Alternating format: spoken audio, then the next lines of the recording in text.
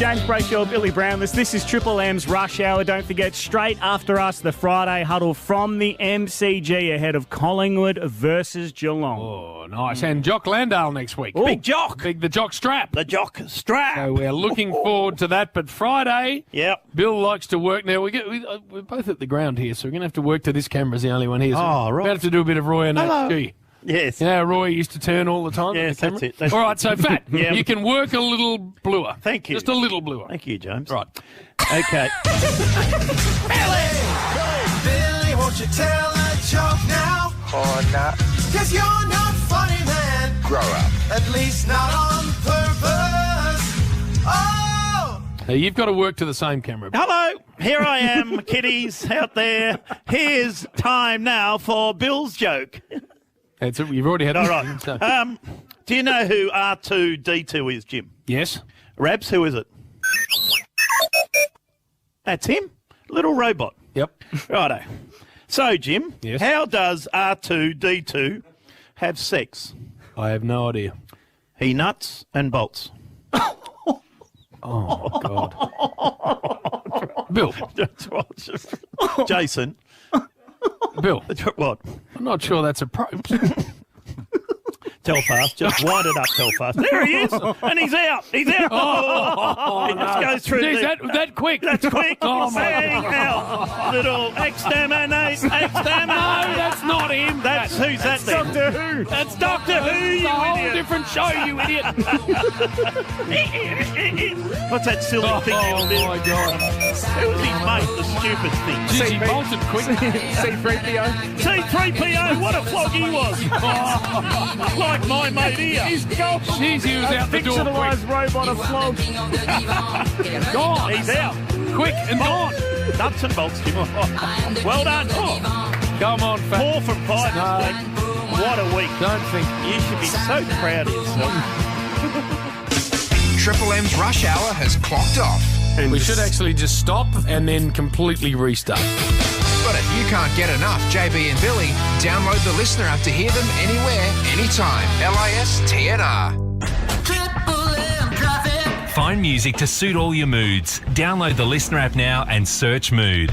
Good evening. A broken down van just sitting out in Nunawading on Springvale Road southbound before the Maroondah Highway, blocking the left-hand lane. While out in Bundoora, there's a car fire on Plenty Road outbound at Snake Gully Drive, causing massive delays all the way back into Kingsbury. And right now, your Triple M travel time on the Western Freeway outbound from the Ring Road to Melton, clocking in at 23 minutes. The Westgate also heavy inbound from the bridge to the Burnley. Spot any dramas on the roads, call it in 1300 595 937. At Donut King, you can break your willpower without breaking your piggy bank. Treat yourself with Donut King's sweet everyday prices at your nearest store today. Triple M rocks footy tonight from 6. Download the Listener app to hear it everywhere. G'day, it's Nathan Brown. The Friday Huddle's up next. Catch us on the Listener app. Triple M rocks footy. Buying a home? Contact Exopest for a termite inspection before you invest. Those nasty critters with pointy teeth, they'll destroy your home from underneath. Up, down, north, south, east or west, get your protection from Exopest. Put those termites down to rest. What to do? See Exopest. No worries, mate, they'll do it right. With Exopest, you've won the fight. Pest Manager of the Year. Safe, affordable, reliable. Exopest.com.au. 1800 68 69 22. As one of Australia's largest assessment-only registered training organisations, VetAssess staff are qualified to assess a broad range of trades, from chefs to mechanics, fitters to hairdressers, electricians, plumbers and many more. We're looking for trade-certified people interested in making a career change to one that will help fill Australia's skills shortage. All you need is 3 years' experience working in your qualification and Certificate 4 in training and assessment. Head to vetassess.info/trade assessor and apply today. The Haval H6 is a smart SUV, mainly because of its smart tech, safety and design, but also because of the driver, someone clever enough to demand more and get it. Haval H6, smart move. At Harvey Norman, get 60 months interest-free, no deposit finance from Latitude Financial Services and receive a bonus gift card up to $1,000. That's a bonus $100 gift card for every $1,000 you spend on interest-free purchases. Shop our huge range. Everything you need for your home and lifestyle with 60 months interest-free. No deposit, no interest with 60 monthly repayments. And receive a bonus gift card up to $1,000. T's and C's, fees, charges and product exclusions apply. Participating Latitude credit cards only. New customers must be approved. Minimum finance amount $1,000. Did you know you can earn Velocity frequent flyer points on fuel, food and more at 7-Eleven? For a limited time, earn 7 times points on your first fuel purchase and 11 times points on your second. That's up to 22 points per litre of premium fuel. Earn points every day by scanning your Velocity card or Velocity-linked My 7-Eleven app at the checkout. Offer ends 31st of August 2023. Velocity members who are first-time 7-Eleven fuel earners only. T's and C's and exclusions apply. One of the world's biggest shows, Billions, returns for an epic final season only on Stan. This is what you've been waiting for. Axe is back. How's to be a billionaire these days? Let's get to it. And he saved his biggest play for one last showdown. This is it. You can't escape your enemies. It's all been leading up to this as the stakes grow from Wall Street to the world. We're going to tell you what we're going to do, and then we're going to do it. The final season of Billions premieres tomorrow only on Stan. In the high-stakes world of high street fashion, Dazzle Designs needed to sew up some higher sales. Tasked with turning more heads, welcome to Snap. Marketing whiz Freya got her local Snap Print Solution Centre to design and print new sale banners, window posters and point-of-sale items so stylish, there were queues just to join the queues to get in. Ooh la la. Whatever business you're in, visit snap.com.au and go from business to brand in a snap. Slick Richards here, entrepreneur, thought leader, and mushy magnate. You know, getting rich quick is easier than you think. In fact, I do it while I eat breakfast, lunch, and dinner. Just add the rich taste of the Mighty Mushy to your next meal. Add the Mighty Mushy, Australian mushrooms. BP Plus. Do business the clever way. Visit bpplus.com.au to find out more. Next, Triple M rocks footy. Download the Listener app to hear it live.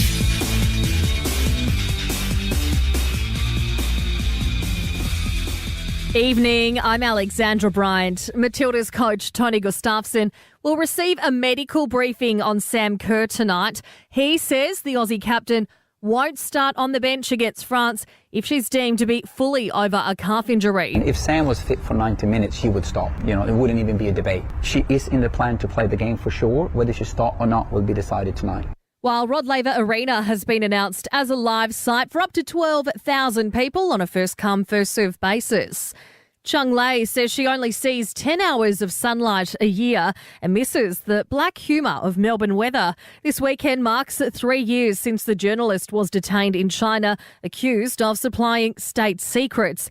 The PM says he'll continue to advocate for her release. This issue should be resolved by Chang Lei not being kept in detention in the way that she has. We will always stand up for the interests of Australian citizens. The death toll in the Hawaii wildfires sits at 53, but authorities warn that will rise significantly. While police aren't yet sure if a suspicious fire that destroyed a tobacconist at Hoppers Crossing early this morning is related to a series of firebombing incidents linked to feuding Middle Eastern crime gangs. And the AFL has revealed it threw more money than it could afford at Bruce Springsteen to perform at the grand final, but were knocked back by the boss. It's not confirmed who will replace Crowded House. Geelong will attempt to extend the career of retiring premiership star Isaac Smith with a win over Collingwood tonight. A loss puts the 9th place Cats in danger of missing the finals. Dual All-Australian Lee Montagna telling listeners Footy Talk their form has been inconsistent. I'm not overly bullish on the Cats' best footy. Like, they've been a bit patchy as well. Geelong is still hit and miss for me. MCG, I don't know. So I'm going to lean towards the Pies. And St Kilda welcome back forward Tim Membry for Sunday's clash against Richmond. Guzmani Gomez's 10 under $10 menu, $3 tacos, free-range chicken tacos, fries with chipotle mayo and more. This is value without compromise. GYG. Staying dry tonight down to 10 degrees, showers and 15 tomorrow, cloudy Sunday. Triple M's Friday Huddle starts next ahead of the Pies and Cats. Make sure you have the Listener app to hear it wherever you are as Triple M rocks footy. One of the world's biggest shows, Billions, returns for an epic final season only on Stan. This is what you've been waiting for. Axe is back. Sounds to be a billionaire these days. Let's get to it. And he saved his biggest play for one last showdown. This is it. You can't escape your enemies. It's all been leading up to this as the stakes grow from Wall Street to the world. We're going to tell you what we're going to do, and then we're going to do it. The final season of Billions premieres tomorrow only on Stan. Shut up. The footy's on Triple M. Tools down. That's it. What a week it's been. Radio on. You don't want to miss this. Triple M footy roars into the weekend. That is an absolute ripper. Here we go. This is the Friday Huddle. Please reply quickly to texting drivers a message from the TAC. For Ream Hot Water at McDonald's. Triple M rocks footy. As we call it at my joint, Nate, it is Friday, and it is Friday tonight because there's a massive game coming your way. We talk about big, but this is bigger than big. Collingwood, they've been stumbling a little bit. The Cats, can they make the finals? So much expected in tonight's game, and 90,000 plus in the house. Hope you've had a fantastic week. We aim to make it better. We are one down. The Chieftain is not here, but guess we've got them. Scott Selwood from Collingwood. Joel Selwood himself will be in the box. Peter Dacos himself, the legend, the Macedonian Marv, will be in the box. We've got the top five. We've got the hot topics. We don't have the chief, but we've got the captain, and he's here. As always, Luke Darcy. This is a big night tonight, Guru. Could not be more excited, Howie, to be here. Round 22, you can just see a crescendo to one of the great seasons coming. We've got drama. We've got live games everywhere. The Pies come off a loss.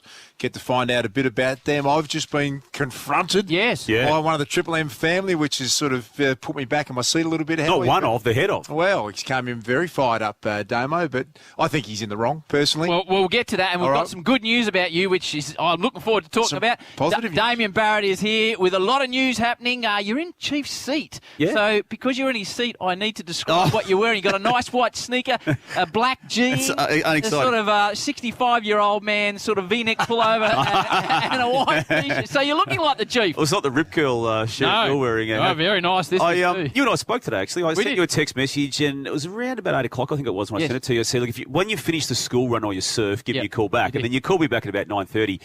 You said it wasn't either. I've been working my legs in the gym. It was leg day. Leg day, he said. Leg day. It's not worth it. In the squat rack, I was doing the leg extensions. It was never going to change. Good, Nate. No, it doesn't change, but...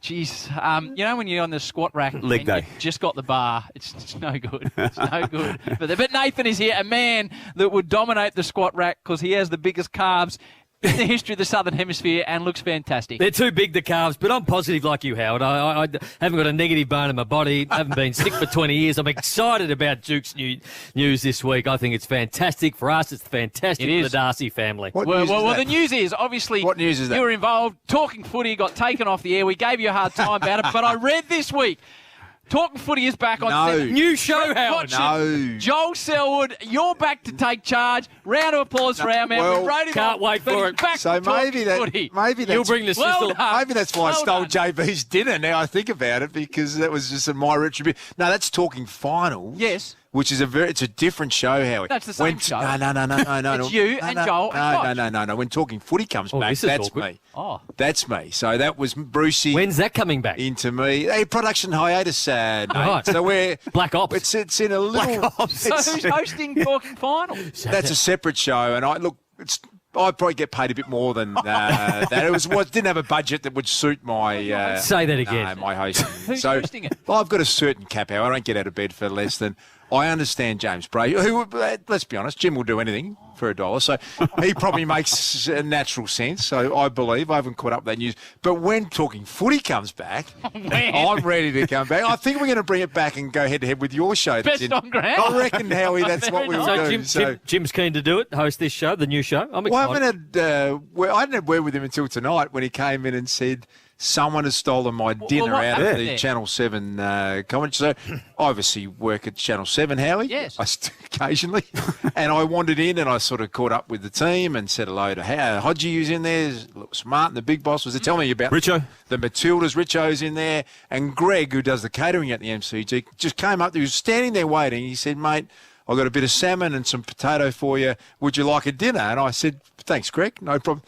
Unbeknownst to me, Jim's missed out on a dinner. Did Greg think you were working tonight? And hosting Or did he think I was James Brayshaw? I bet there's a possibility he thought, given I was in there. Is there a meal for the special projects people as well?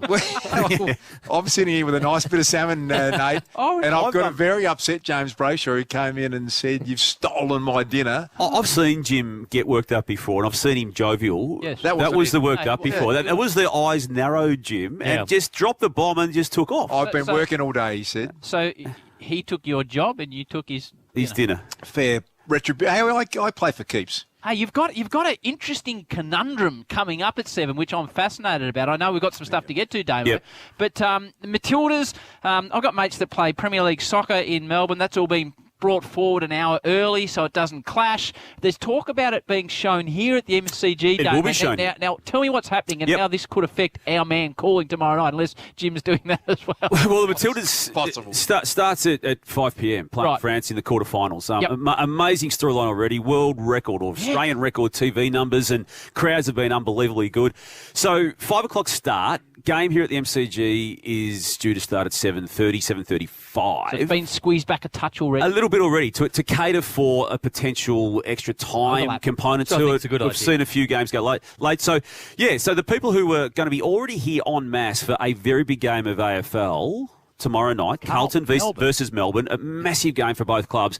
Yeah, we'll be getting to see that game. And obviously Channel 7, the host broadcaster of AFL, host broadcaster of the free-to-air games involving Matildas in this FIFA Women's World Cup tournament. So the crossover there, AFL sought FIFA permission, play the game inside the MCG here. So if the game goes to penalties, and this is what I'm fascinated by, so just say it's the start of Carlton-Melbourne. You're here in the stadium calling it, unless Jim's calling it, you're calling it? I'll be here you're calling Saturday night. So say Sam Kerr is stepping up to take a penalty, which is on another 7 channel. You're on 7, mate, which is fantastic. You get to choose. What are you going to do? What are you going to call? I hadn't thought of that, Howie, until I walked into the 7 commentary box and had this conversation with Lewis Martin. He said, well, the ground, it's their decision to play the soccer here, and we support it clearly. But if halfway through the first quarter, a penalty shootout takes place and Steph Catley stands up to the plate, he said to me, what are you going to do? And I said, well, you've got to call the crowd reacting to the big screen. So that would be a fascinating scenario. Firstly, how brilliant that the whole nation has got behind the Matilda. I hope it happens. Yeah. Because it'd be brilliant, wouldn't it? But you can imagine here, Carlton-Melbourne Saturday night, by the way, massive game. So a huge amount riding on that. You have to react to what's going on in the stadium. You can't ignore that. Logistically, it does. I hadn't thought of these issues until we spoke pre-show. So Channel 7 will take the soccer, as in Channel 7. In terms of the main station, and 7 mate. And if it goes on, 7 are going to, which they've done rarely in their history, will miss the news and push on to extra time. It'll push on and then crash out of the football into as soon as the soccer is finished. What a day it's going to be. Are you allowed? This is the question. Are you allowed to call the goal? A penalty shootout. Are you allowed to call it? Well, you need to find this stuff out. Yeah. There's some pretty big rules in there. I know. Yeah. I recall the Hawks. Can't do the Olympics either. No, the Hawks Melbourne Grand Final. 88. I remember there being there as a kid, and at half time it was Ben Johnson versus Carl Lewis on the big screen. Yeah, they did too. It was the Olympics. Yep. Now, that's all the good stuff. The next, have we still got to talk? Yeah, I think we need to talk about something that you want to bring up. Well, we try which is a touch more serious. We try to deal with a certain issue involving one of us in this box. I think in a true Triple M fashion about a month ago, and that is we looked the person in the eye on air, and the person I'm referring to is Nathan Brown over reasonably well-founded, in fact, factual suggestions of plagiarism with his work. And he does it better than other people, but ultimately he's a good plagiarist. He's a good plagiarist. That's the singing thing I did. The singing thing. Yeah. The one that you I stole one off Jason. Yeah. The rest were mine. But we felt as a group we did it the right way, Brian. Yeah. We felt we involved you in the discussion. We still put our arm around you to try and support you through the issue. I didn't need an arm. And in true fashion, you lied directly to our face again. You did. So that was consistent. And we stuck by you after. Don't apologise. But the problem now is we tried to keep it inside the tent. To use a footy vernacular, inside the 4 walls of Triple M. The problem we've now got is it's gone outside. Yep. And that's a problem for us too, by extension, because not just are we cognizant of Nathan Brown's plagiarism, media people outside the tent are as well. And We've now got, as Das would say, a timeline. There is a timeline, and Never want a timeline. No, you don't you're want being a timeline. found out. And the voice you're about to hear is one of the biggest media voices we've ever had in this city. Not the mogul. In Craig Hutchison, and his Big sidekick voice. on Saturday mornings on SEN, Liam Pickering. We need to sit down. We need a 360 with Brownie. With Nathan Brown. Not only has he ripped Mediocre off you. Channel 9 Sunday Footy Show now. What caught my eye should be what caught my ear. And Mediocre, it's a direct steal from here as well. And then the Nash last night. Oh, this is just when you thought you'd heard it all. This is diabolical. This is what he's rolled with on the ends last night. It's almost taboo to go the third person, Chief, to consider yourself in the third person or even speak about it. So here is number 5. So this is The top five. third personers. 2015, you started the segment, the third person self-congratulator of the year. Not an original thought in that man's body. He hasn't got He's a an original. content thief. Enough's enough. We've got to call this out. Come on, Nash. I know that you do the third person, but and I did think about that when I was putting it together. So hopefully I didn't steal any of your views in the past. But you would have. Yes, you did. 100% you did. Well, that's all you ever do. Mediocre's a rip-off of Pickers off the record, and now you're trying to rip off the third person. Lock yourself in a room for a week and trying to come up with one original idea, I reckon. That's progress for you. I'm just taking an idea and just doing a little bit better. That's okay. Content thief.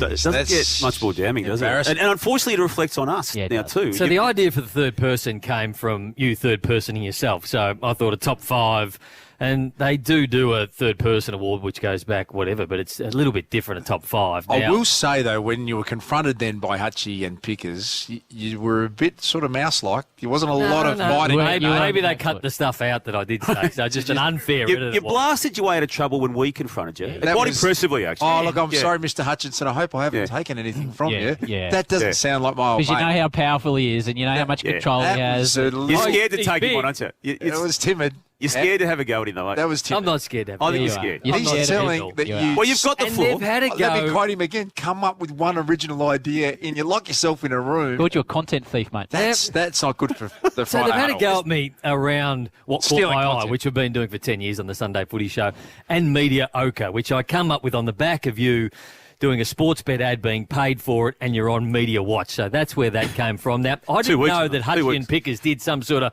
Media Ochre thing as well, and nobody else in the rest of Australia knew they did it either. So I'm not sure where they're thinking that other people are hearing them from. So when you actually Google Media Space Ochre, which I do, it comes up with me. It comes up with Brownie Funny, Brownie Hilarious. This is the best segment on TV. When you actually Google the proper word, mediocre, you come up with Hutchie and Pickers. It just comes up with Hutchie and Pickers everywhere because that's it. Now, I understand there's going to be some crossover with some of the demographic because, you know, Triple N, 18 to 45, 18 to 55, they're very, very similar. And sometimes they pip me on the left-handed person who lives in Durham at 23 to 23 and a half years of age. Sometimes they get me there. Old Captain Positive Liam Pickering, the man with the biggest nose over the top of that's it, snorkel. Brett. There we go. Now we're away. I wouldn't be surprised if Hutchie actually come up with the fact that he invented the Sharon. He thinks he invented the radio, Hutchie. So I didn't steal their segment. If I did something that's a little bit similar to theirs, I'd do it so much better. But it is just one of the great segments, Media Ochre. You've been featured on it. You've featured it. I've been on it. I'm going to wait for you to get on there too. But Hutchie, pull your head in. Well, fair enough, too. Jeez, there it is. He's finally had time, bit of thick music, and he's come back. I think he actually had some notes to prepare that. He did. But you didn't do too bad. Hey, Scott Selwood. He can blast his way out of trouble, this man. He can. When he's in a corner, the little man, he comes out swinging. Scott Selwood, Joel Selwood, Peter Dacos, all to join us on the show. Where's Chief? Chief. Where is Chief? He's out for dinner. Is he? Anything else you want to add or not? Not walking the poodles, is he? Now you're brave. He's not here. You're talking about the dogs. Every time I bring up the dogs, you all go, oh, we can't talk about the I dogs asked him anymore. last week about his poodles. What's the dog's doing? He loves walking dogs. How he's Hey, shut up, Dave. For McDonald's, a drink-on water. Triple M Rocks footy. This is the Friday Huddle. Please reply quickly to texting drivers. A message from the TAC. For Ream Hot Water and McDonald's, Triple M rocks footy. Triple M traffic. Find music to suit all your moods. Download the Listener app now and search Mood.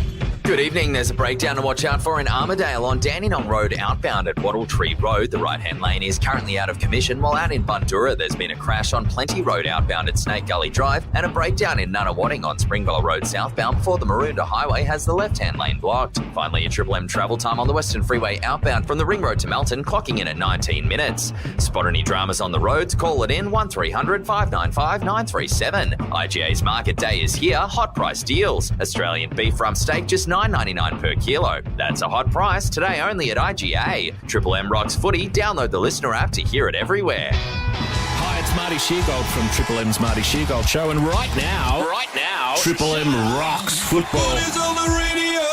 Max Gorn, Geelong forward Ollie Henry suffered a horror injury. He ruptured his testicle. Ruptured, so that's no longer, so one ball. I don't know. I never know. They can unrupture. Like you can have it put back together. Should choose a different word then, shouldn't I? Yeah. Rupture sounds catastrophic. It does. Triple M's Marty Sheargold Show. Weekdays from 6 on Triple M. Get the podcast now from the Listener app.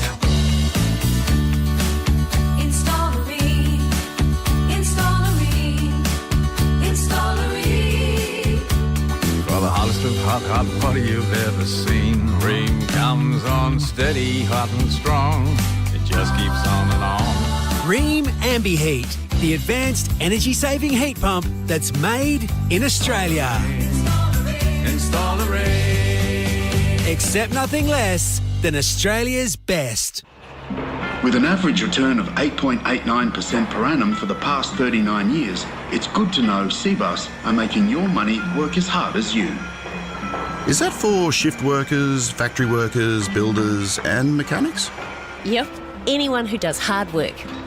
CBUS Super, making hard work pay off. Read the PDS and TMD to decide if CBUS is right for you. Past performance is not a reliable indicator of future performance.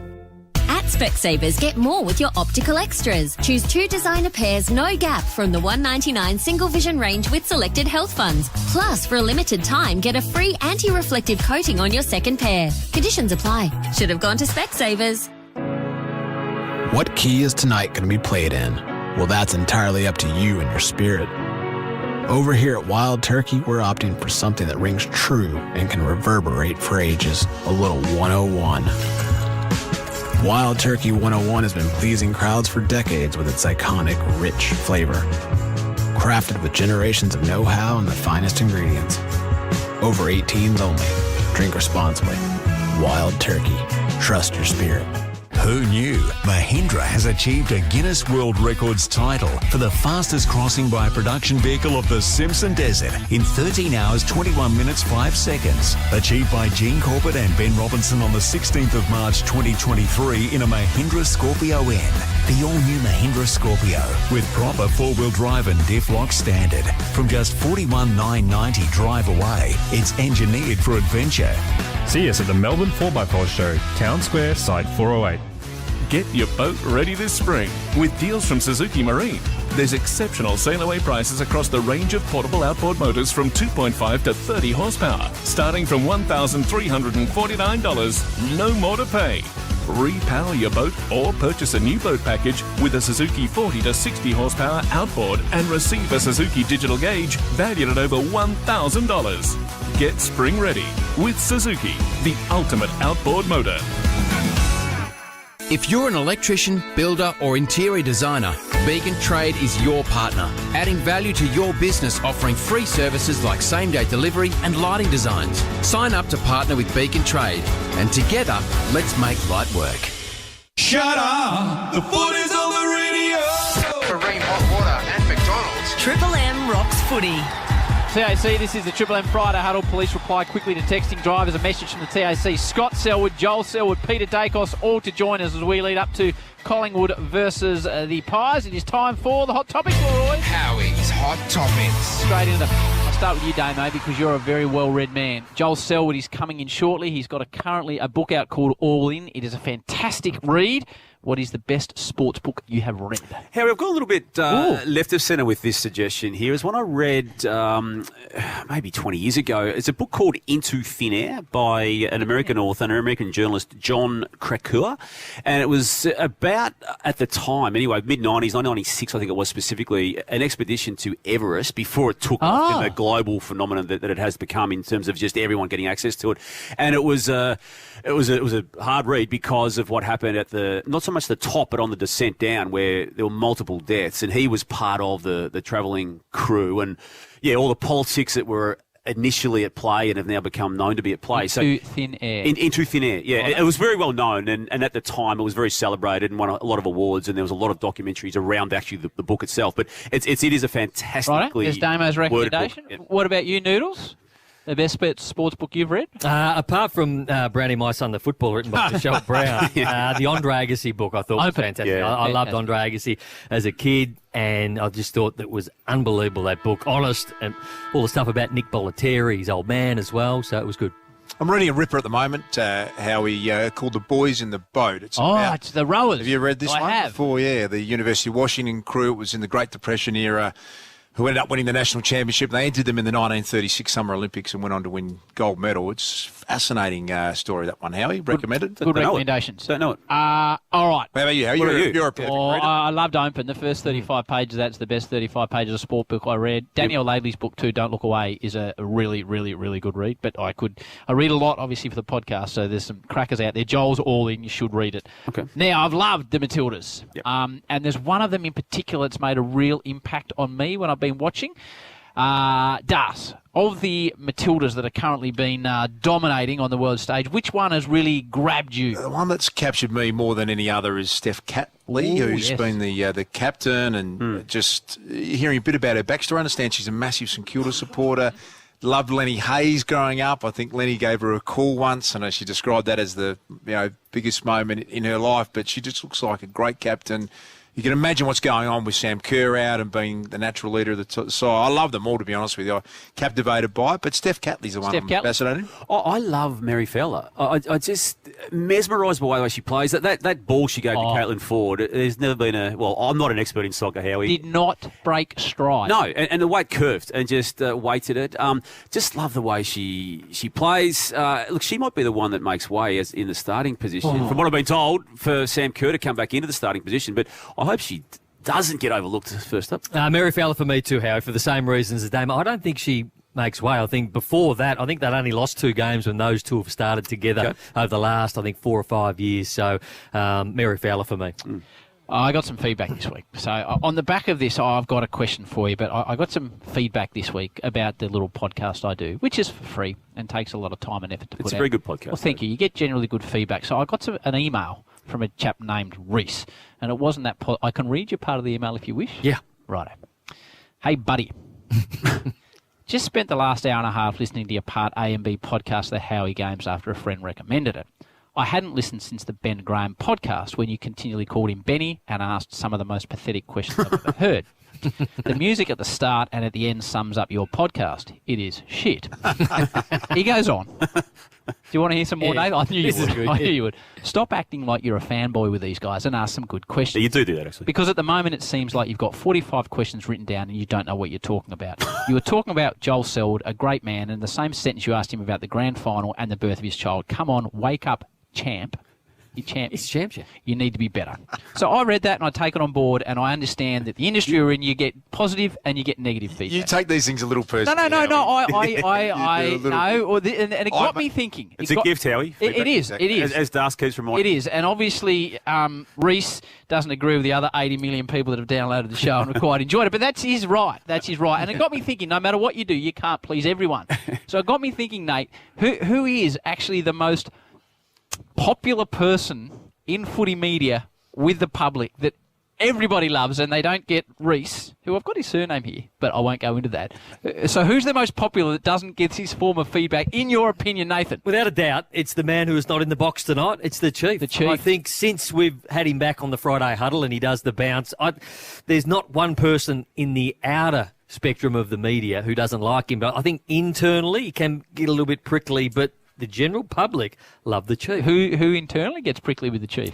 I think he gets prickly with other people, and then they get a bit worried about, does Chief like me or not? Right. Yeah. What about you, Damo? Who do you think is the most popular person in footy media with the public? I feel it's Matty Richardson by some way. I just cannot recall ever anyone criticising him, even if he makes a stumble or he doesn't quite nail something, which he doesn't often do, but people just let it go. Whereas if we do it... Do you get criticism, Damien? Oh, I get a lot of that, Howard, as you well know. But he just seems to be immune to being critiqued by other media people. And I have to agree with you, Damo. I had the great joy of spending, it's probably 10 years on Saturday Night Footy with Richo. So you travel interstate and then you walk into the stadium and you've never seen people more attracted to Richo, to the point where no one even says hello to you or anyone else that is standing by. And you get a bit of a complex because everyone wants a piece of Richo. No matter where you go.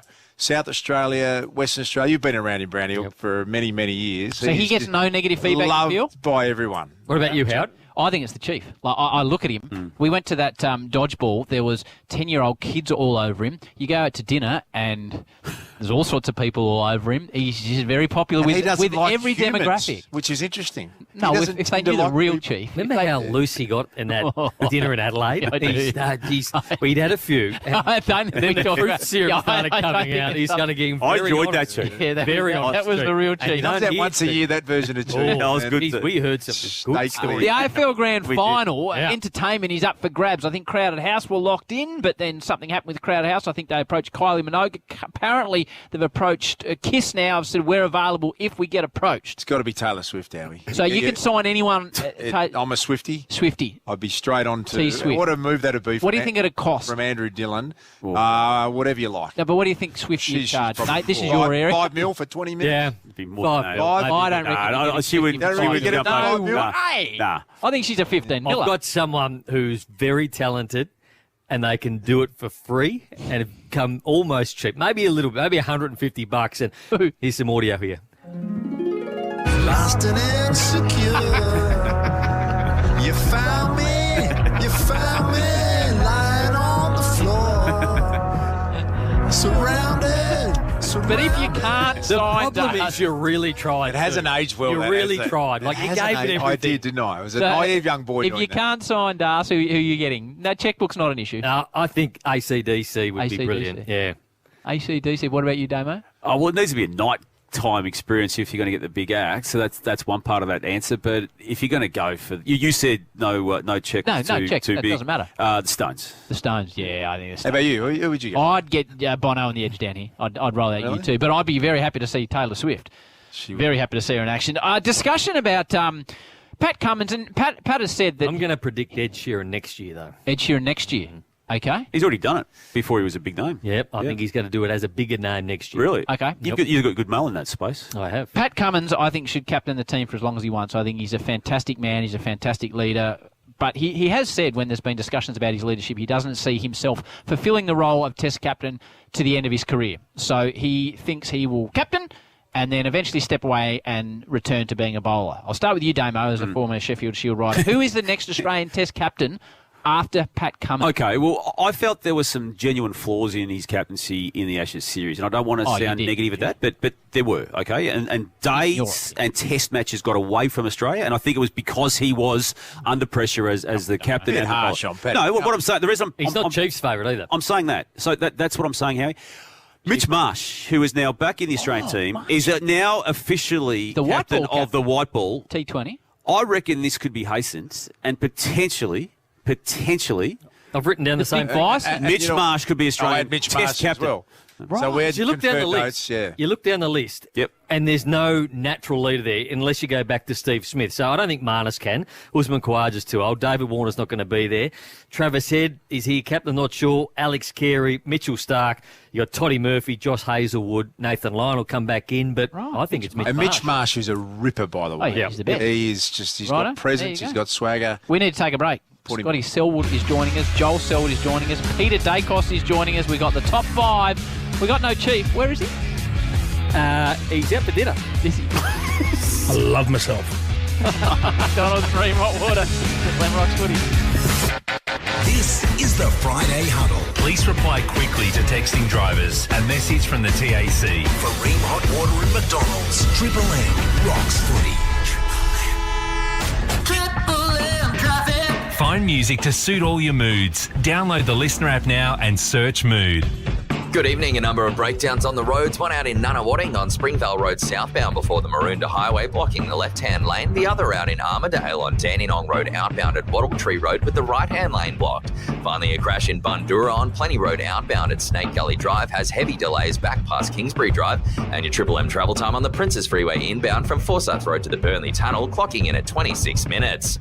Australia's biggest golf clothing clearance is on now at Drummond Golf. All clothing is half price for a limited time only during the half-price clothing clearance at Drummond Golf. Triple M rocks footy. Download the Listener app to hear it everywhere. Shut up! The footy's on Triple M! Some actions on the footy field take enormous stones. What about the courage? He went back with a flight. And nobody knows that better than Triple M's Saturday Rub. You know the Tic Tacs? The little Tic Tacs. Yes, I know exactly. That's Jim's nickname. Bill, we've all seen you. Join the Temper Mattress call team tomorrow from noon for North Melbourne and Essendon. For Ream Hot Water and McDonald's, Triple M rocks footy. This is Bruno driving to the footy.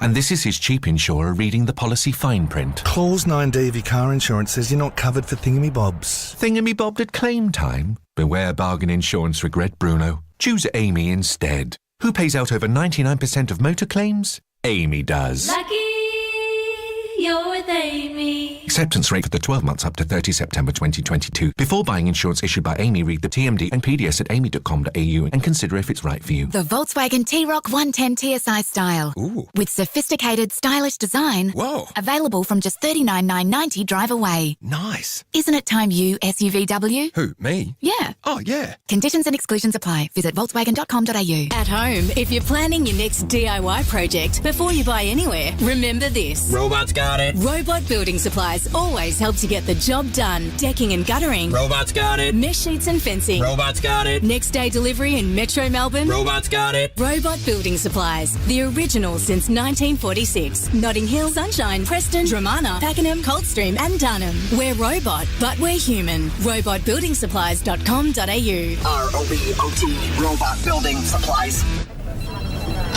422,772 seconds left.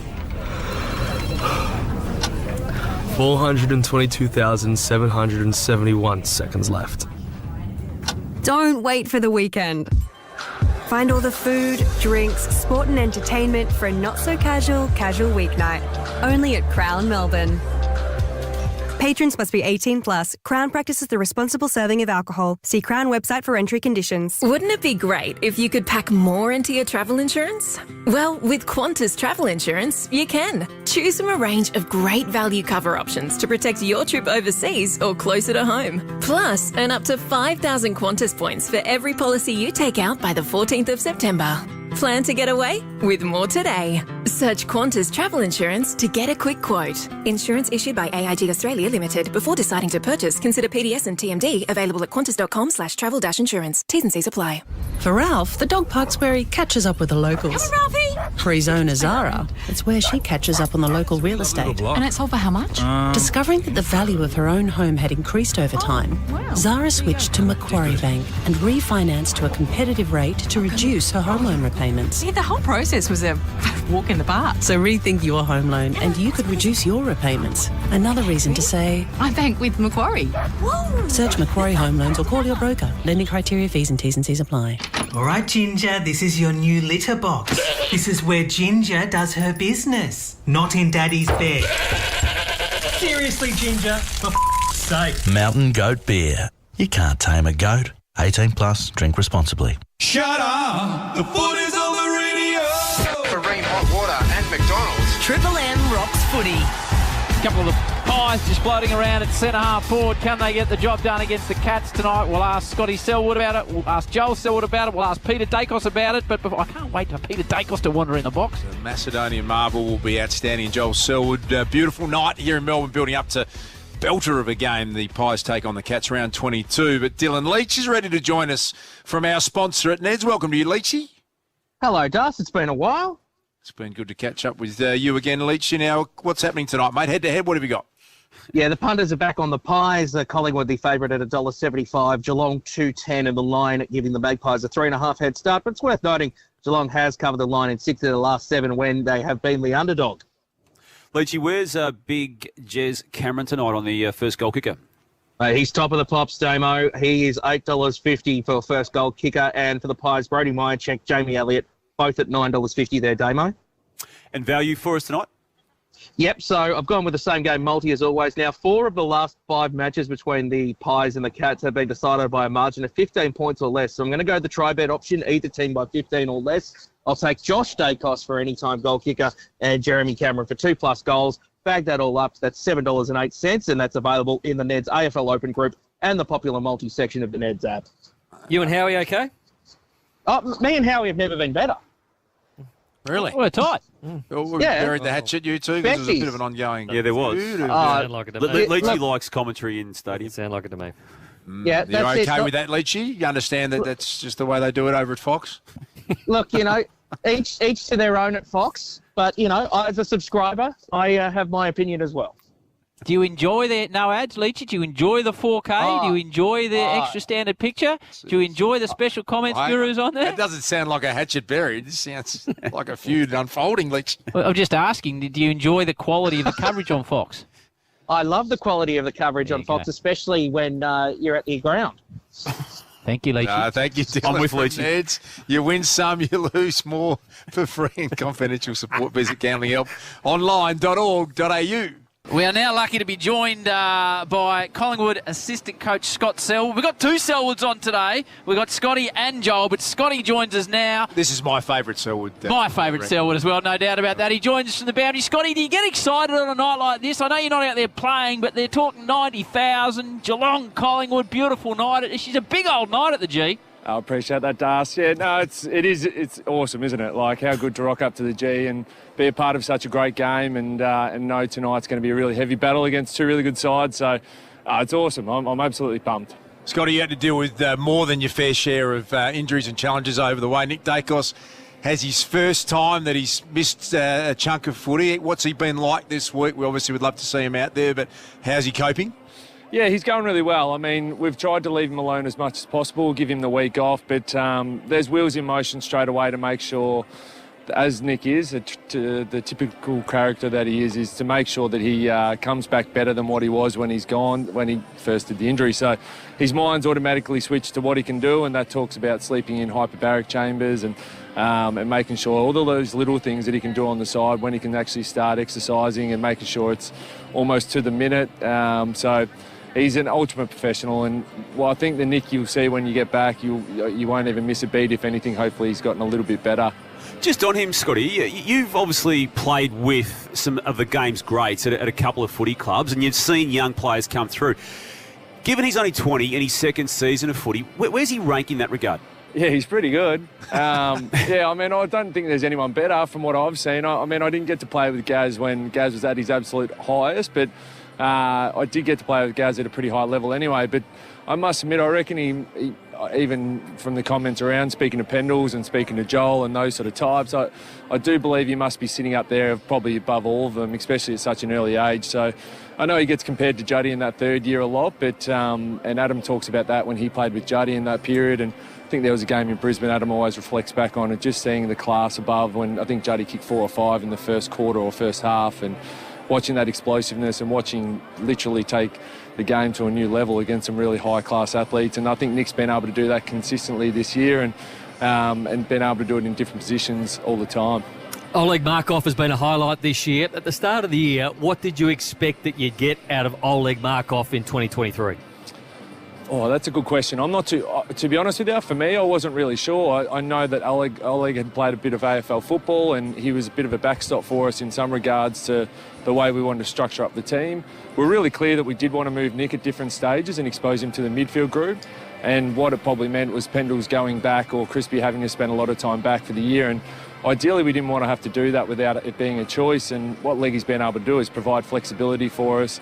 But also the way he plays and the spirit and the guy that he is just 10 times more than what we ever thought we'd get. I know Fly and Lepin knew him quite well before coming here, but the way he's fitted into the group, he's a brilliant character. He's larger than life, but at the same time, he's doing everything he can for his teammates and trying to be as loved as much as possible, and I think he's doing a pretty good job at doing that. Now, Scotty, your brother is joining us in the box shortly. His book, All In, is outstanding. He's travelling around the country. Everybody loves him. Everyone speaks highly of him. I just want to play a bit of audio and explain how your brother roped you into this. They do a wonderful job at Geelong Travel, but some of the ads you put together, this is him in a full pilot's captain's uniform.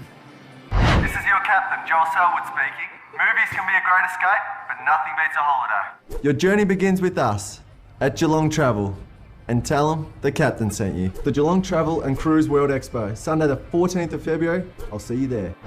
Now, unfortunately, this is not visual, but you play sort of side cameo gigs in these. How did he convince you? What happened? Oh, it was really clear. I mean, we were going to get a couple of from our great mate Stuart from Geelong Travel. We're going to get some nice business class tickets around the world, and I was actually going to I donated them to Mum and Dad, so I wanted to be the favourite son, and Joel just wanted them for himself, but it was only supposed to be shown for 2 weeks in the Geelong cinemas, preview to movies, and stupid me probably thought need to think a little bit smarter about that, knowing that it wasn't going to stop there. With whilst we were doing it, I thought there was a new level to all this. But yeah, Joel's brought his book out, but it's interesting to see.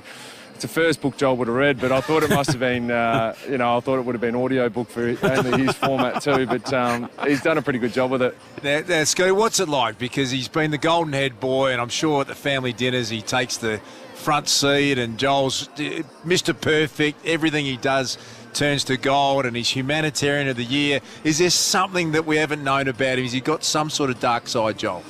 Oh, mate, there's plenty to start with. He did always get the thickest cut of steak, and he was always making sure Dad was always sort of priming him up. I think Dad knew we were taggers, so we got the runt of the steak, but Joel always got the good bit. But, I mean, there's lots of little things. Joel used to get called Cure Girl growing up, and I don't think he loved that, so I sort of spurred a bit of an inner fight with him. But, I mean, he does come across as some sort of religious status type person when he does a lot of the feats that he does, and it's hard to match up to that, but as a younger brother I have put my hand out for a fair share of some of his crumbs as well, so I can't complain too much. All right, Scotty, we appreciate your time, mate.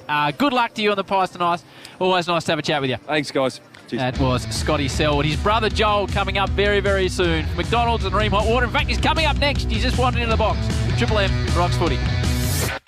This is the Friday Huddle. Please reply quickly to texting drivers. A message from the TAC. For Ream Hot Water and McDonald's, Triple M Rocks Footy. Triple M traffic. Find music to suit all your moods. Download the Listener app now and search Mood. Good evening. A number of breakdowns on the roads. One out in Nunawading on Springvale Road southbound before the Maroondah Highway, blocking the left-hand lane. The other out in Armidale on Dandenong Road outbound at Wattle Tree Road with the right-hand lane blocked. Finally, a crash in Bundoora on Plenty Road outbound at Snake Gully Drive has heavy delays back past Kingsbury Drive. And your Triple M travel time on the Princes Freeway inbound from Forsyth Road to the Burnley Tunnel, clocking in at 26 minutes. Australia's biggest golf clothing clearance is on now at Drummond Golf. All clothing is half price for a limited time only during the half-price clothing clearance at Drummond Golf. Triple M Rocks Footy. Download the Listener app to hear it everywhere. Let's all gather around the radio. When you say action, I'm your guy. Triple M's Marty Sheargold Show. Never trust a fart. It has Marty Sheargold. Oh, my God. Well, let me apologise in advance. A man that isn't afraid of asking the big questions. Hash browns. Discuss. Yeah. Triple M's Marty Sheargold Show. It's a show for grown-ups. I mean, flick around right now and see if anyone's doing a pumpkin story. No. They won't be. They'll be talking about photos of their kids. Kickstart your day with a laugh. Triple M's Marty Sheargold Show. 6 to 9 weekdays on Triple M. Oh, who's that from? A quick look won't hurt. What time are you picking up, Kate? Oh, damn it. Saw you on your phone. License, please. Pick up your phone while you're driving, and it's a $577 fine and 4 demerit points. Distracted drivers can be caught anywhere, anytime. A message from the TAC. Drive safely. for everyone. Win a super VIP experience at the 2023 Toyota AFL Grand Final in the Shell V-Power Superbox. Visit shell.com.au/superbox for details. AFL authorised Grand Final promotion GFAFL 23/55. Rain's coming in sideways, Gary. Tools down? Nah, we're good. Ugh, I think my mullet is frozen. Should we pack it in? Nah, let's crack on. Dave, why are you only wearing one boot? Yeah, the other one got stuck in the mud. Of course it did. Okay, time to head to Toolkit Depot. Gear up for winter at Toolkit Depot. There's a huge range of outdoor power equipment and workwear to get the job done. Plus, in-store tool repairs and servicing to keep you working. Oh, Gaz, I can feel my toes again. Shop in-store and online at Toolkit Depot, your Trade Pro partner. Are you unaffected by cold and flu? Australian Red Cross Lifeblood needs you and your blood. Australia urgently needs more blood donors now while so many of our regular donors rest up and recover from winter lurgies. If you have the immunity of a superhero, you've kept your distance from sick mates, and you've been lucky enough to dodge the bugs, it's your time to shine. Search Give Blood to book your donation today. Give life. Give blood. Prepare to be moved with the Nissan Pathfinder. With a V6 engine and intelligent 4x4, it's no longer where you adventure, but who you are when you come home. Contact your local Nissan dealer to book a test drive today. From the award-winning producers of Big Little Lies comes an adaptation of the best-selling Australian novel, The Lost Flowers of Alice Hart, now streaming on Prime Video. You lied to us. How could you? A gripping mystery with secrets within secrets. What the hell happened out there? Asha Keddy, Leah Purcell, Alicia Debnam-Carey and Sigourney Weaver. Those ones don't keep her safe. The Lost Flowers of Alice Hart, streaming now on Prime Video with new episodes Fridays. Start your 30-day free trial today. What is it about our firsts? First car? First kiss? First time? First accounting software? Let's be honest, your first is never your best. At QuickBooks, we got you. Snap your receipts as you go, so you're always ready for tax time. And you'll never be lost with our award-winning customer support. Don't stay stuck on your first. Search for QuickBooks and make the switch today. Shut up! The foot is on the radio! For Ream Hot Water and McDonald's. Triple M rocks footy. Hot water needs replacing. Go for one steady, hot and strong. It's Australia's favourite water heater. You know who we're talking about. It's built tough for Aussie conditions and manufacturing right here in Australia for over 80 years when it comes to water heating. Ask your plumber to install a room. Selwood, be great to see him kick a goal. Selwood on the check side. All hail Joel Selwood. Number 14, the captain, Joel Selwood. It's coming home, back where it belongs. Full-time premiership player, one as captain, probably the most loved bloke in football, Das. He might go past Richo as the most. I think he does, and he's got a book out called All In. We've already talked about it in the show. Get your hands on it if you can still get a copy, because they are number 2 book in Australia at the moment. Number 2? Number 2 behind Yumi Steins, apparently. Released a sex book right at the wrong time. Howie. Right, knocked him off, but he's a star, and we're pumped he's in the box. Joel Selwood joins us. G'day, Sel, how are you? No, thank you, boys. Thanks for having me on. Hey, mate, we just played that brilliant call of the commentary when you kicked the goal. We're actually sitting in this box. Chief was where Damo is, Two-Man is where you are, Nathan. And I was talking about it the other day with Joel. We were all smiling in the box when he kicked that goal. What was the moment like for you, mate? Oh, I mean, so special even to be back at this ground again and think about it all, how it all played out. Like, I took a bit of a punt, and it's not something that I usually do. I'm playing on Isaac Heaney, but 70 points up, and it was a little bit of my moment. It was, I sat on the bench for sort of 10 minutes before that, and I came on for my last run and my gallop, and it was just a part of the story, and the gods were looking down on me, I think. How far out were you? Like 65? Yeah, well, it gets, I'm not quite there, but it's getting pushed out further and further. I think I was only about 35, but I mean, so sweet. I've told the story a few times, but Kenny Hinkley didn't usually let me inside the 50. So to sneak in there and to get one on my last dance, it was nice. And Joel, it just brought smiles to all of our faces. It did. We were all smiling in the box. Genuinely, because of the love and respect you've got within the footy community to see that day unfold. And it was the perfect day from the start and running out with Gaz's little boy and to have the beautiful image of you afterwards taking on the water boy. Is it true? There's a story I heard in the wash-up that you got a lift home from the pub with someone. Can you tell us that story? Is it true? You walked out and the girl had no idea who you were? Well, that's true. So we finished up celebrations back in Geelong that night, and it was probably about 1:30 by the time that I'd hit APCO in Barwon Heads, and it's a little bit like a boom gate, as Howie would have mentioned. If you go into Barwon Heads, you have to pass APCO, and I called in there. I was going to pick up a few dim sims, believe it or not, on the way home from a grand final, but I actually had left my car key in Harry Taylor's pocket, so I was in gear, and when I put it into park, the car wouldn't start back up again. So I was in a little bit of trouble. I couldn't get it back to gear, sorry. So the next car that come in was a young P-plater. She'd been working at the pub all day. And I sort of didn't give her any opportunity but to drive me home.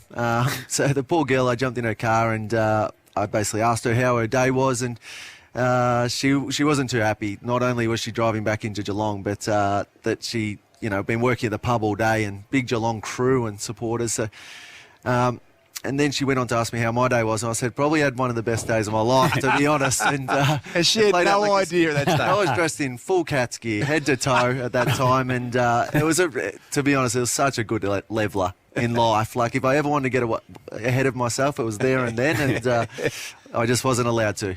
And you pulled the cup out of the bag. Yeah, I did, sorry. Yep. So I went back, grabbed the key. I said, Emily, hang around, drive me back.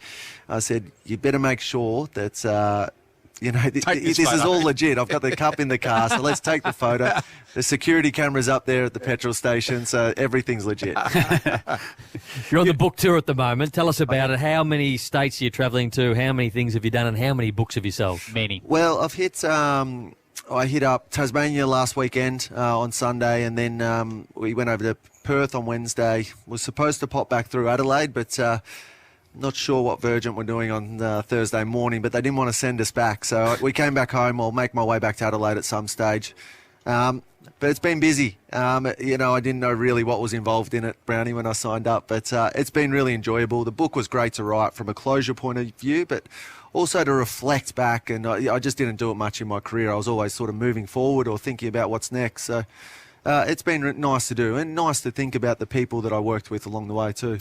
You haven't eased into a first year out of footy easily, have you? It's been a jam-packed one. Storm involvement, Melbourne Storm. You've obviously been seen and helped Australia plan to prepare to retain the Ashes, a 2-2 scoreline, Tour de France, and then we see during the week you're about to embark upon a TV career.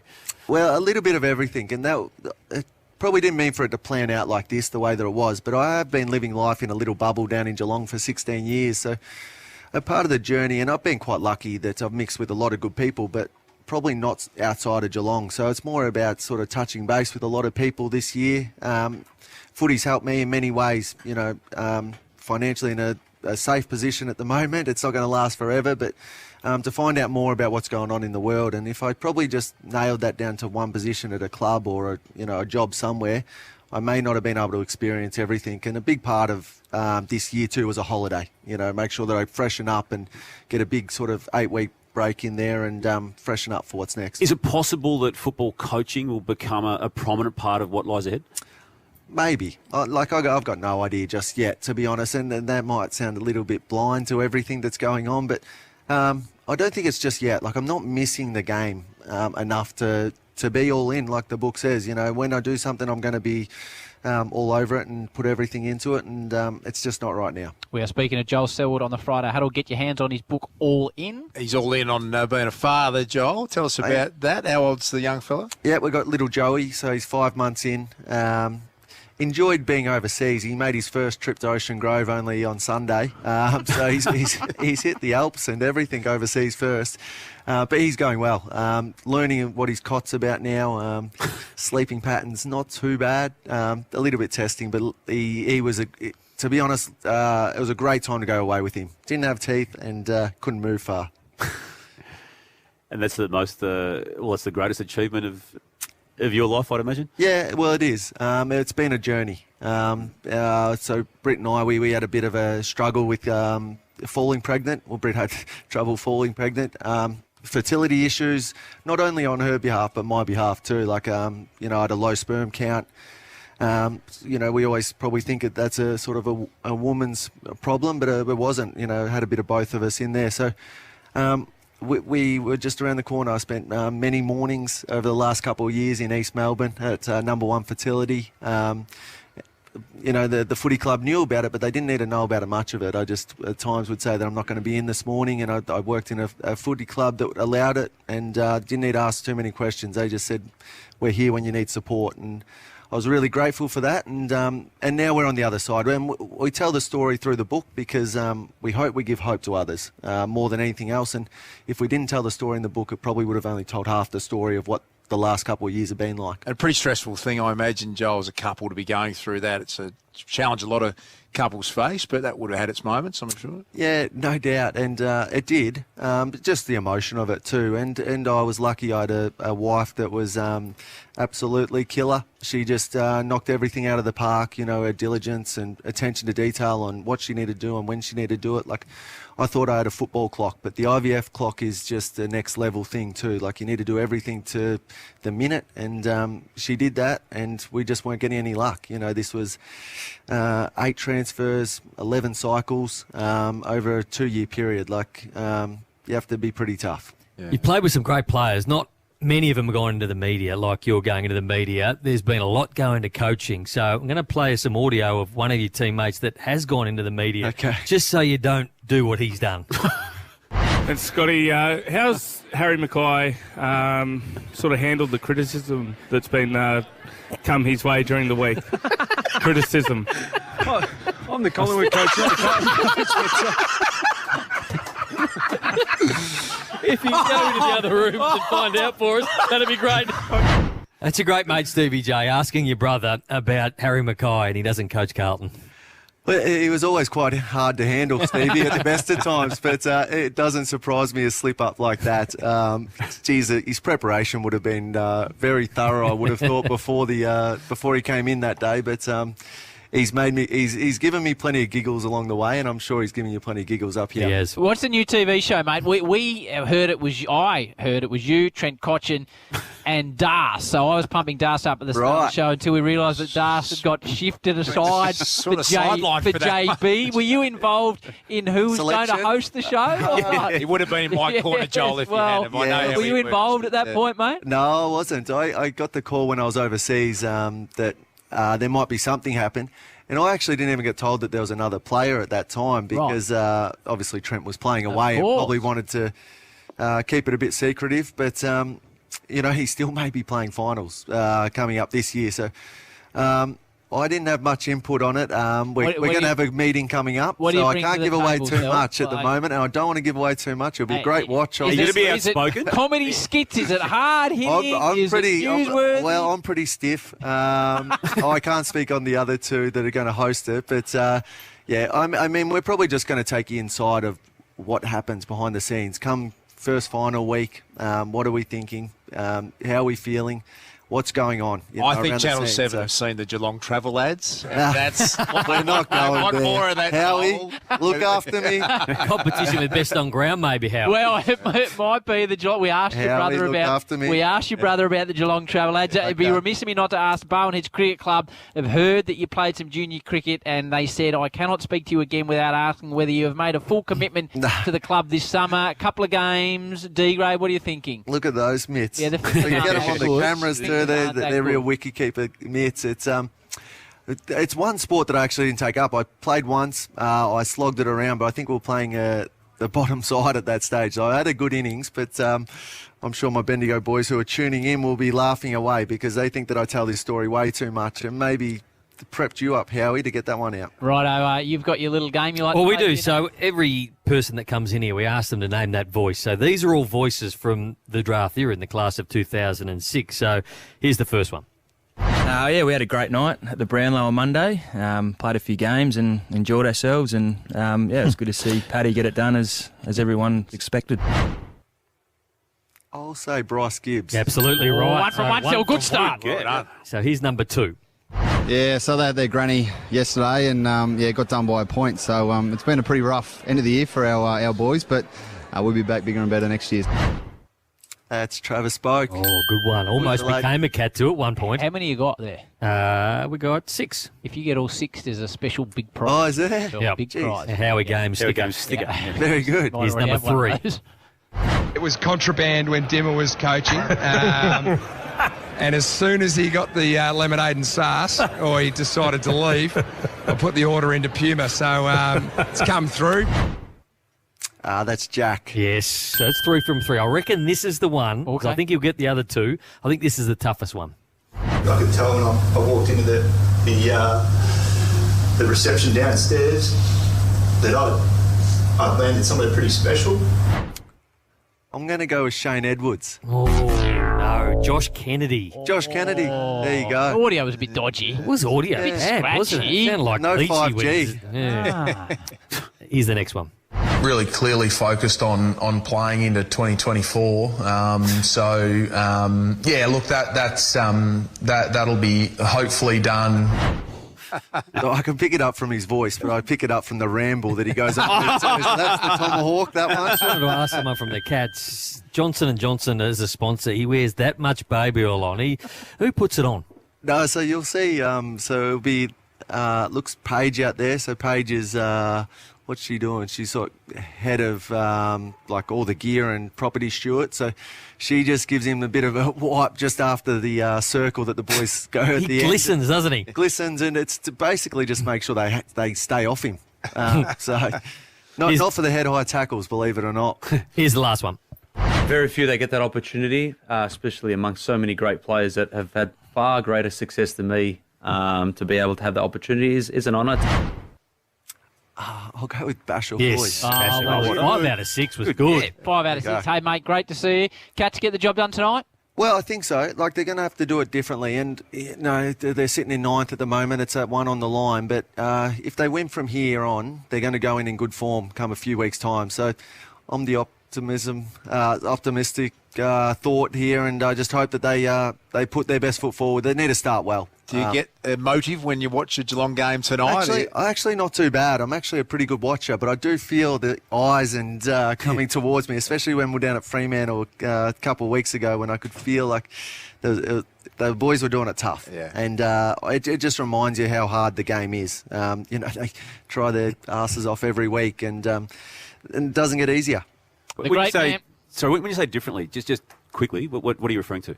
Well, Tomahawk's not out there. Yep. Mark Blitzarv's obviously not out there too. Selwood's not just out covering for the absences, yeah. A little bit of that. So, they're going to have to look different. We've seen Gary Rowan. He's been doing a little bit of the ruck work. Does that happen again, or do you bring Shannon Neal up and keep him at home? Especially with the experience of those Collingwood defenders. I'm not sure what it looked like, but this is when Chris coaches his best. That's what I always think. When things need to look a little bit different, and he would have been busy all week, but he'll have a plan ready to win. No, you're one out with the chief. Maybe we get Joel in for the specials. I don't think we can afford him. No, that's a very, very good point. Hey, mate, good luck with the TV show. The book is killing. It's called All In. Get your hands on it. Joel Selwood, 4 premierships. Thanks, Joel. Joining us next, we're going from one to the next. We've got Peter Dacos to join us. That was Joel Selwood as we lead up to the Cats and the Pies, McDonald's, and Ream Hot Water. Triple M Rocks Footy. This is the Friday Huddle. Please reply quickly to texting drivers. A message from the TAC. For Ream Hot Water and McDonald's, Triple M Rocks Footy. Here at Triple M, we're all about rock's greatest hits. Songs you love and aren't embarrassed to admit it.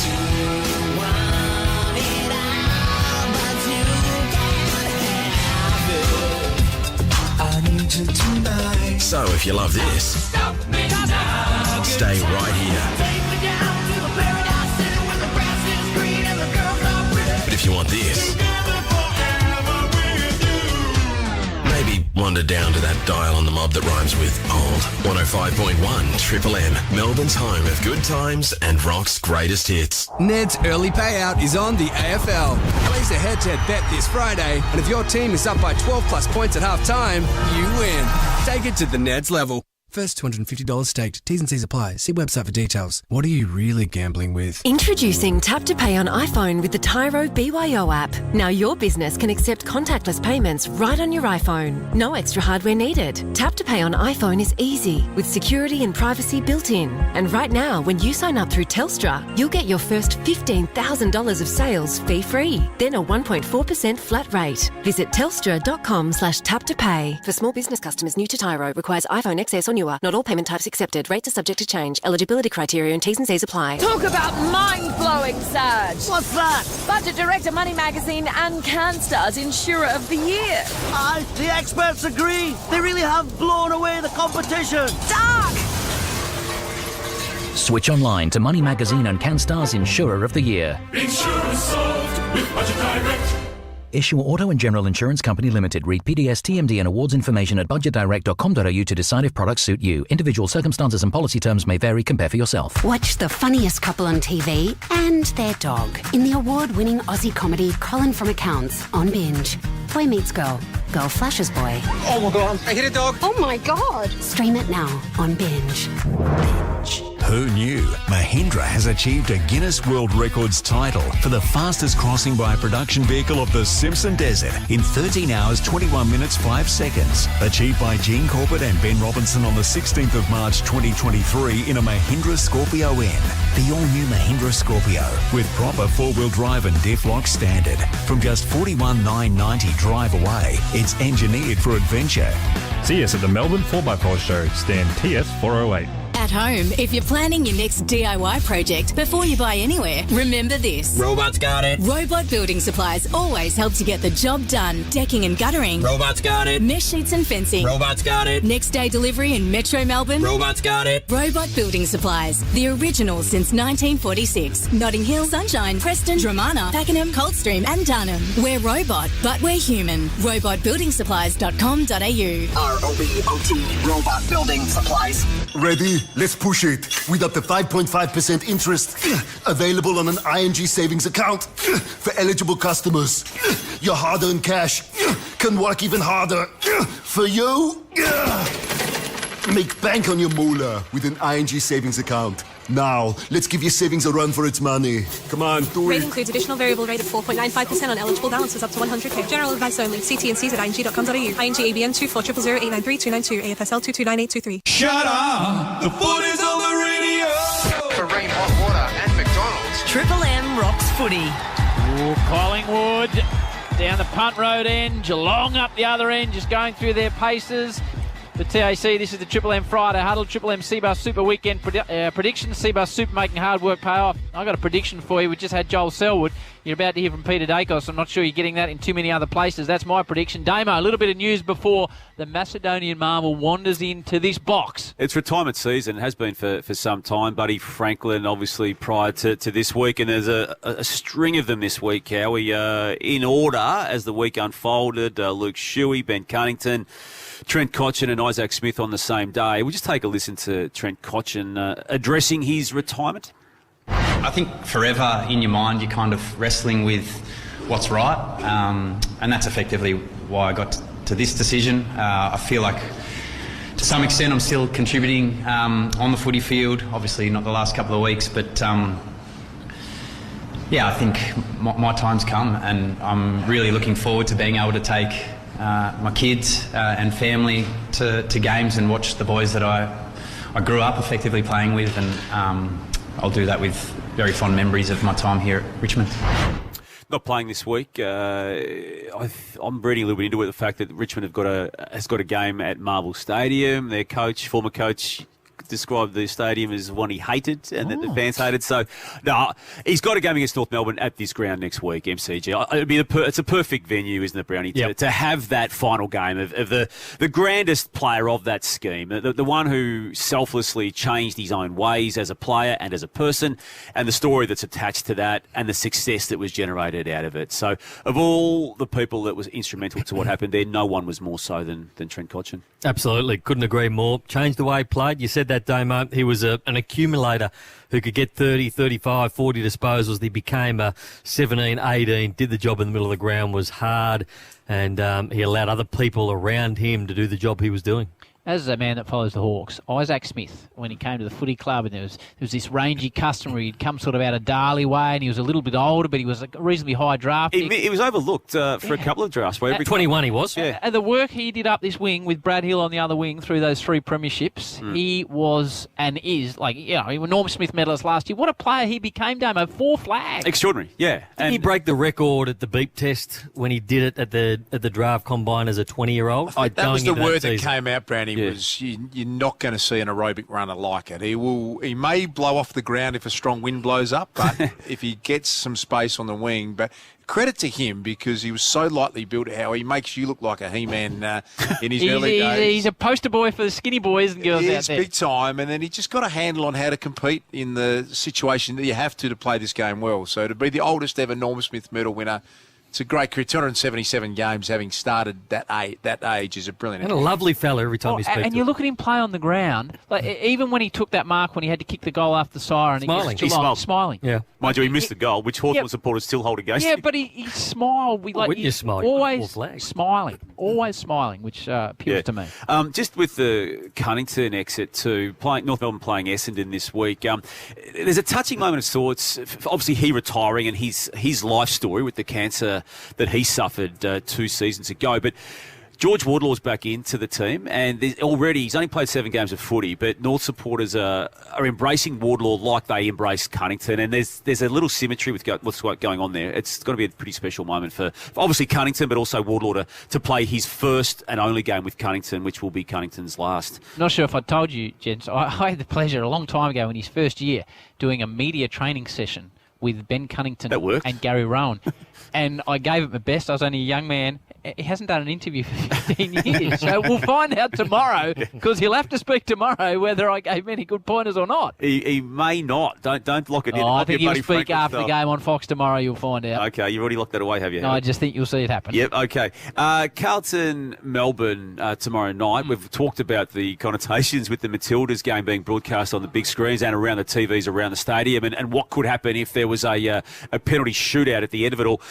Let's just talk about the footy component to it. 2 massive wins for Melbourne after 11 weeks of hamstring absence. Clayton Oliver back, but I think more intriguingly, Brodie Grundy gets another crack at it. Now, it is, I believe, partially balance reasons with Harrison Petty unavailable, but he gets a chance in round 22 of a 24-round AFL season to just have one last crack at this Gawn and Grundy operation. Yeah, and so he should, Damo, just purely on a player out and a player in. I mean, he's an All-Australian on 2 occasions, a best and fairest winner.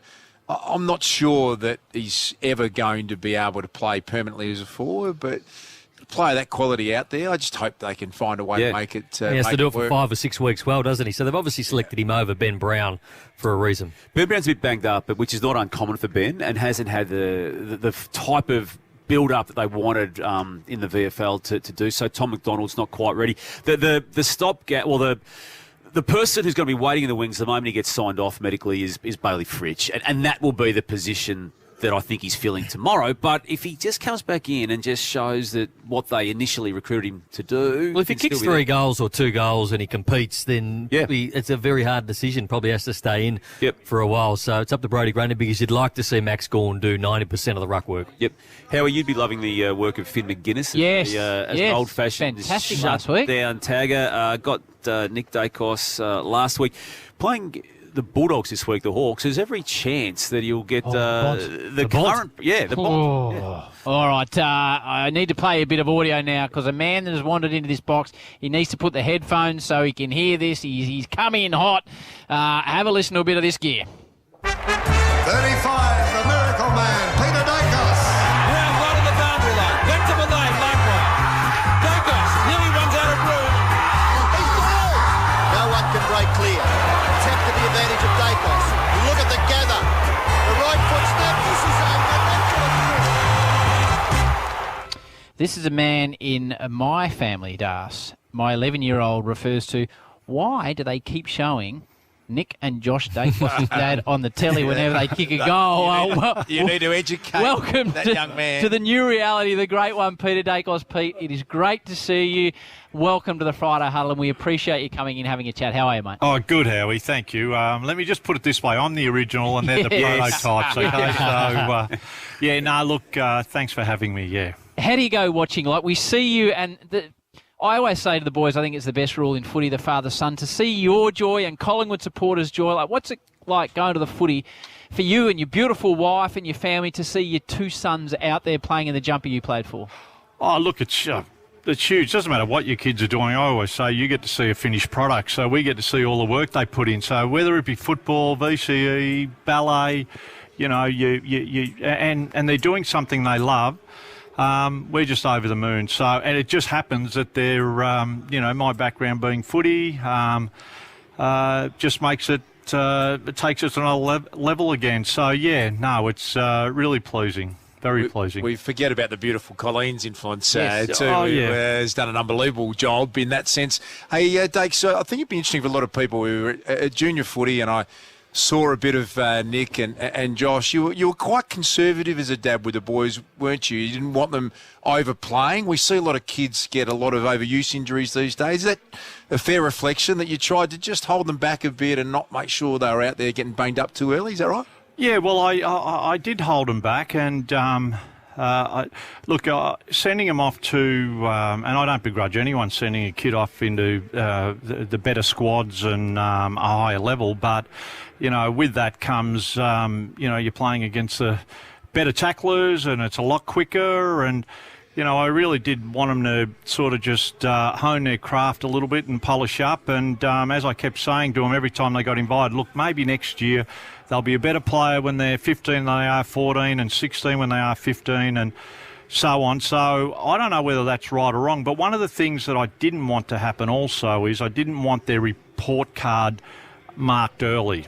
Because, that stays with you. And at the end of the day, that point I make about being a better player year on, 2 years on, 3 years on, you tend to keep a lot of that reporting. That gets passed on to the next coach and the next coach, and all of a sudden you get lambasted as probably not working hard or probably not good in the air. And let's face it, I mean, there's a starting point, but more importantly, improvement comes over years. So, I held back for that reason too. I just, I just wanted to make sure that their report card wasn't marked too early. And you see a lot of young kids lose their confidence, don't you, at the middle age, because the kid grows earlier and you've got a 15-year-old who's 100 kilos and a young lad that's having to fight out of his weight division. So, I've seen some kids not recover from that at times. So I was fascinated watching how... On that, I've got a question about parenting for you. As Dar said, you and Colleen, and I think we've all got kids. Damo's kids are a little bit older.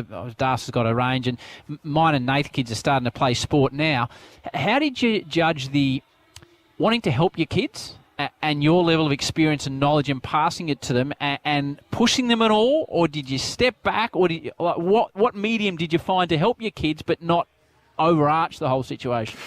Well, I didn't have to work too hard. The one thing I always did, and I say to dads that say, they ask me, what should I be doing? Take them to a game of footy, because you know what they do when they first come home? They want to kick a ball. Let's have a kick, Dad, and then the first thing in the morning, let's have a kick. Watch a replay first thing in the morning. But you learn to love the game by going to a game, and then that sort of flows into things. So... we went to games all the time, so they weren't necessarily Collingwood games, and a lot of the times my slant on it is learning to play the game when you haven't got it. So I was more interested in being at a game and saying, well, just watch what Nathan Brown does off the ball and what he does after he gives the ball on, and kids tend to mimic. So they subconsciously, as they're watching and may not be talking about it, they're subconsciously learning, and that's really important. Pete, we need to get to a break. Can you stay with us? Yeah, for sure. Oh, good. We're going to take a quick break, and then Damo, your question's ready to go. Nate's ready to go. Peter Dacos is going to stick around as we lead up to Collingwood versus Geelong. We are pumped that he is in here with us. From McDonald's and Ream Hot Water, Triple M, Rocks Footy. This is the Friday Huddle. Please reply quickly to texting drivers. A message from the TAC. For Ream Hot Water and McDonald's, Triple M, Rocks Footy. Mobile phones and seatbelt detection cameras are now operating across Victoria. Nate? If you are caught using your phone illegally while driving, you'll receive a $570 fine and 4 demerit points. With Victoria Police also enforcing, chances are you will be caught anywhere, anytime. So, is a text message really worth it? Please put your phone down and drive safely for everyone. A message from the TAC. Triple M's Marty Sheargold Show. Absolute classic, says Alexander. Featuring Marty Sheargold. Couldn't be steamier than my undies over the weekend. It's a show for grown-ups. Do you have a tiny digger? A show that can get a little bit fruity. But a lot of the stuff that comes out of my out. Kickstart your day with a laugh. Triple M's Marty Sheargold Show. 6 to 9 weekdays on Triple M. All right, let's keep moving. Join the Neds Racing Open Group to connect, bet and banter with thousands of like-minded punters and see expert tips every day on all 3 racing codes. Take it to the Neds level. T's and C's apply. See website for details. What are you really gambling with? Real people, real products, real fun. No matter who you are, Sexyland has something real sexy for everyone. With Australia's biggest range of sexy costumes, lingerie, couples toys and fun gifts and games for adults. 11 stores in Melbourne and Geelong open till midnight 7 days a week. Or shop online for 2-hour delivery. Take me now, hot cool man. Take me now, Sexyland. Sexyland.com.au. Go full sport with Code Sports, bringing you the latest sports news, insight and exclusive analysis from around the globe. Plus all your daily stats, live scores and video highlights. For all your sport now in the one place. Visit Code Sports today.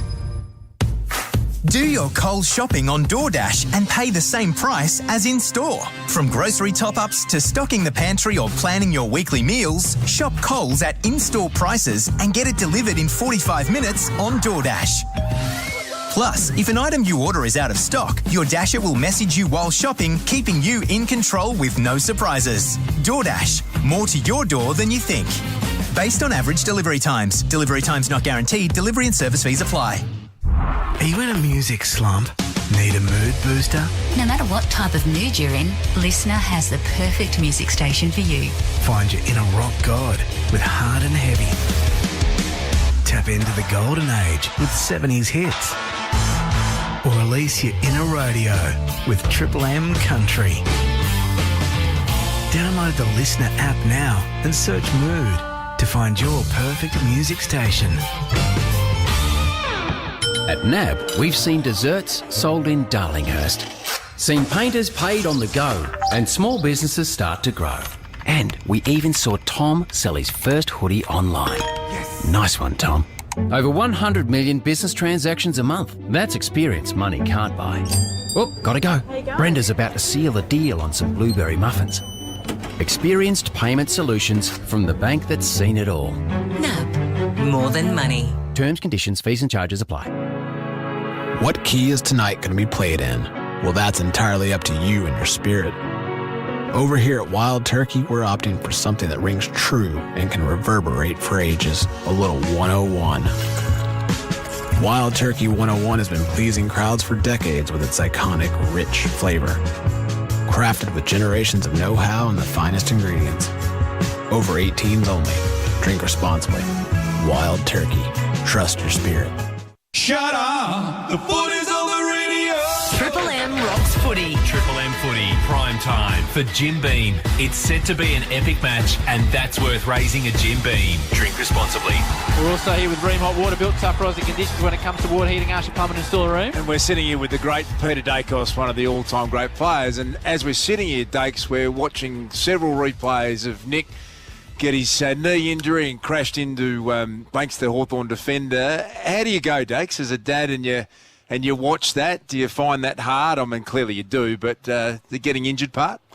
Well, I haven't watched the game. I basically scrubbed it off the TV. I wasn't interested. I wasn't happy about the incident, to be quite honest. And looking at the incident, Nick had come off about a 20-metre run and got stopped dead in his tracks. So the kid from Hawthorn hit him pretty hard and didn't try and fend off or try and miss him. I mean, he was clearly in it to run into him. And I was a bit disappointed about it. Do you feel that should have been dealt with by the AFL? Oh, for sure. Well, I was disappointed because I feel he hasn't been. I think, he hasn't been looked after at times. He gets a hell of a lot of attention. I think the 4 umpire rule is the worst thing we've ever introduced into the game.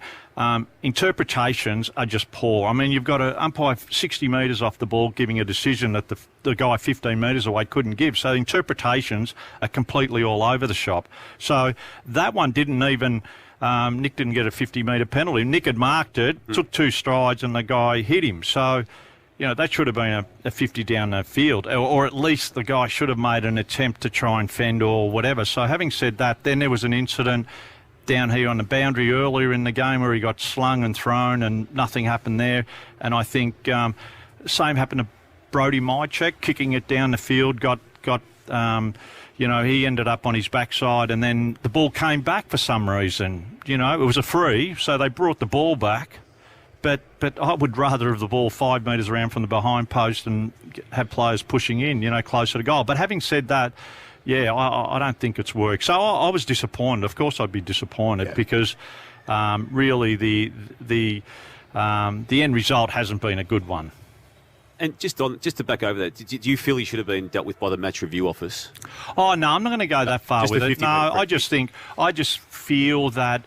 the game's about protecting the players, and I was just a little bit disappointed that, with that, I thought all he had was a corky, but at the time I thought that was a 50-metre penalty. That wasn't sort of given. But having said that, I feel that we've been a little bit all over the shop with the umpiring and the inconsistencies of it. And look, it's a hard job. Don't worry. I mean, making a split second, we get the video views and we get a split second to be able to gather our thoughts. But when you have 4 running out there, I mean, it's just all over the shop. Peter, you obviously have instilled in your 2 boys your football ability, your football now. So you've also instilled in them the need to be a good person. And you're always that way yourself. When you were playing, you always had time for people, time for media, time for people who come up to you. It's an important part of what they have now become, isn't it, in your eyes? Well, that to me is more important than the football. The football's a byproduct of them, really, and an extension of them. So, the one thing I've always said is, I've said to the boys, I don't want to see a photo that, I'll be able to tell that you don't want to be in it. If someone... I think it's the greatest thing you could bestow someone wanting a photo with you, because you know what's going to... that photo ends up on the fridge or gets shown to someone, or, it's there forever. So, and I say to the boys, I know you're going to have your moments where they get the wrong angle, or you're just not having a great day or moment or whatever, so, but they're good and they do give a little bit of the time. And I'm flattered. I mean, I haven't played the game for 30 years, but, someone still, wants the time to have a bit of a chat or talk footy, that's great. And footy's, has been sensational for me. I mean, you ain't getting out of this box till we get a photo with you, I can assure you that right now. Oh, we've had a few, Howard. We have. As Damo said, you should be very proud of them. Every time they speak to anybody, everybody always speaks about how good the Dacos boys, they talk about you by name, so they'll come up and they'll say, oh, g'day Mark or g'day Luke, and they even spoke about Stevie Johnson. They knew Stevie Johnson's little son's name, Archie, a couple of weeks ago, so he was chuffed about that. You're a Collingwood family. You're a Collingwood legend. They've now signed long-term Collingwood deals. Was there ever a time, what was your best offer to leave Collingwood?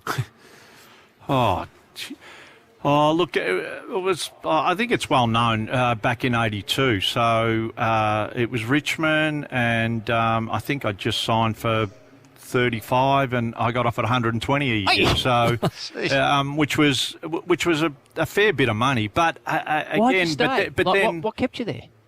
My father just wanted me to stay there. So my dad said, you're Collingwood, and people know you as Collingwood, and yeah, it's sort of... And again, if you then go to... And it was... That was the middle of the Collingwood-Richmond Wars, wasn't it? Yes, exactly, yes. And so probably that came into play as well. But then you sort of fast-forward that, and I think within 3 years, Richmond were in trouble. So all those players that had been offered the big money to go there weren't paid anyway, or the boys fell could have well been short. playing for Richmond. Pardon? The boys could have been playing for Richmond. Imagine the repercussions if you'd made that move, Dave. But, I don't think it was ever considered, really. Right. I mean, I was flattered and I thought, wow, but my heart was pretty well set with Collingwood. So, and look, in hindsight now, it's I'd probably done better outside football than I did inside football, although it's relative to your times. We were still doing quite well for the times. Did you say that to the boys when they were going through the negotiations about the importance of being a Collingwood person?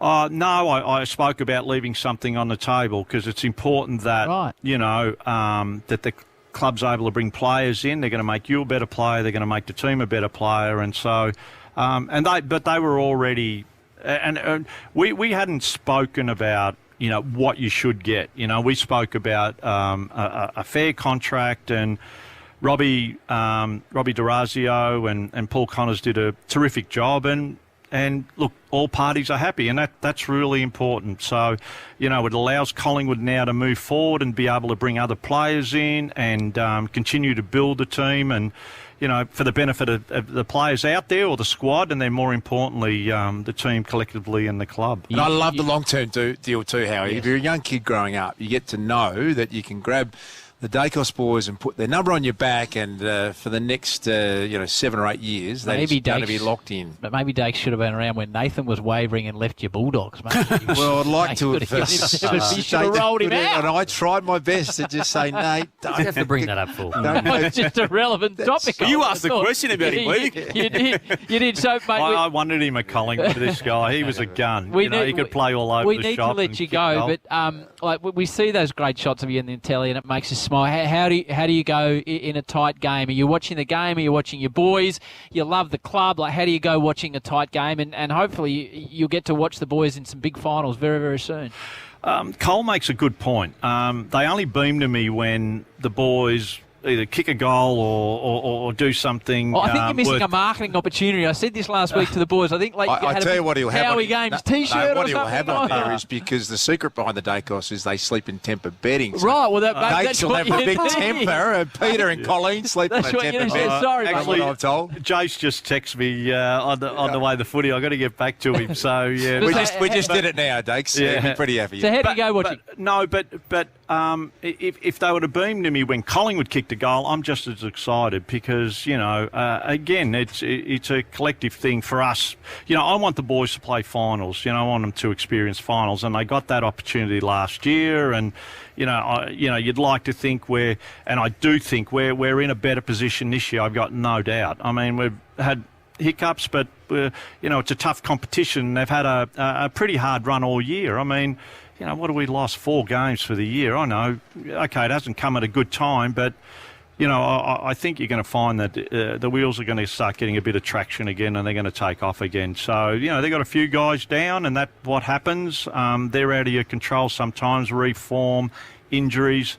But I think they've got a squad that can clearly cover, and, they've been down the last couple of weeks, so I'm interested now. You don't need a lot of incentive to come out here in front of 80,000 and start playing a game of football. I think Macrae will sit back and just open the rooms and out they'll come. Pete, we've loved you as a footballer, but I think as fathers in the room, listening to the way that you and Colleen have brought your young men up and leaving stuff on the table and getting the selfies, it's a great lesson for us all. So it's great to see you. Good luck to you, your family, your boys. Hopefully the young bloke's back soon, and I think, Damo, it's fair to say it's a thrill for us all to have you in the box. Still is. Absolutely. Always has been. No, it's always good. Love listening to you. Thanks, guys. Peter Dacos joining us in the box as we lead up to Collingwood taking on the Cats. McDonald's Room Hot Water. Triple M rocks footy. Triple M footy, prime time for Jim Beam. It's set to be an epic match, and that's worth raising a Jim Beam. Drink responsibly. Marine Hot Water and McDonald's. Triple M rocks footy. Triple M has always and will always play the best music. Love the music. It's everything I grew up with. It's fantastic. Chisel, Pearl Jam, all that 80s and 90s rock. I'm trying to teach my kids about. It's really good. Every time I hear Poison, I open up and say, it was the first CD I ever got. Takes me back. Good times and rock's greatest hits. This is Melbourne's 105.1 Triple M. That's bloody awesome. Ned's early payout is on the AFL.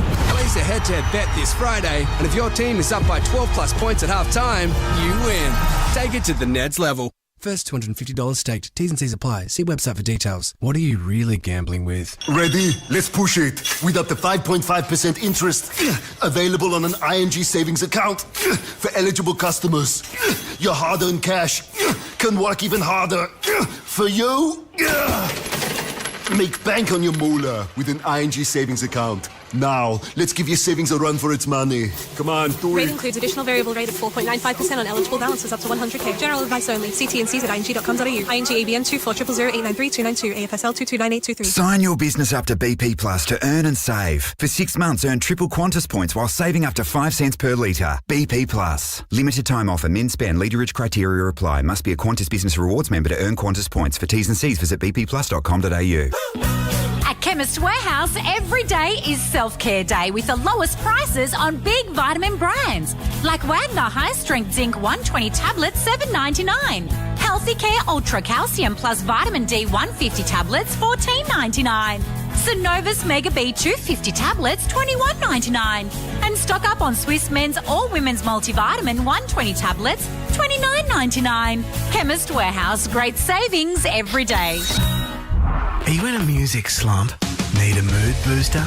No matter what type of mood you're in, Listener has the perfect music station for you. Find your inner rock god with Hard and Heavy.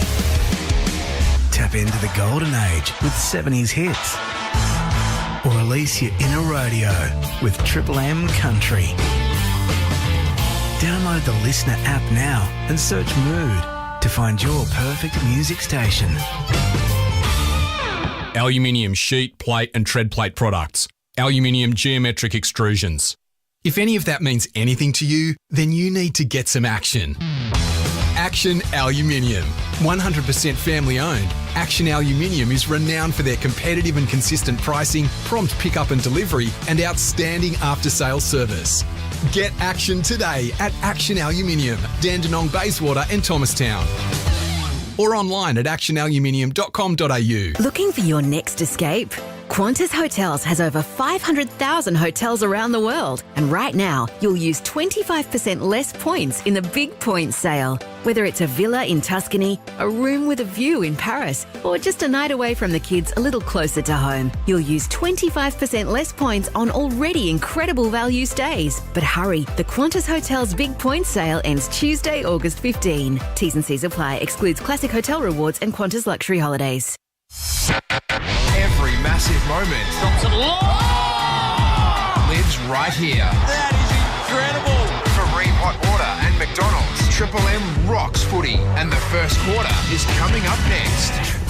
Thanks for calling Aussie Broadband. What can I help you with? Hey, my mobile's fine. I just need some advice. Advice? Oh, sure. Shoot. Well, I went on a date, and afterwards I texted her back saying, I'd love to see you again, and she just replied, thank you. What does that mean? Emojis? Nope. Well, it's not great. Straight up local support and enough data to find your perfect match. That's the actual Aussie way. Search Aussie Broadband to switch today. Shut up! The foot is on the radio! Triple M rocks footy. This quarter for Shell V-Power, the official fuel partner of the AFL. Not too far away from this one getting underway. Both teams out. An enormous crowd in the house. The Pies running through the banner as I speak. Bob Jane T-Marts have great buy 3, get 1 free plus instant cashback deals. Call or order online today. T&Cs apply. Das, we're just sitting in the box as we often do after an interview, just saying, like this. Peter Dacos wanders in here.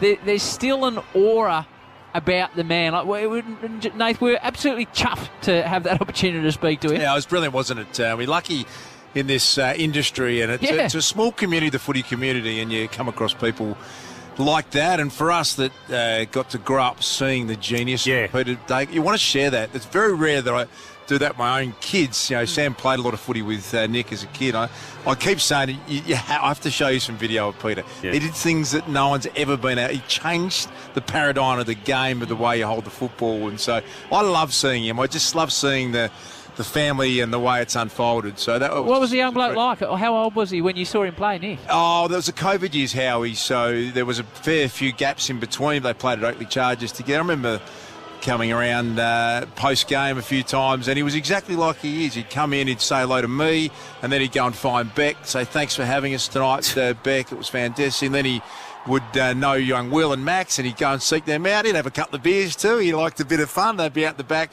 playing a bit of beer pong. They were 18. Would have been non-alcoholic. I think they were non-alcoholic. Sorry, they would have been 18 headline. At that stage. Let me get my dates right here. Come on, was that non-alcoholic beer? Let me get my dates right, Howie. But he was 18. He was at the right age. So, but just he made an impression on you straight away, and you thought this is a really special. We had a famous moment in the Test a few years ago where Gilly's young bloke was in the crowd. And we saw him, and I think Warnie's gone, there's Gilly's young bloke, he's loving a beer. And Gilly's phone blew up from his delightful wife saying, he's 17, don't show him on the TV. No, he wasn't drinking either. But it wasn't, as it turned out. It was cordial, but it was quite an issue at the time. But, Damo, I can see how chuffed you were to speak to Dakes there as well. No, but people, obviously this generation now wouldn't realise that Pete was himself. There were periods of Pete's career where I think he was every bit as big as Nick. He was that big? Now, we haven't seen anything like Nick because he's 20 and was on track to win a Brownlow in his second season as a 20-year-old. But Peter was massive, wasn't he? I mean, it's for those who can remember it. There was I still think he's probably Collingwood's best player ever. Now that's a debate for another time, and there's not a standout in that space. I mean, Buckley's in that conversation, but Pendlebury. Nobody could kick goals the way he did. And you've got to remember, he was a midfielder too. He started out genuinely as a midfielder, went forward later, and he's kicked 90 goals at a premiership season at his height. So he's no bigger than any of us, obviously, Darcy Ruckman. But 97 in the grand final. Only 180, 283 centimetres. Kicked 13 in a game. The thing that he did hasn't been ever done again. The only person that's probably come close to what he could do is Eddie Betts, who did it as regularly as what Peter Dacos did. So there's two players in the history of game who we'll speak about for a long time, and Peter Dacos is one of them. I think you raised a really good point in our chat too, and no one at Collingwood wanted to go on record with it during the week as to how Nick sustained the injury that he did to his knee. And we'll just back over it because this is obviously the perspective of a father, but someone whose view is shared by a lot of Collingwood people. I wasn't happy about the incident, to be quite honest. And looking at the incident, Nick had come off about a 20-metre run and got stopped dead in his tracks. So the kid from Hawthorn hit him pretty hard and didn't try and fend off or try and miss him. I mean, he was clearly in it to run into him, and I was a bit disappointed about it. Do you feel that should have been dealt with by the AFL? Oh, for sure. Well, I was disappointed because I feel he hasn't been... I think, he hasn't been looked after at times. So he went on to explain, and it was more match day incident as opposed to match review office outcome for him. But as I said, it was a view shared by quite a few Collingwood people. They just weren't wanting to go public with that view. But as a parent, he's got every right to do so. And I must admit, that was the way I saw it too, right. Just to at least have a 50-metre penalty paid because James Blake was protecting himself, but he did brace and did almost move in. I loved how honest he was, Peter Dacos. So he's speaking purely about his son and what happened, and he obviously watches him very, very closely, and he felt aggrieved by it and was honest about it. There'd be many people in a media interview who wouldn't go that far, but we're very fortunate that he did. Nath, you had a similar incident that we talked about post-game last week. You were going to have your girls go head-to-head in netball this week? They did last week, How'd that go, Noodles? You were coaching one against the other? At one point, they were 11-all, so... Did you stick them on each other? They didn't play on each other, so I tried to manufacture it, but the other coach obviously didn't. Helena got very upset. Helena's very, very competitive, like super competitive. She's the one that's eerily similar to you, no? Yeah, it sounds like very Did competitive. Did she get up or... No, Ava, the older one, got up. The one he didn't coach. Was a great team he didn't coach one game. So Ava did this great pass at one point. The ball came out of the middle and she took it with one hand, intercepted it, and then threw it to the forward, and they scored a goal out of it. And I said from the sideline, if you do that again, you're not going to get a Slurpee on the way home. Jokingly, though, Damo. Slightly different parenting to what we heard from Pete. We all got Slurpees. We heard some great parenting advice earlier, and then you've got Nate who's... Well, this is a man that in COVID made his children jump off the Williamstown Pier when it was July. And told his young fella that he needed to toughen up, I think, at the time. He balked at the opportunity. How old was he at the time? He would have been 4 or 5. Right. Now, Damo, a headline before you depart the box here? The headline? Yeah, that's what he asked for, Damo. Yeah. No, I was just checking a text message. I'm sorry, because I thought it was relating to what we were talking about. It wasn't. Yeah, look, I think the Cats will win tonight. That's against bookmakers' odds on the game. And if they are too, they're going to need the midfield to fire hard. And as such, Max Holmes will need to play a key part. So, Holmes, sweet Holmes. It's not too bad, actually. Pretty basic. I know I didn't mind that one. Pretty basic. Have you got anything else for us, Damo, before you depart to head off with your beautiful family and watch the game tonight? No, I just think, as we did discuss off the top of our show, how this playing of the Matildas game tomorrow before the Carlton-Melbourne game goes, and if there's a slight delay and a penalty shootout, it's going to cause something that we'll be talking about for some time from a broadcast perspective, but all positively reinforced and positively pervade, because Channel 7's got both games, and our man Das is going to call the footy. Let's hope it happens. Yeah, mate, it'll be a great talking point. It'll be brilliant, wouldn't it? Yeah. Well, let's hope you get to call it after what happened with Talk Footy during the week when JP sniffed the job. Be calling the lights out of it, Howie. Don't worry about that. Okay, I'll be pushing everyone out the way. Right. I'll be calling penalties. I'll be getting back to the footy. Don't take a breath and you can't get spoken over. Davey Bashir over on 7. Look out. Who are you on with tomorrow night? You and Haim Hammer? and I. Well, don't let Hammer get a steam. He won't be head getting of steam up. Actually, Hammer will do it. He'll be a hard man to slow down. Hammer in a headlock Who do you think, Nath? Who will get the moment? If push comes to shove, who will extend their period of calling to get the big moment tomorrow? We all know the answer. Yeah. And it's our man who'll give it up because he's a team player. I'm not saying Haim's not, but I think that Haim will just manufacture it so he's got it. And good luck to everyone who calls that tomorrow night. It'll be a great thing to call. It's a hard thing to back time the moment to make sure you get the most. Not an easy thing to do. Right, Damo, great to see you. Have a wonderful weekend. Well done, calling, boys. Look forward to everything you bring us over the weekend. All right, Noodles, you're one out where you actually quite like a bit of freedom and space without the Chief in the forward 50. I'm looking forward to it. It's going to be a great game. So Collingwood, obviously, the last 2 games, they haven't been themselves and they've been beaten up around the football. 18 centre bounce clearances to 3 last week. It is a record for Collingwood in recent times and they need to address that. So the problem with Collingwood last week was they tried to play the same way they have all year, but when they turned the football over, and they turned the football over from half-back last week, they got burnt the other way, and Geelong will do the same thing. But we've heard Craig McRae come out during the week and say, we are going to become the hunted. We are going to become the hunter again because we have become the hunted. And that's how Collingwood, at the start of last year when they won all those close games, that's what they built their football on. They were hunting, and then they turned into this rollicking side which ran off half-back, used the ball, and exposed the lack of leg speed and the lack of attention by other sides. So I hope they get back to that. The other way the Cats is, if I'm the Cats, I'm looking at them and going, okay, we need to dominate the clearances. So we need to be able to beat them at the coalface because we know that if we win it and we play the game in the forward half of our ground, we've seen in the last 2 weeks that Collingwood struggle to score when the ball isn't in their half of the ground for the whole game. So Collingwood love domination in their forward half and they love scoring from half back, but if Geelong retain the football and don't give it back, then they'll go a long way to winning this game. Heaty's on, Das. Well, looking around at what a great crowd we've got here in the MCG, it's going to be sensational. Pies fans, enormous, always turn up. You're at number 1 on the ladder. Spots heading into finals, Howie, are precious. Jack Ginnivan was an Anzac Day medalist last year. He has been in and out of the side. He's the starting sub tonight for the Magpies. The heat's on him for mine. He wants to get out, put his absolute best foot forward and be a part of a team that's going to make a run into finals. So keeping a close eye on Jack Ginnivan. All right, I'm just looking at the screen at the moment. I'm looking at Jordan De Goey, and they've had some problems kicking goals of late. So when you don't have the perfect play and you don't have the perfect ball into a smaller forward line of Myercheck and these guys and McStay, I feel like Jordan De Goey needs to play a little bit more forward. So he's exclusively been a midfielder, been playing probably 85-90% of his time in the midfield. I'd love to see him do what Petrarca's been doing and spend more time inside forward 50. Whether it's a 40-60 split, even a 50-50 split, I think Collingwood can benefit from that man, Jordan De Goey, playing closer to goal. Two-man, Red Zetters, what do you got for us? Red Z lending loans for the self-employed, REDZED.com. Evening, Howie. Jamie Elliott, past 7 rounds. He's kicked 21 majors, third most of any player in the AFL. And you look at Collingwood, Howie, against the Victorian clubs this year, they've been averaging 86,000 at the MCG, 73,000 overall, which includes the interstate side. Extraordinary, Jim. And I tell you what I'm loving, Howie, is taking a look now. Tom Stewart is taking the first centre bounce For his first 90% of his career, never taken a centre bounce. He's taken about 30 in recent weeks, Nate. We went in there about 3 weeks ago because Geelong couldn't win a clearance. So I thought Chris Scott was a highlight to his midfielders. Hey, I'm going to put our best defender in the midfield, and he got the job done.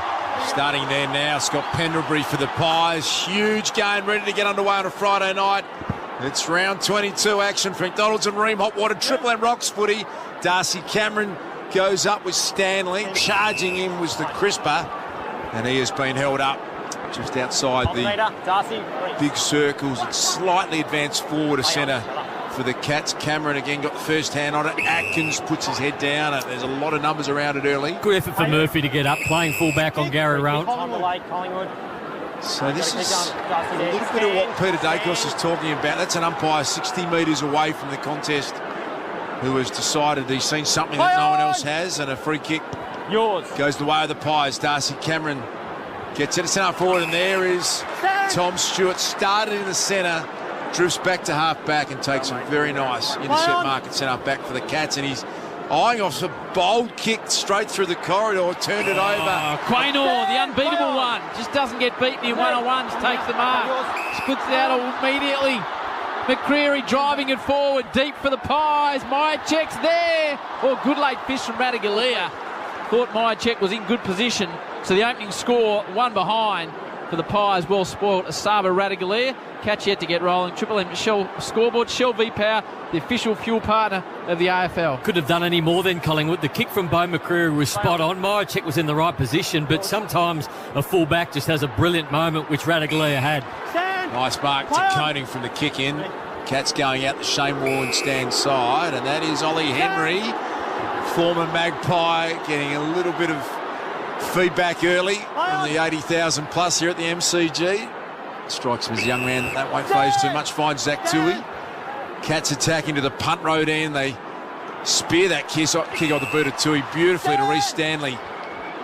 Marks it on the forward 50 arc. He's got Rowan, who wants it deep. Cameron wants it short. It's close to Jezza. Jezza's going to kick the first for the Cats. Got it. Jeremy Cameron. They'll be pumped with that. You want him up and running early. He kicks the first of Friday night footy. One straight six. The Cats, one behind the Pies. That's the Triple M Shell scoreboard. And he's got a good record against Collingwood too. So the ball used from Collingwood. So Oliver Henry got the ball at half back. And that's what Collingwood do. They try and slow you down from half back, and they form that wall and they win the football back unless you can pick your way through it with confident kicks. So we saw Tom Stewart try to do it off half back, down to the middle of the ground. It didn't work. Isaac Quaynor picked it off and marked it.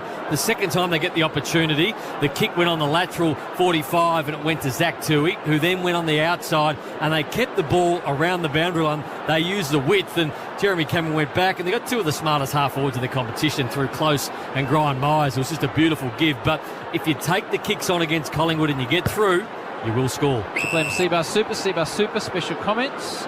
Seabar Super making hard work pay off. Noodles one out in the square and loving it in the back row alongside the two man Luke Darcy.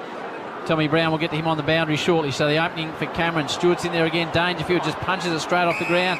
Cameron was held. Wow.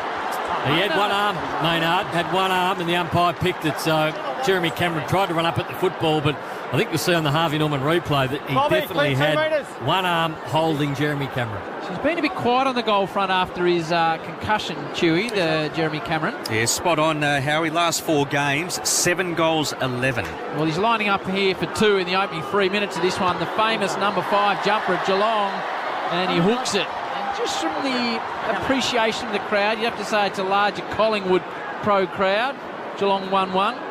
The Pies at 1 behind. Triple M Shell scoreboard. Shell V-Power, the official fuel partner of the AFL. It's one thing that's been a little bit off for Jeremy Cameron, not only his form, but his actual goal kicking. 12 goals, 21 now from his last 9 games. Yeah, that was a rough ball drop from Jeremy Cameron.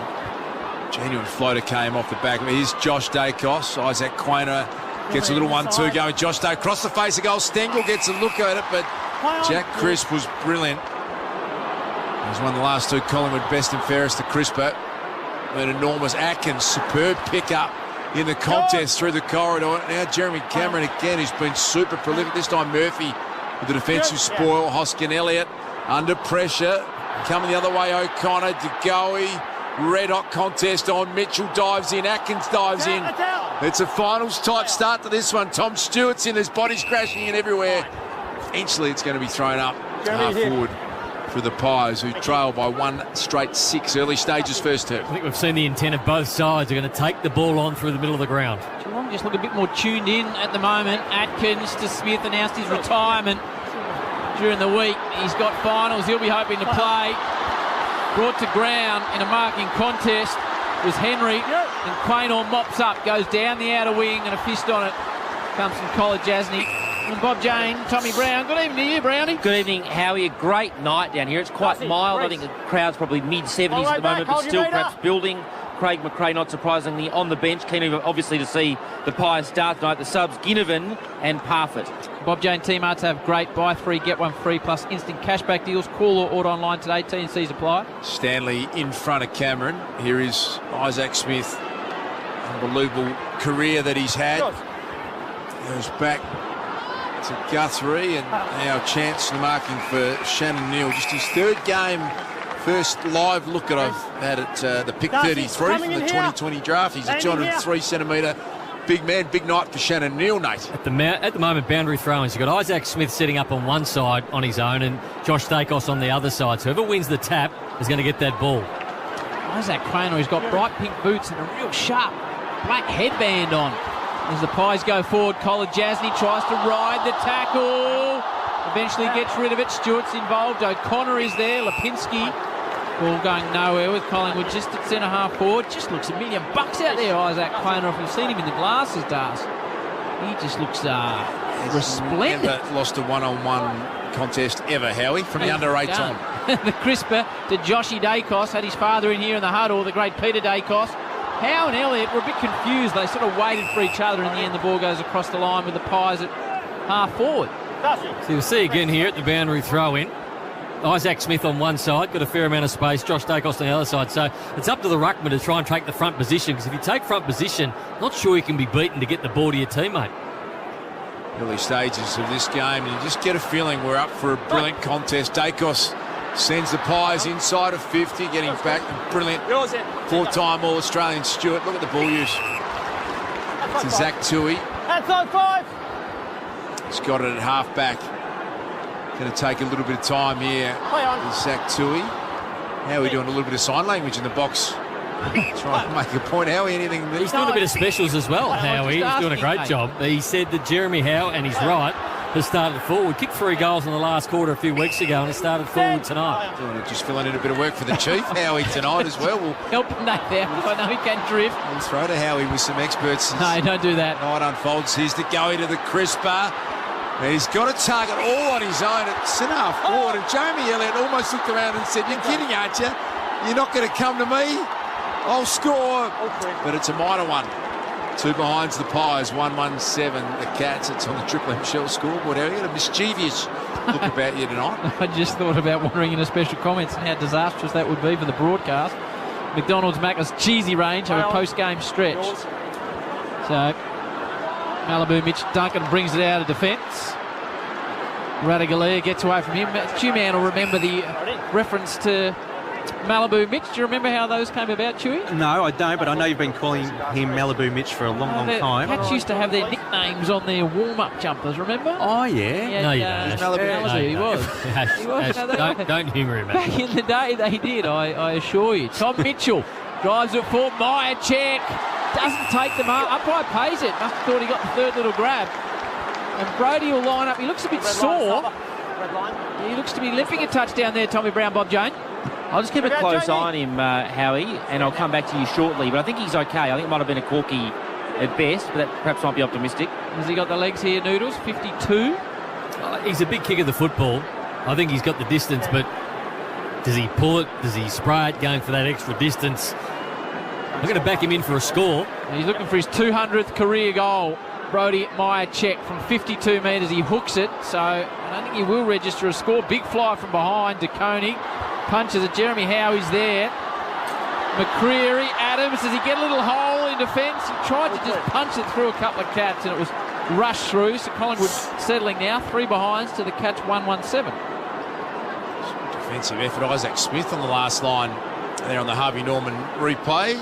Harvey Norman Epic Audio Sale. Huge deals on earbuds, headphones, smart speakers and more. You can get all that at Harvey Norman. And Stewart sends the Cats in from full back looking for Stanley. And Shannon Neal has somehow claimed a mark. I reckon he had the third grab of it, but well done to the young big man out in front of Stengel. Johnny Noble comes to chop it off under the Shane Morn stand side. The outer wing, the MCG, as Oleg Markov combines now with Darcy Moore at genuine half-back. Defensive point of the goal square for Darcy Moore. Captain fantastic.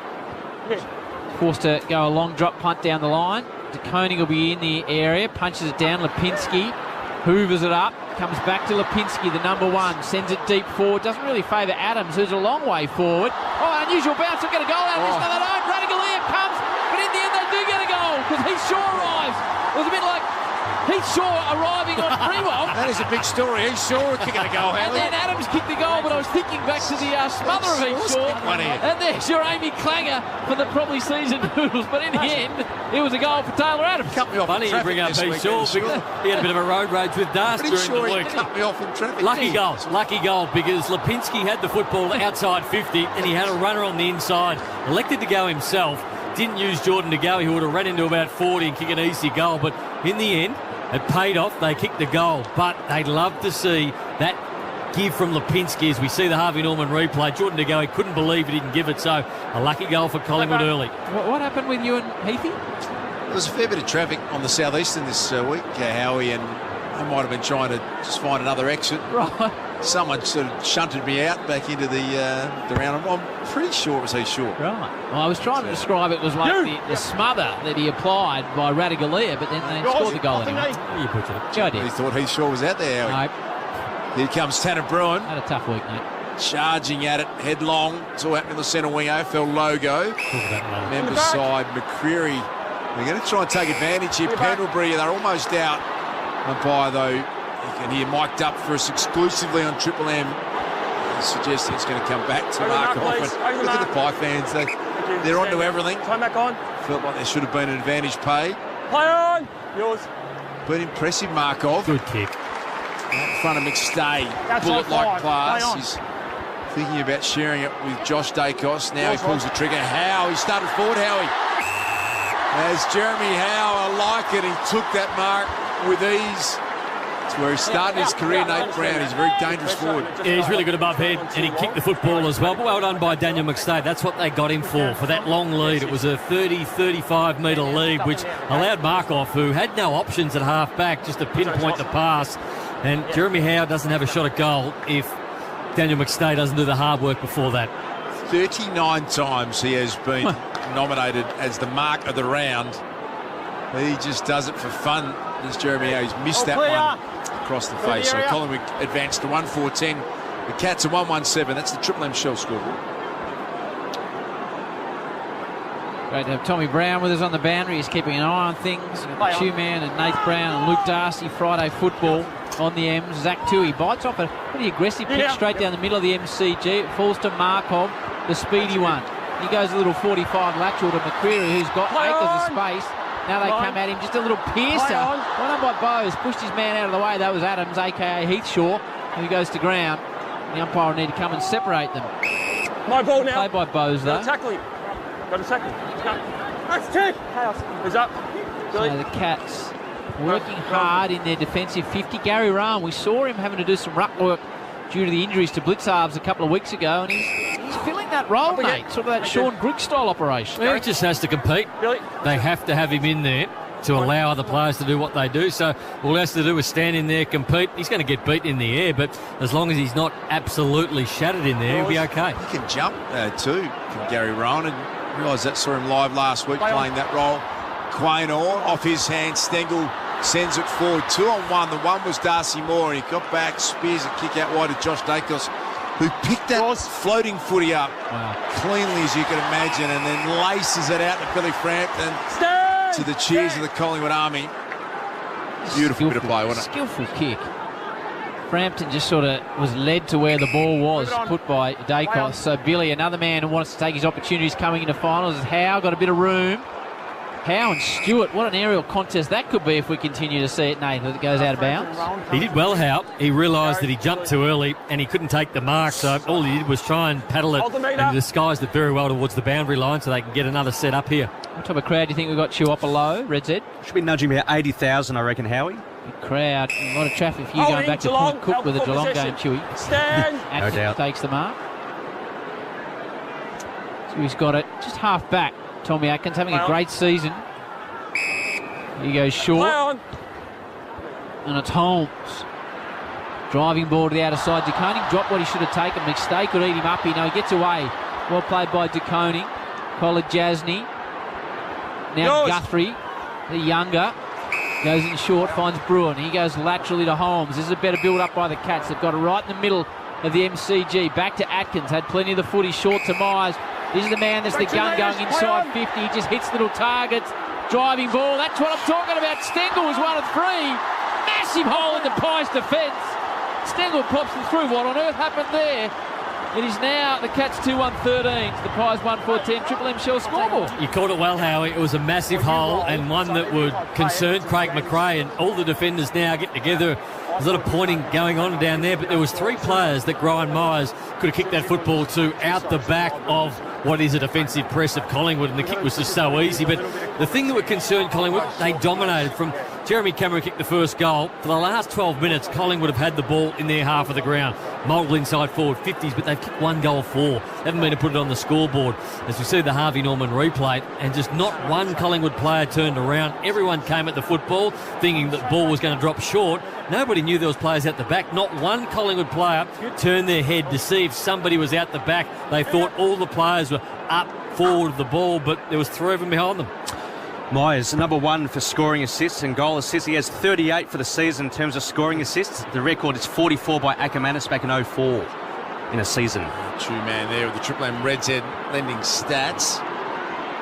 Here is Graham Myers again. He might get to 39 with the goal assist here, Chew, on the back of that short pass to Close, who can have a shot at goal. And is that for finals included? Jason Ackermanis' home and away record was 39, I think, Chew man, back in 2004. Oh, you want him to choose area?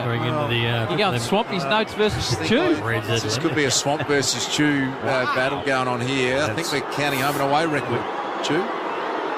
Anyway, I had to tell you you're wrong, as goal assist number 39, because Brad Close kicks at Graham Myers equals the home and away goal assist record. Howie. Does he? He does. Chew? 44 is overall in the season, so includes the finals, because Lions played finals in 04. Right. Goal to Close. So, I accept your apology, Chew. He reminds me of Sam Mitchell. His ability to just hit a strange little kick going inside 50, a man, Graham Myers. The other players can't necessarily see noodles. Yeah, I actually think he might be a better execution of the kick than Sam Mitchell. Sam Mitchell, both sides of the body, probably got him covered, but he's just a wonderful decision maker. The first one was quite easily to the top of the goal square. There was 3 on them, but that is very hard to do. What he did under pressure to get the ball quickly, had to snap the football with 2 players bearing down on him to get enough leverage over the top of them, and then to get the ball spinning enough to then get it down before somebody could get to the player ahead of the ball is some sort of skill. Channel 7 stats backing your version of the story, I must say, Dars. Yep. Haven't got him hosting the show, though. Maybe you could do the stats on the new talking footy at the back. As it goes to the let's go to Dars for some stats. No, open to that, Howie. Whatever suits the team, Howie. Ultimate team player, as you know. You're very disingenuous, you are, at stages, Luke. Not at all. The centre wing right in front of Tommy Brown. 3-1-19, the Cats. They got an early jump on the Pies, 1-4-10. Cameron Myers and Close, as Taylor Adams has kicked the goal for the Pies. Geelong certainly settling quickly. Here's Dangerfield. A fend-off that he didn't need. Then Mitch Duncan slides it on the right boot. Gaddy Rowan's out. And this is a man's a beautiful kick of the footy. He'll have to kick from 52, so he takes a bit off it. And he goes to Close. There is no one close to him. Isaac Quaynor arrives at the last moment, but Bradley Close will line up for his second. 42 metres out on about a 50-degree angle, 10 metres inside the boundary, member side. Yeah, it's a beautiful thing when you see Patrick Dangerfield hitting the ball full-chested out of a stoppage. It's very hard to stop that. He had a runner on the outside, and after he kicks this goal, we'll talk about Darcy Moore's positioning. 11 goals, 2 this year, Brad Close from set shots. Drifts out to the right, hits it nicely. It's hooking late though, and he's a touch disappointed. Another behind. 1-4-10 to the Cats 3-2-20. What's happening down there, Bob Jones style, T. Brown? Yeah, some concerns regarding Gary Rowan. You mentioned the ruck before. He's just pointing to his hip or his upper hamstring, so I'll keep a close eye on that. Jeremy Howe with a big launch. Thank you, Tommy, for that. Bob Jones teammates. Hoskin Elliott handball had to be perfect. It was. Brilliantly done from Mitchell to Lipinski, but to Koenig in front. Probably should have taken the mark. Pretty good effort from McStay to get it to ground level. Atkins confronts McStay. And it will be thrown up here at half forward as we see Gary Rowan getting that glute worked on the Harvey Norman replay. Given that role, he's playing as a second ruckman. He's not the player you want subbed out early. Quainer's handball ricochets back and he picks it up again. Quainer gets it to Noble. How good Pendlebury. Actually pulled his own handball almost as it was about to leave his hand because he knew there was a better option. Hoskin Elliott to Myercheck, back with a flight. A bit of Pendlebury brilliance on display again. Yeah, you're right, Duke. We've seen that for 300-plus games. The fact that he was just about to launch the football last minute, turn the ball around the corner. It was a bouncing ball. They needed a little bit of luck. But Hoskin Elliott, a bright start. I think Collingwood have, even though they're 10 points down, I feel like they've had the better looks inside forward 50. They've had multiple looks, but Geelong have just been more efficient. Big fan of Brody Myercheck. This is game 121. If he kicks this, it's his 200th goal in the big time. Brody Myercheck. He's the 31st Magpie to kick 200 goals in the history of this proud club. And he gives great value. A rookie-listed player for 3 of the past 4 years, Brody Myercheck. That is an outstanding contribution. Gets the Magpies to 2-4-16. The Cats 3-2-20. Triple M Shell scoreboard. Down on the scoreboard, but no reason to panic yet. So Craig McRae, he'd get all the stats handed to him down on the boundary line. And he'd look at time in the forward half.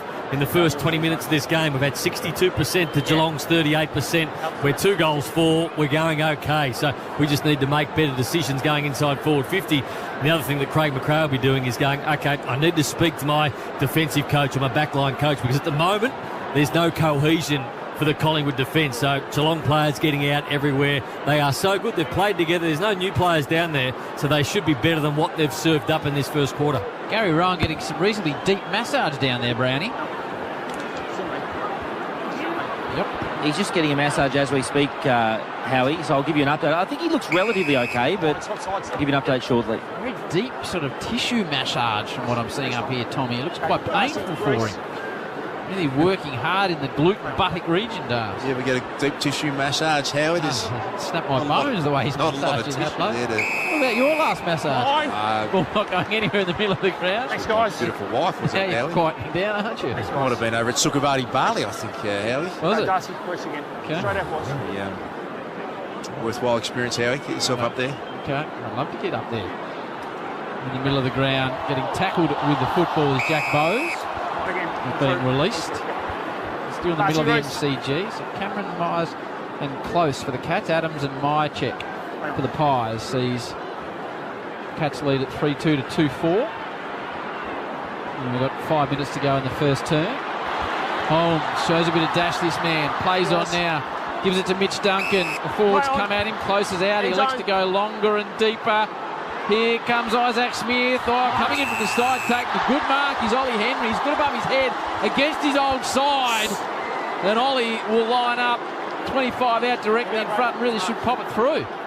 Well, they're all at sea at the moment. So I wanted to speak about Darcy Moore before. So Darcy Moore's on Oliver Henry.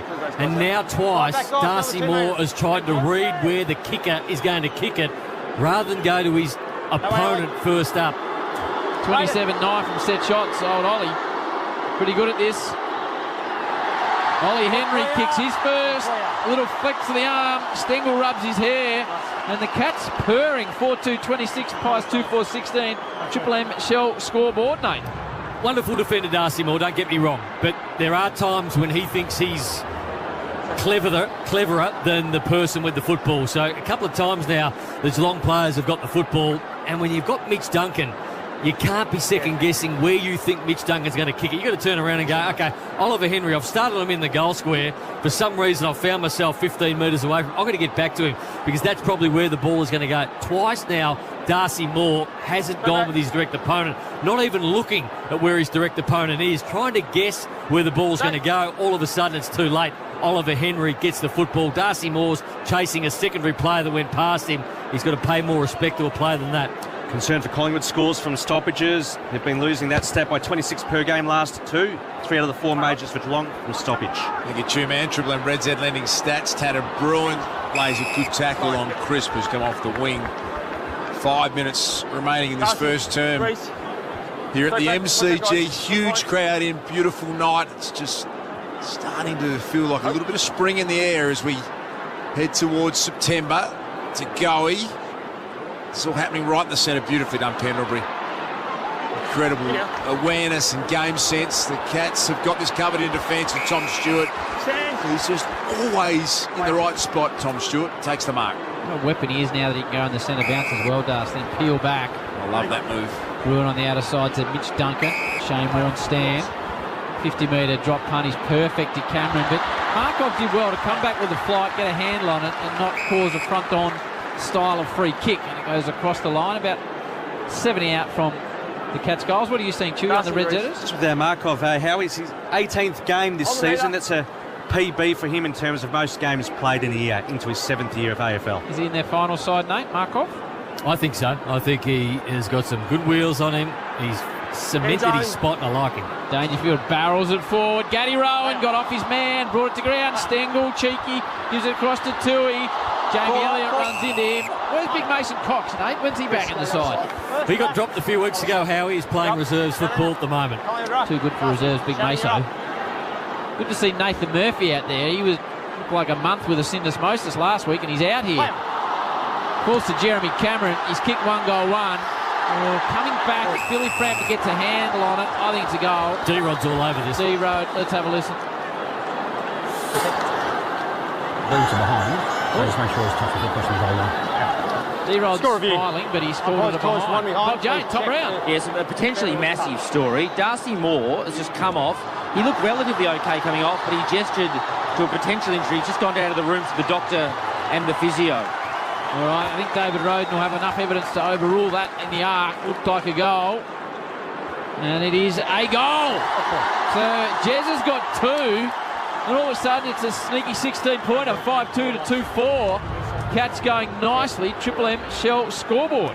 Real concerns in their defensive line at the moment, Collingwood, making mistakes and players out everywhere. So there's been a couple of times where Geelong players haven't even been used and they've been out. And Darcy Moore, I watched him sprint over the other side of the ground and he slowed up. He was chasing Jeremy Cameron, and that was when they got it out of bounds through Markov, and then turned around and made the whole run. He did run okay towards the boundary line, and Nathan Murphy was ready to come on, but he didn't look like he was running 100%, so it's a watch to keep on Darcy Moore. And that will be a big story, won't it, if Darcy Moore, let's hope there's nothing untoward, but Tommy Brown will be all over that, as he just reported, has headed into the change rooms to get something looked at. So 16-point lead to the Cats. Great start for them. Tick under 4 minutes remaining in this first term. It's Taylor Adams. Stanley, brilliant pick-up. And then got it out to Duncan, who kicks 4 to 50, but getting back was Oleg Markov with an intercept mark. Sees target that he likes in Elliott. O'Connor's defensive spoil was good. Isaac Smith trying to basketball it to himself. Can't keep it in. Under the Shane Warne stand side is Craig McRae, the Harvey Norman replay, who very rarely looks flustered, but he's got a little bit of rose coloured in the cheeks, Howie. He's got his attention at the moment. Donald and Reem Hotwater, Triple M Rocks footy. We've got 3:36 to go in the first term. Jeremy Cameron's kicked 2. A little bit red down there, Darcy. A little bit, yeah. 5-2-32 to the Pies, 2-4-16. You're a great reader of body language. I've never known you to work into the cheek colour area. He's always smiling, Craig McRae, and he's just got a bit of intensity about him tonight. 18-3 centre clearances last week. It's 4-1 in favour of the Cats again now. It's extraordinary, the Hawks in the middle last week. Stengel out the back, already kicked 1. He's in the middle of the ground. Gives it to O'Connor. Beautiful left foot ball to Gary Rowan. Fisted away from Murphy. Does well in the spoil. Myers, he's trouble because he's 60 out. You just know he's going to go to a good target. Just gets over the back. Arriving on the scene is the big boy. Gives it across to Jezza on the snap. Jezza's got 3, and there are massive holes in the Collingwood defence. Well done to big Shannon Neal with the assist. 6-2 to 2-4. 22-point margin. Still 2.5 to go first term. Triple M Shell scoreboard. Well, it's becoming a massive problem for Collingwood. So centre clear, as I just said, 18-3 last week against Hawthorn, 4-1 tonight. But more importantly, the scores from stoppages are 5 goals to Collingwood, 5 goals to Geelong, only 1 to Collingwood so far. They're trailing in. Their midfielders are trailing in at the stoppage, so Geelong are getting first use of it. But then more importantly, the Collingwood defenders are all trailing in. You have a look at Frampton, then he was well behind his opponent. Myercheck was up his end of the ground trying to get back, and we just had a look at Darcy Moore. That does look like a hamstring. A high left hamstring. That's a hamstring. Yeah, we saw Tom Hawkins stop and grab one like that a couple of weeks ago, and Darcy Moore, the Harvey Norman replay saw that clearly. That is a proper hamstring. No other way to describe it. How many days to the first final, man? Let's get right on top of this. Yep, coming shortly. Yep. Roll here. That's it's not a good. big story that Tom Brown was all over first, so that will be confirmed as a hamstring. Darcy Moore, and you don't like to speculate, Howie, but when you grab like that, traditionally you've done something significant. So let's hope they're not overplaying that at all, but on every indicator that's a significant hamstring to Darcy Moore tonight. And the scoreboard is 6-2 to 2-4 in favour of the Cats, so a bit to think about for Craig McRae. A bit of a hush going around the MCG too. I think that replay might have gone up on the big screen. Here is Zach Tui at half forward now, sliding in, picked it up athletically, then farmed a beautiful handle out to Stengel, all on his own. It was Jeremy Cameron, but Stengel's kick has inadvertently gone out of bounds on the full. He's got the calculator out, just sort of calculating days. You don't like to guess hamstring issues, Das, but you never see anyone back within less than 3 weeks. It's a 4-weeker. Gee whiz. Guthrie. Somebody's now going to take leadership and responsibility of this backline crew for Collingwood. So you've got Darcy Moore off, and the problems were there when Darcy Moore was out in the field, and he was part of it for a couple of times. But their defensive coach, somebody's got to get a message out, or at quarter time it has to happen, because right now they are trailing Geelong in everywhere. There's 3 players out everywhere. Collingwood are just well off in their defensive pursuits at the moment. Jeremy Howe's still forward, so he hasn't been shuffled back at this stage. Markov, what are you coming up with, Chew? Yeah, about 27 days, Howie, assuming the first finals on that Thursday night on the 7th of September. Well, the bye after the home and away would help him, which is good news. Hoskin Elliott, 80 from home. Little jink is nice. Can he hit a target? There is Jeremy Howe. He's already had 1 shot. He'll line up for his second after missing the first. Still no signs of Darcy Moore. Brownie, as you said, this is a big story. It's a massive story because Moore's had hamstring history, so we'll obviously check back on that in terms of which hamstrings. I think he went to see Dr. Wolfhasen in Germany once, but he hasn't reappeared yet. That's the old calf blood injection situation, Brownie. Correct, yeah. Treated Bono and Usain Bolt does. That's the one at the sort of the lair there in Munich or something. It's a lair. Righto, Jeremy Howe, who's not a lamb. A good kick of the footy. Jay Howe just to steady things down and looks at his teammates and says, come on, we're Collingwood. 3-4-22 to the Cats, 6-2, 38, 16-point margin. 48 seconds till the first break. Triple M Shell scoreboard. Big news. Darcy Moore, if you're just joining us, grabbed the back of what looked to be a left hamstring and headed down the rooms. I reckon he missed 15 or so games back in 2018. It was out for a long, long time. Let's talk about Ash and the stats. Collingwood's midfield. So last week they only had 3 players get over 20 disposals, could get their hands on the football. And tonight again, there's not a lot of ball movement in that midfield. Crisp has been playing half-back, has had the most at the moment. But outside him, there's low numbers through the midfield. Clearances, they're getting smashed. Yeah, and you look at the contested ball. That's where they've been hammered over the past 2 weeks, down by 19 per game. They're currently down by 6 as we speak. You'd be reluctant to shift Jeremy Howe back to cover Darcy Moore. He looks like their most dangerous forward, Jeremy Absolutely, Howe. Duke. He's their one winner down there at the moment. So Ginnivan is the sub. You'd imagine he's going to be activated pretty soon. Tanner Bruin wins another clearance for the Cats. Well done, Isaac Smith. Cleverly got a hand in. Picked it up off his toes. Back to Brian Myers. flicked a nice little handball out. Mitch Duncan back to Isaac Smith. Brilliant run-down chase. It was Bobby Hill. Danger with the don't argue. Got through the Hoskin Elliott tackle. Picks it up. Neil, the young big man for the Cats, gave a good contest. Myers back in there. Mitchell sweeping handball. It was Maynard. Kick was affected under some Stengel pressure. Takes a big off break back to De Koning. Gets it to O'Connor. And the quarter time siren about to sound. Neil couldn't take the mark. And there it is. Big quarter of football. We're having a look at Darcy Moore on the Harvey Norman replay screen. He gets a little bit of a handshake from Bo McCreary, but a lot of discussion around Darcy Moore. You can see Jack Ginnivan taking the jacket off. It appears as though he's going to be out for a significant period of time. Darcy Moore with a hamstring. We'll tell you more about that with Tommy Brown next. 6-2-38, the Cats, 3-4-20 to a 16-point lead to Geelong. Quarter time for McDonald's and Ream Hot Water. Triple M Rocks Footy. That quarter for Repco, driven by passion for 100 years. For McDonald's, Triple M Rocks Footy. for a Friday night feed, Macca's Cheesy Range. Get a huge hit of cheese. Hi, it's Marty Sheargold from Triple M's Marty Sheargold Show, and right now, Triple M rocks football. Max, go on. Neil Craig, who coached us in 2013 or 14, I can't remember which one, he sent me and Jack Watts to another change room because we were too jovial in the change room. Oh, he didn't like it. I've kept my jovial sort of pre-game, and Neil Craig's no longer there, so I think I won that. Yeah, good win for you. Triple M's Marty Sheargold Show. Weekdays from 6 on Triple M. Get the podcast now from the Listener app. Kobe is a cheeky 9-year-old that loves bikes and fast cars. He has acute flaccid myelitis, which has meant long hospital stays away from his family. But Kobe and his family had time together thanks to his wish to live like his favourite YouTubers. Kobe's wish came true when he stayed in a mansion, played laser tag and rode in a limo. Helping sick kids find hope is something we all have the power to do. Find out how at makeawish.org.au. Make a wish. Sizzling bacon and juicy 100% Aussie Angus meets a golden cheesy patty. The new Cheesy Angus at Macca's. Now that puts the win in winter.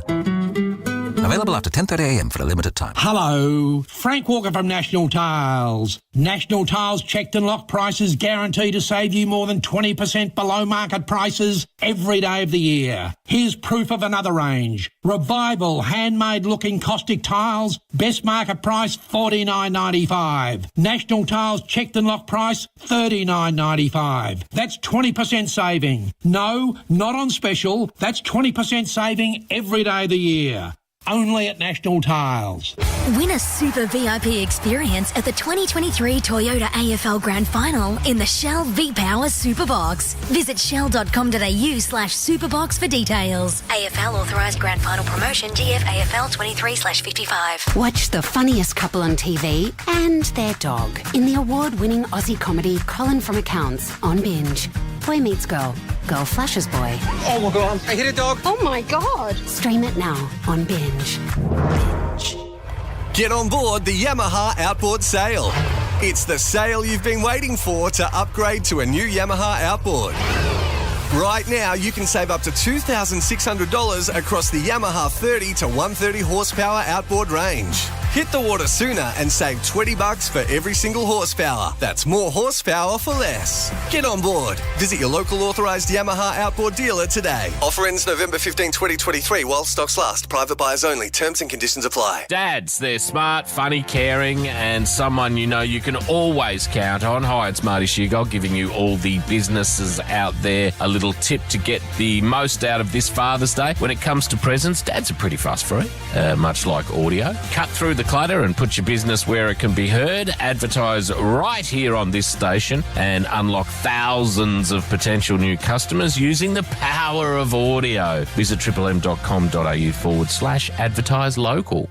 What's better than getting a fourth tyre free when you buy 3 Bridgestone Ecopia fuel-saving tyres for your car or SUV? Saving money on every trip. Call Bridgestone Select Tyre and Auto on 131 229 and go with confidence. Conditions apply. Shut up! The footy's on the radio! Triple M rocks footy. footy. This quarter for Titanium Caravans. Titanium Caravans are built to tackle Australia's toughest conditions. Visit titaniumcaravans.com.au.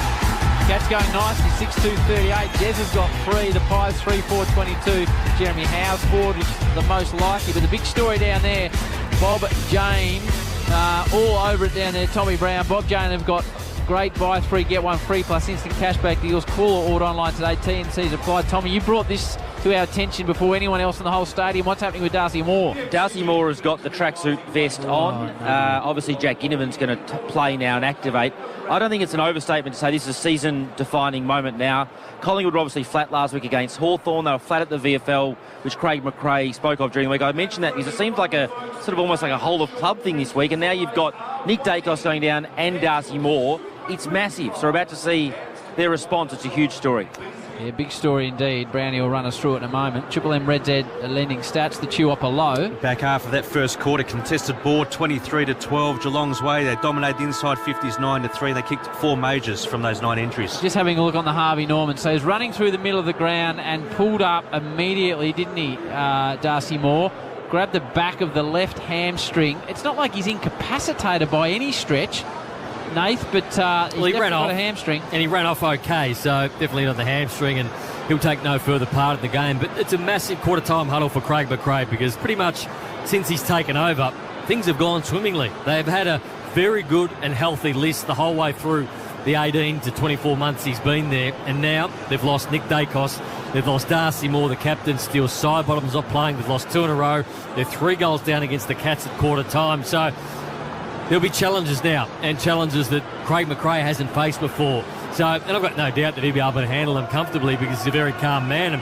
But it's just what he does now has an imprint for the rest of the season. So what does he do? Does he move players forward? Does he move players back? There's so many things that Craig McRae can do. Or does he just hold the line? Does he hold the line and say, this is what's got us here, this is what's going to keep us going up until finals, because Jeremy Howe is still forward, and they're only 3 goals behind. They've been routed at the stoppage. They couldn't be any worse in the middle of the ground in that first quarter, so I reckon that would be the message. We need to win the ball at the coalface. She's a good captain, Darcy Moore. He's all smiles. He's patting his teammates on the back. There's no, I've got an issue. He's a good man. He is a good man. I'm looking forward to seeing how Jack Ginnivan can go. And Das, how was JB's dinner? That's the best piece of salmon I've ever eaten in my life, Howie. Thank you, Jim. What about the richness of the mash? There was some celeriac in there. There was some raisins. Well done to the catering team at the MCG. We're underway in the second term. The Cats, they are enjoying a great start to this game. No, Markov, half back, took the mark and then he dropped the footy. Time to get it to Crisp. Out in front of Josh Dacos. He's going to be confronted by Jack Bowes, who bowled him over. I think Peter will enjoy that. We spoke to the great Macedonian Marvel pre-game. Keeps a very close eye, as you would imagine, on young Josh, who's out there. Nick, as we know, unfortunately not playing boundary throwing half forward for the Pies. So the ball's tossed back in. Stanley taps it down away from Cameron. It's the Collingwood Cameron. Dacos catches one high. Gets a free kick against Holmes. So he's centre wing. Members side. Jeremy Howe is the deep target. They go a bit shorter than that. Well, a big fly behind by Stewart. Doesn't take the mark. Adams, Lipinski, a little bit of space. Snaps it. It's coming. It won't come enough. And it's fisted through for 1 behind. Pies 3-5. Cats 6-2. Triple M Titanium Caravan scoreboard. Titanium Caravans are built to tackle Australia's toughest conditions. Visit titaniumcaravans.com.au. 15-point lead to the Cats. First minute of the second term. Mitch Duncan has ball in hand. Punt road end of the MCG. He's got almost all the players were on the MCC members side, but he's decided instead to go to Asava on the Shane Wallenstein side, but he's been outmarked by Hoskin Elliott. Hoskin Elliott looking around at the options, decides to Quainer, who has a rare fumble. Picked up now by Radaglia, and that's not a great looking kick. That's going to be easily marked by Jack Crisp. The Crisper, as Darcy said, last 2 Copelands are in his back pocket. Goes into the middle of the ground. A big Billy Frampton in the bright yellow boots. Sends it deep forward. McStay gets off his man and takes a good mark. This is an important kick, Nate. 40 out, 45 degreer. really important kick. Gets a lot of kicks from close in, Daniel McStacey. This will be the furthest he's been out for a while, but he's kicked multiple goals in his last 4 games and just used his body nicely. Read that well. Collingwood's play from one side to the other. Crisp used the player in the middle of the ground and just able to bypass all the Geelong players that were set up on the other side of the ground. Lining up for his 150th goal, the man from Vermont. And then Eastern under-18s, then Brisbane. Hits it well. It's drifting late. Doesn't quite hold. 3-6-24, 6-2-38 the way the Cats. Bob Jane, Tommy Brown. Pacing injuries. Parfitt is warming up as the Cats sub. That may be for Rowan. I'll tell you who for shortly, but I believe Parfitt's being subbed officially into this game. Yeah, I reckon you're right, Brownie. Tommy for that as Zach Tui spears one straight up the middle. Play on. Jeremy Cameron almost felt like a set play, that one. He sends it out to Radagalia. Juggled mark, drop, picked up by Quainer, who has got a really sharp look about him, Howie. As you mentioned, here's my check. Stewart, brilliant. Fence was spoiled, superb. Got it back to DeConey. Now Tom Stewart picks off a clever kick.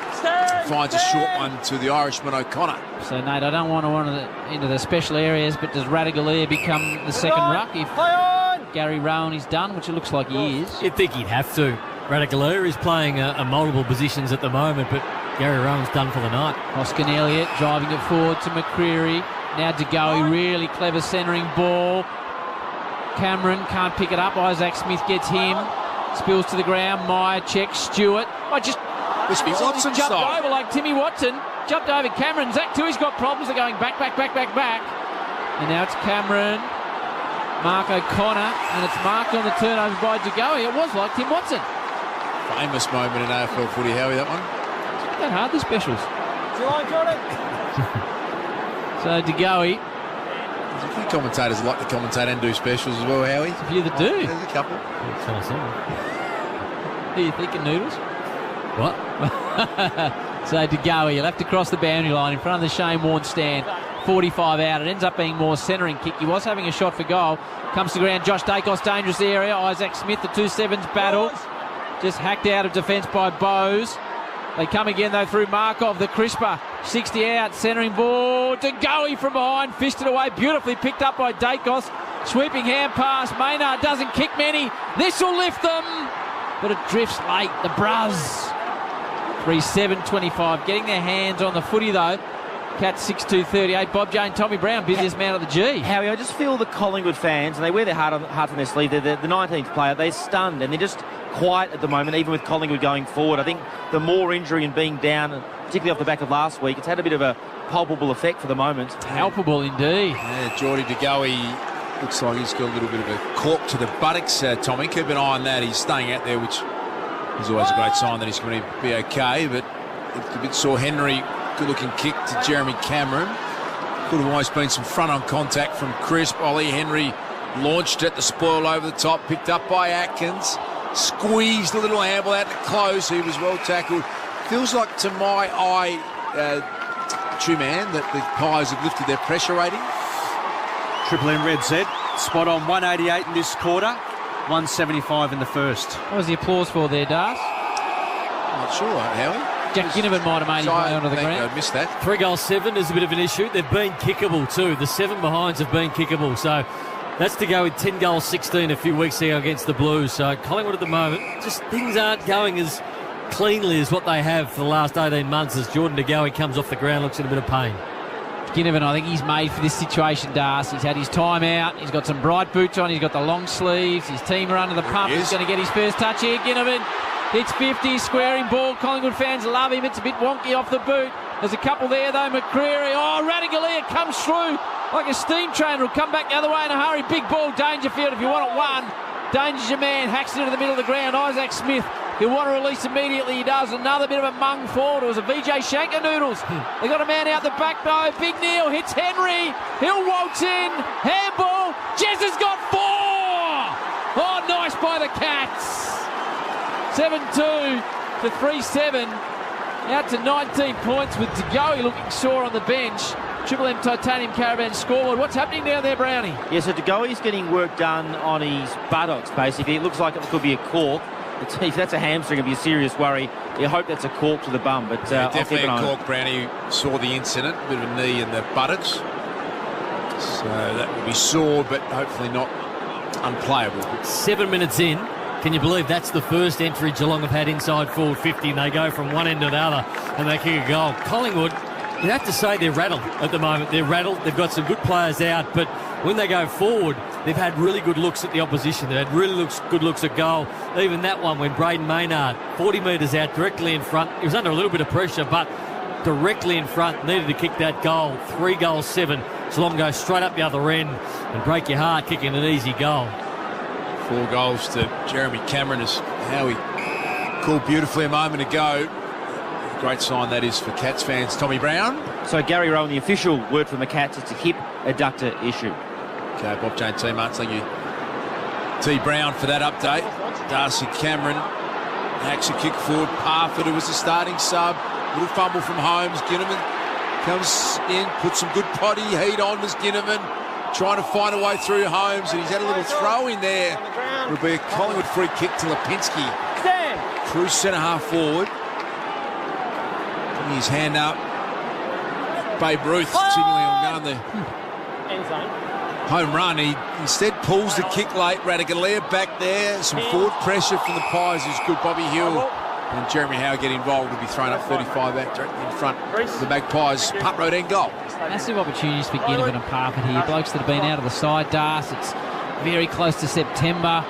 Will they get their chance? Here is Ginnivan. Snap out of the pack. Ginnivan just misses, but he's already providing a spark.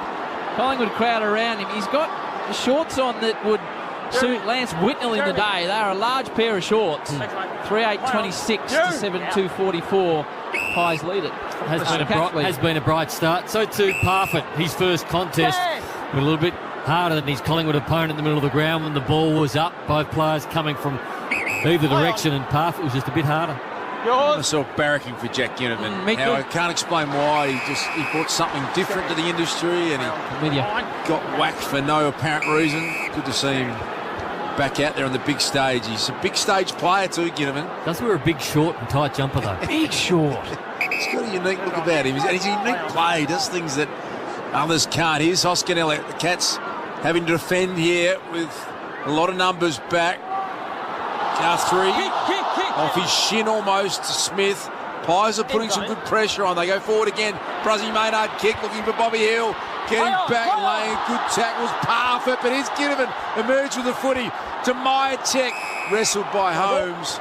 They've had some time in forward half in recent times, the Pies too, man. They certainly have. In this quarter, 82%. Cats only at 18. He's only been on for 4 minutes, Ginnivan. Already half the Cats side are annoyed at him. Snap out of the pack. Pendlebury, the master. Enough said. Scotty's had enough of this rubbish. Bangs through his first. They come from everywhere. 4.8.32. 7.2.44. Back to a 2-goal game. A lot of love for Scotty. 12.5 to go, second term. Triple M Titanium Caravan scoreboard. Titanium Caravans built to Australia's toughest conditions. Visit titaniumcaravans.com.au. They need a reward for effort, and they got it. Pendlebury been very quiet. Only the 3 disposals up until that goal, but it was a nice handball off. But Ginnivan involved again. Umpire speaking to him, umpire speaking to Geelong players around him.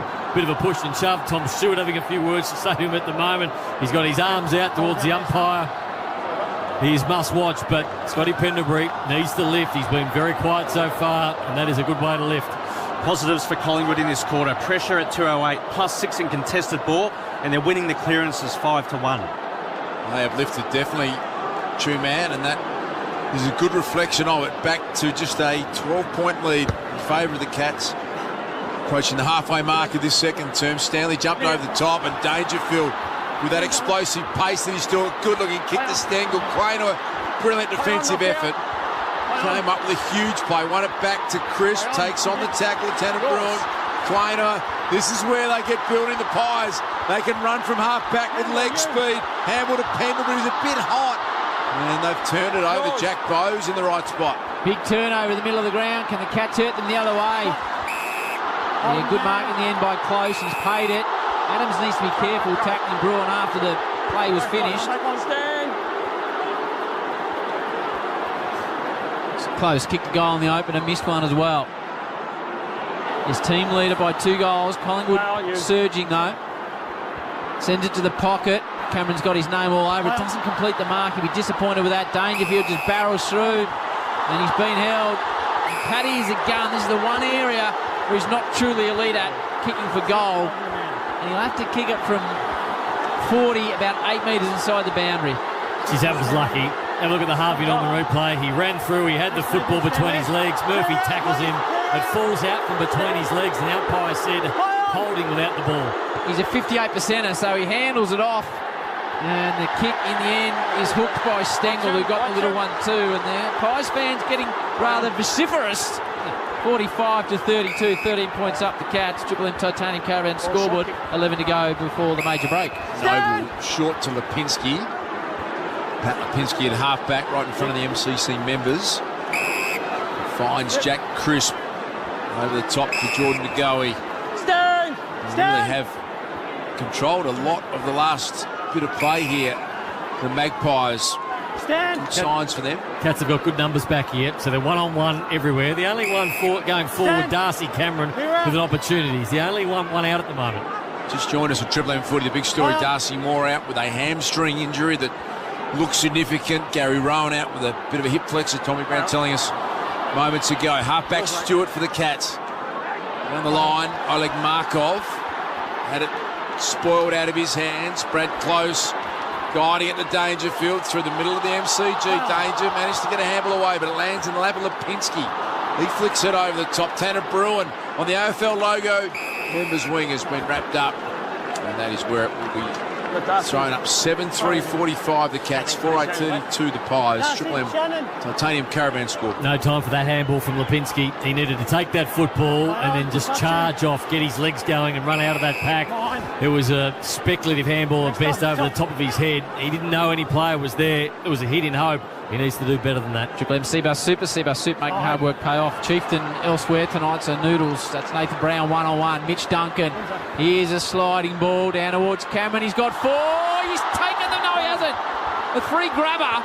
And Noble keeps it in when everyone else stopped. Now the crisper off half-back with a driving ball. Lands in the mix of Tommy Stewart. How many intercepts has he taken this evening, T. Stewart? Triple M Red Z Howie, that's intercept mark number 3, along with his 10 touches. Ream Hot Water built tough Aussie conditions when it comes to water heating. Ask your plumber to install a ream. So the Cats have moved the ball all the way back to O'Connor, whose boots are right on the defensive 50. Now he plays on. Drives it through the centre square. Oh, Mitch Duncan takes a nice mark in front of Chris. He's having a good evening, is Mitch. Dishes it off to Atkins. And now it's in the hand of the number 12, Jack Bowes, formerly of the Gold Coast Saints.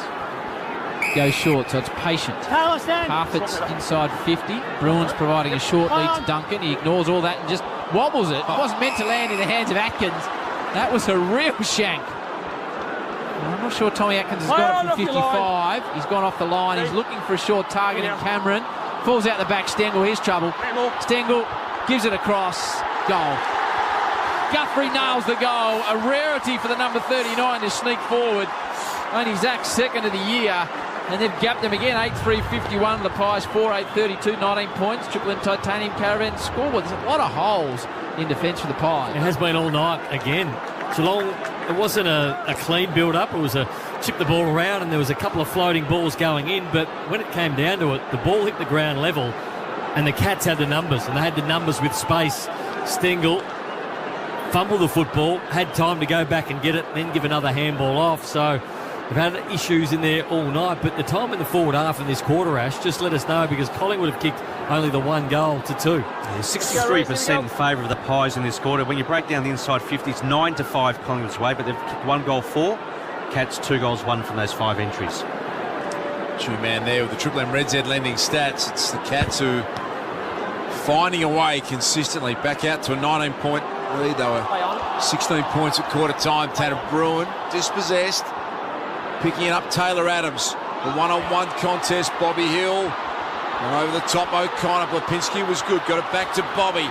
Now gets it back again for the 3rd time off Jamie Elliott. Elliott tried to soccer it forward. Atkins gets back to defend. Koning good.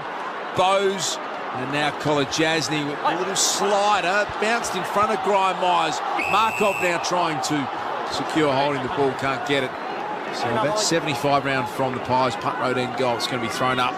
8-3-51 Geelong, 4-8-32 Collingwood. Triple M Titanium Caravan scoreboard. Tight on the boundary line. Managed to keep it in. You heard the calls, Jord. That's De Goey. Wobbling it forward. Inside 50. Just De Koning. Now Bobby Hill goes for something clever around the corner. Howe. Here's Ginnivan. Dishes it out nicely. Myercheck. It'll be all about the kick on to Beauty. It's an absolute ripper from Myercheck. He bounced it. He rolled it. He bumped it. And he nailed it. Big goal, Brody. Assist from Ginnivan. Brody's got 2. Back to 13 points. 5-8-38, 8-3-51. The catch. Triple M Titanium Caravan score. That's a sharp finish. That was a sharp finish, but you've got to take your hat off to Jack Ginnivan, who has been instrumental in their last couple of pushes forward, and just an instinctive handball. Had no opportunity to get rid of the football other than give it to the teammate. You'll see a lot of players who get the football in that position and they'll try and beat the tackler. They'll try and get up and create something that's probably not there. But the first instinctive move that Jack Ginnivan had then was to give the handball off as soon as he took the football, and that's the reason they got the goal. Brody Myercheck's got a couple. Jezza Cameron's got 4 at the other end. Back to a 13-point margin. Pies fans who are here en masse, as always, at the MCG, are getting a little more excited on the back of that goal from Myercheck. Stanley guided it down on the centre bounce easily. Got it to half it. Here's Graham Myers. 39 goal assists is the equal record ever in the home and away season, alongside Jason Ackermanis. He's got it inside 50, but Noble running out of half-back, takes one bounce, runs his full journey, kicks it down the line. Howe, brilliant effort. Radicale was in the box seat, and Howe just acrobatically got himself into the play and then has come up with a holding the ball against Radicale. Brilliantly done, Jeremy Howe. Just to pick their way through this. Geelong got an extra number behind the football at the moment, so they can't just blast it in. Just steadied Collingwood after the hamstring to Darcy Moore. Play on yours. A couple of short balls to number 1, Lipinski. As Nate said, it's very crowded up forward. He likes the Babe Ruth point. Now watch as he tries to hack it into the pocket. It's quite brilliant in the end of Myercheck. Colin Jasney's frustrated, but it was a really well-disguised pull kick. And Brody, I think Luke Hodge v. the Eagles. That's the pocket he's in. In a similar spot, he'll have to hook it around the body for about 35. For number 3 for Brody, heart and soul man. Gonna have to be a big snap. Geez, he hit it well. That is a quality finish from Brody Myercheck. Top shelfer. Broads has got 3 and it's back to 7 points. Pie 6-8-44. Geelong 8-3-51. 6:23 to go second term. Nate, this is turning into a very nice game of footy. It is, and Collingwood have lifted in their intensity. Ash, I'll get the tackle numbers from you in a minute, but it feels like Collingwood have lifted in the second quarter. In that area, they were poor in the first quarter, but it was a nice kick from Patrick Lipinski. It was good football all around because the kick was good, the lead was nice, but Geelong set up so well behind the football that they forced Collingwood to go wide to the boundary line. It was the only spot they could go. Still a hard kick to kick it from out there, but they got the job done. So good defending, but eventually the forwards took precedence, and it was a nice kick by Brody Myercheck. Those tackle numbers, Ash. 17-5 Collingwood's way in this quarter, and their pressure rating still tracking at 204 in this term. Cats only at 154. Back-to-back goals for Brody Myercheck, his 3rd for the first half, and we're back to a 7-point Cats lead, reduced from 16 at quarter time. So well done the Pies. Here's Pendlebury. Drives a kick forward to 50. Radicale athletically and brilliantly done. Disposed to Taylor Adams. Little away handball from Dangerfield. Was maybe a bit ambitious. He's missed Bruin. And it will be a boundary throw-in. Cats have got it at half forward. They are feeling some genuine Collingwood heat. All of a sudden are the Cats. Tommy Brown out at half-time. He's got to do a Matilda's cross. Remember when it used to be the Wolf and Chew show? Yes, that ran for 7 consecutive years. How are we at half-time? Good one with the Brown and Chew show at half-time, which I'm looking forward to. Radicale gets his kick away. We've just reached the attack 50 through the hands of Murphy. Closest in the region. Markov works hard on his D50. Pendlebury, rare fumble from Maynard. Noble caught immediately by Henry. 60 out from his defensive goal. Thank you. So it was the Cats by 16 at the first break. What was the game high, Chewy? Triple M Red Z at game high, 22 points to the Cats. Been whittled back to 11. As the Cats go inside, 50 and a big fist from Quaynor and Murphy. You've said rare fumble, Howie, and it is for Collingwood for the season, but over the last 3 weeks, I haven't seen them fumble as much as they have at any time in the last 18 months. So it's crept into their game, and as you always used to say, Ash, you need to take fumble stats and you'll find the winner. No doubt, Brownie. Roosie was big on that. Yep. He'll be tuning in from Hawaii. Ash was big on it. Hopefully he's okay. Hopefully everyone's okay over in Hawaii at the moment. Here is Josh Dacos. What's happening in Hawaii, Howard? Bad fires, mate, in Maui. Very bad. I hadn't caught up on that. That's terrible. Here is McStay. Spearing kick was intended for a teammate to go. He's been turned over by the Cats. Murphy's defensive spoil on Henry was really good. Getting back Isaac Quaynor. Josh Dacos is handball down the line. It's going to stay in. Charging out at Markov. Still pinballing around at halfback for the Pies, but they're winning some good 50-50s at the moment. Markov to Tom Mitchell. Gets a handball back to Dacos. Now to Pendlebury. Another handball's good to Degoe. He goes again with the hands over the top to Bobby Hill. Some sort of goal coming up here for the Pies. Short one is on. Jamie Elliott's got time to run in and score. And the Pies are humming. They have kicked the last 3 goals. Brilliant stuff. Half-back to Jamie Elliott. Series of handballs, and it's a 1-point ball game. 51-50. 1-point lead to the Cats. Triple M Titanium Caravan scoreboard. It's the first time I've seen that in a few weeks, isn't it? That famous Collingwood move from half-back, and they had to work really hard to do it from half-back, and hats off to Josh Dacos, who's had a fantastic first half. 17 disposals. He's had 10 in his second quarter, but they were under pressure at half-back. The ball was fumbling around on the boundary line. They had to be clean, and they were off ground level. Eventually, they got the ball into the hands of Josh Dacos, and then it was a chain of handballs, which we've seen so often through the middle of the ground. And Jordan Degoe, he just had that last little handball, needed to get right and put it out in front of a running player. And as always happens with Collingwood, when they get that chain of handballs going, they had multiple opportunities to go forward and pick out, and Jamie Elliott was one of them. Great finish on the Harvey Norman replay. Harvey Norman Epic audio sale. Huge deals on earbuds, headphones, smart speakers and more now at Harvey Norman. Back in the middle we go. Little hand pass from Myers to Holmes. His kick smothered. Collingwood, their fans have lifted. As Brownie said, they're a touch quiet, but they're right behind the black and white now. Pendlebury, Jay Dacos, the big name starting to roll. Elliott on a long lead, marked strongly. Here come the Pies again, takes it away from O'Connor. Centre wing, Shane Warnstan. Elliott. Big mark out there, because that was 3-on-1 for Geelong to hit the ground level. Huge win by Elliott. Pendlebury, he's going to go back to Josh Dacos. Red's Ed, Josh Dacos. Disposal number 19. Stand! Adams. 2 kicks from home. Takes a bit off the kick, pops it into the pocket. Cameron's the target. Radical is an enormous man, and security decided to evacuate their seat as Asava was heading over, and that was a good decision. Darcy. Craig McRae again, who's having a drink of water on the Harvey Norman replay, coaching, standing up alongside the interchange bench as he does every week. It's a bit more of a normal colour now, Duke. He has. He's got the red out of his cheeks, Nate. He's had a bit to think about. Yeah, the David Parkins going on in the first quarter. Bumped into Parko this week, going for a walk around. Did you? Kevin Bartlett reserve. Saw the great David Parker. What a great treat that was to catch up with legend Parker. Meyer check, goal number 4.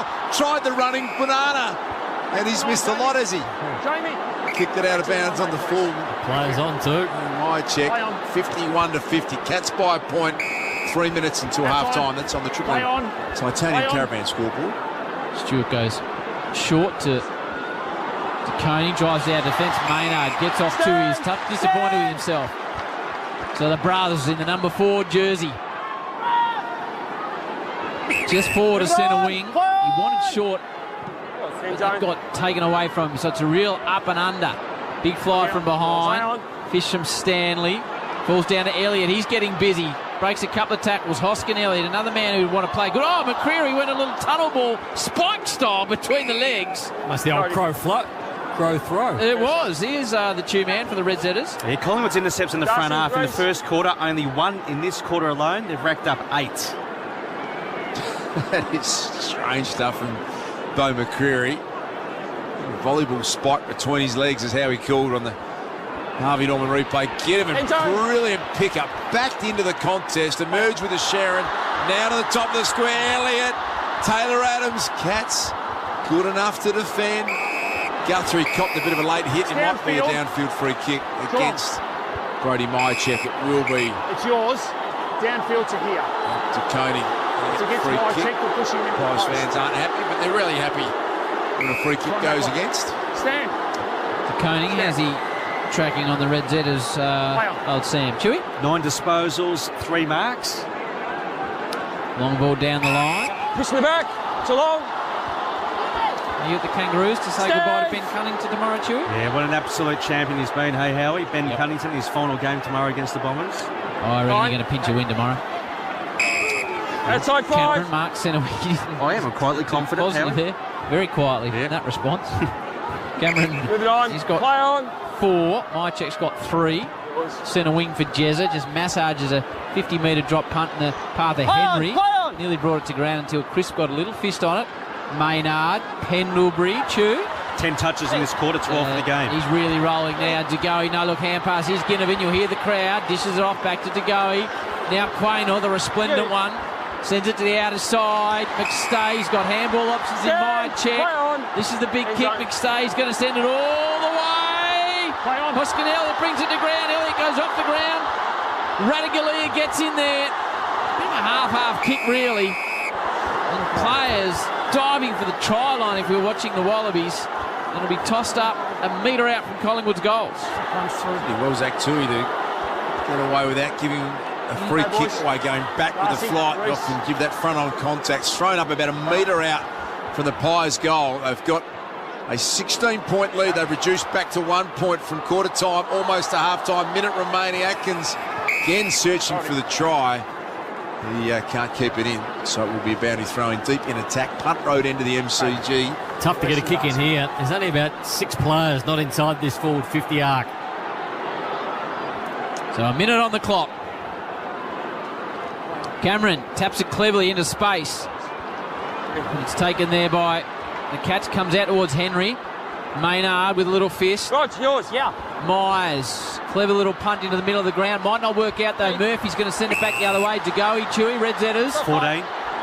Geordie in the number 2. Goes back to Maynard, who's getting really busy now. Bruz, left foot high ball. Where are the flyers? Radagalia's got a back.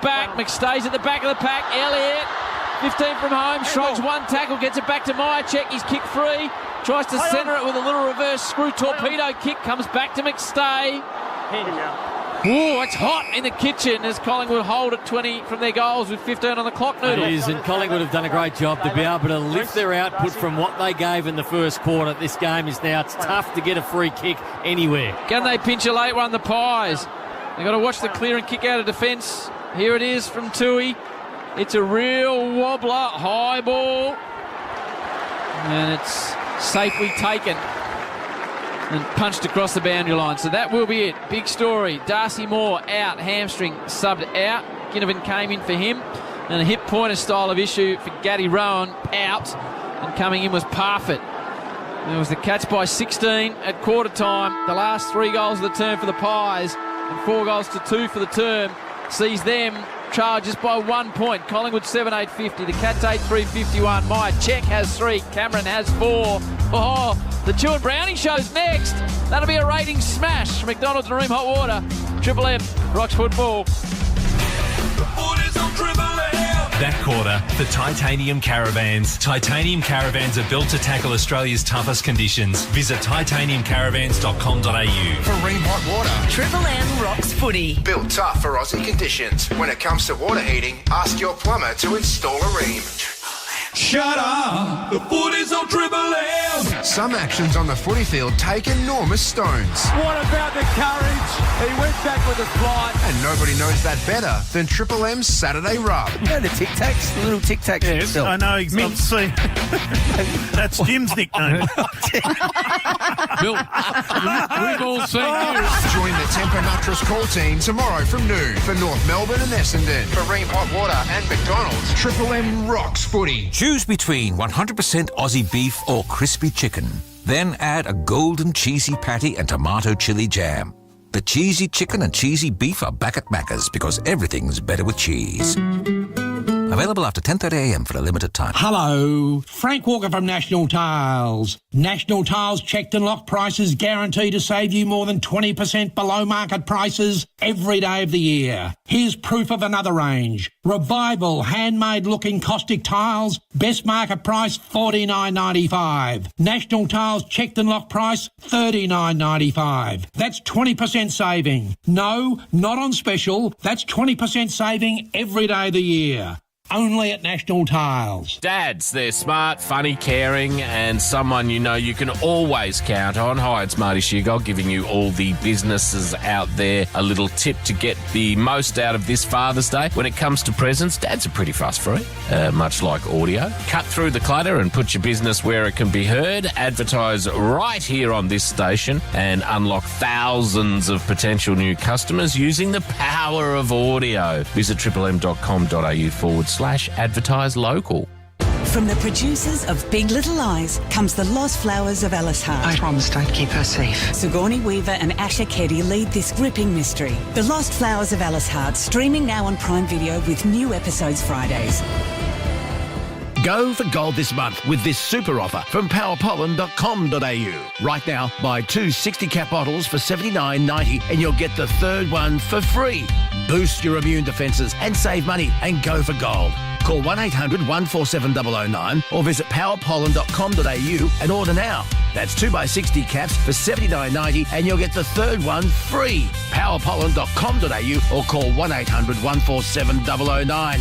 Power Pollen. Power up your winter. Australia's biggest skills competition hits Melbourne. The World Skills Australia National Championships. August 17 to 19 at Melbourne Convention and Exhibition Centre. See the best young talent battle it out. From fashion to floristry, baking to bricklaying. There are over 55 skills in action with interactive activities. Plus, discover exciting career pathways at the Victorian Careers and Employment Expo. To register for free or for more info, see worldskills.org.au. Who knew? Mahindra has achieved a Guinness World Records title for the fastest crossing by a production vehicle of the Simpson Desert in 13 hours, 21 minutes, 5 seconds. Achieved by Gene Corbett and Ben Robinson on the 16th of March 2023 in a Mahindra Scorpio N.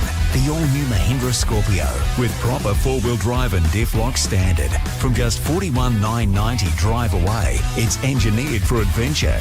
See us at the Melbourne 4x4 Show, Town Square, Site 408. Shut up! The footy's on the radio!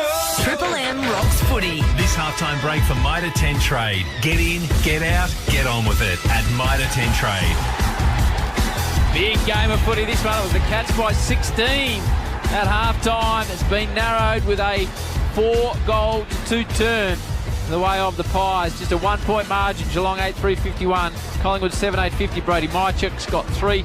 Darcy Cameron hasn't got any, but Jeremy Cameron's got 4 and going nicely. As I turn around, I see Two-Man, I see Brownie. They're pouring over the stats. Before we get to the stats, just a nice summary, Nate, of what is an entertaining game of football. Yeah, it was a really entertaining game of football. The Collingwood have dominated in possessions and time in the forward half. I think it's about 63% to 37, but they weren't able to put it on the scoreboard in that first quarter. And then their defensive structures in the first quarter fell down like I haven't seen them fall down since Craig McRae's taken over. So Darcy Moore started the game, had a couple of goals kicked on him early, and then he got injured. And after that, they just looked all at sea. They couldn't readjust, but it wasn't as if they had young, inexperienced players down there, Collingwood. They had senior players down there, but they just played a pretty poor brand of football in that first quarter.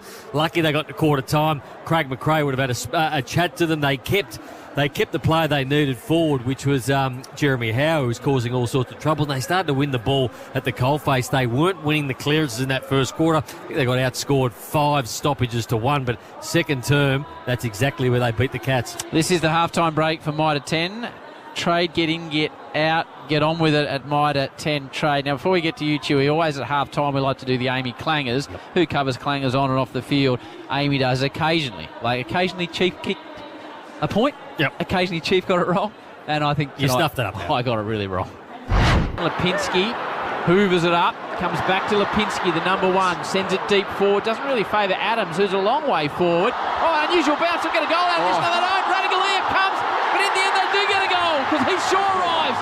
It was a bit like Heath Shaw arriving on Greenwell. That is a big story. Heath Shaw kicking a goal, And then Adams kicked the goal, but I was thinking back to the smother of Heath Shaw. And there's your Amy Clanger for the probably season noodles. But in the end, it was a goal for Taylor Adams. Cut me off. Funny you bring up Heath Shaw because he had a bit of a road rage with Das during the week. Cut me off in traffic. I don't know what's worse, when you get it wrong or you look round and see the delight on your face, Tuman's face, and Darcy's face. Or that you tried to cover it up, meaning that Nick Greenwald was on the boundary line. I was thinking about the spoil of Heath Shaw, because that's what Radaglia did. But anyway, I butchered it. But Tuman, a man that rarely butchers anything, what can you tell us on the stat sheet, my friend, for Reds Headers? These were the positives for Collingwood in that second quarter, Howie. Contested ball +8. +2 in clearances. As Brownie said, Geelong kicked 5 goals from stoppage in that first quarter, scoreless in that second term, and their pressure rating was through the roof for the Maggies at 205. The AFL average is 180 and +10 in tackles, and they dominated territory as well, 18-9 with the inside 50s, Howie. A few players didn't come to the table in the first quarter for Collingwood. I think Pendlebury, when he kicked that goal, had only had 3 disposals, ended up with 10 in that second quarter. Dacos had 13 in the second quarter, Maynard 10, and De Goey, very quiet early, 9 in that second quarter. Choice Hotels round the ground. Whatever your reason for travelling, you'll get the lowest prices guaranteed when you book direct at choicehotels.com. So go ahead and book it. Two-man just on the stat sheet. How many did Heath Shaw have in that first half? Heath Shaw, we're going to rewind the clock, don't we? Righto. We might take a break here because Das has got a lot coming up and a lot of what he wants to get off his chest and talk about. So we'll get a breakaway here, but it is the Cats leading it by 1 point. McDonald's and Remo Water. Roll the music, Leroy. Triple M Rocks footy. That halftime break for Mitre 10 Trade. Get in, get out, get on with it at Mitre 10 Trade. For Ream Hot Water and McDonald's. Triple M Rocks footy. Triple M's Marty Sheargold Show. I had a blue dress on when I met him. It has Marty Sheargold. G'day, everyone. A man who knows what he loves. I love a Carlton draft. I love a cocktail Frankfurt. I love rulers too, Anna, in it. Triple M's Marty Sheargold Show. It's a show for grown-ups. If you can peel it, eat it. Kickstart your day with a laugh. Triple M's Marty Sheargold Show. 6 to 9 weekdays on Triple M. God, I love mowing too, Heath. Yeah. Sizzling bacon and juicy 100% Aussie Angus meets a golden, cheesy patty. The new Cheesy Angus at Macca's. Now that puts the win in winter. Available after 10:30am for a limited time. Hi, Rodney Jane here. At Bob Jane T-Marts, we've got great deals for every budget. Up to $200 instant cashback on selected Bridgestone, Dunlop, Michelin and Pirelli tyres. 16 and 17-inch 4x4 steel wheel and tyre packages from $9.99. That's 4 wheels and 4 tyres under $1,000. We won't be beaten with our best tyre price guarantee.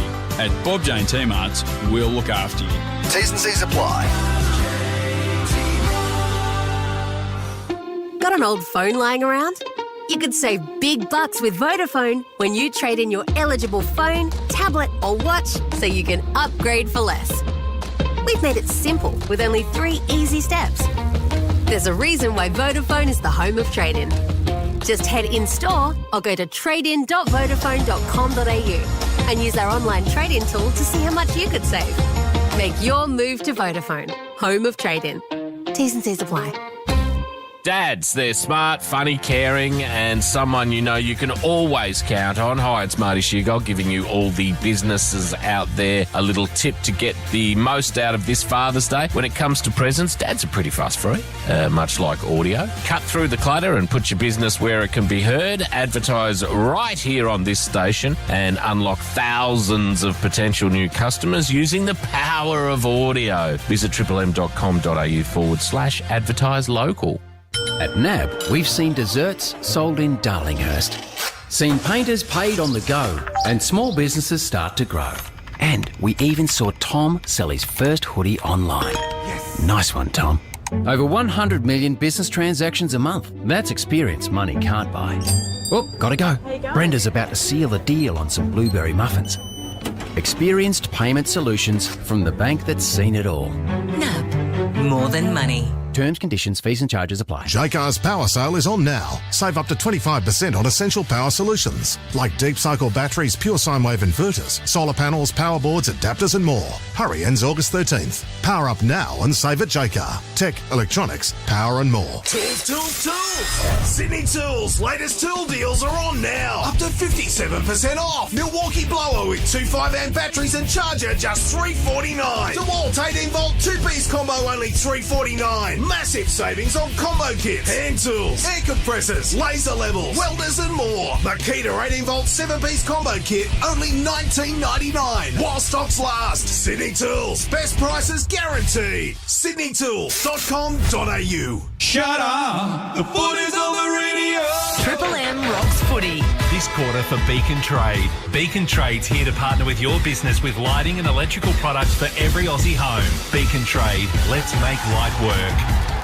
Half-time break thanks to Mitre 10 Trade. Get in, get out, get on with it at Mitre 10 Trade.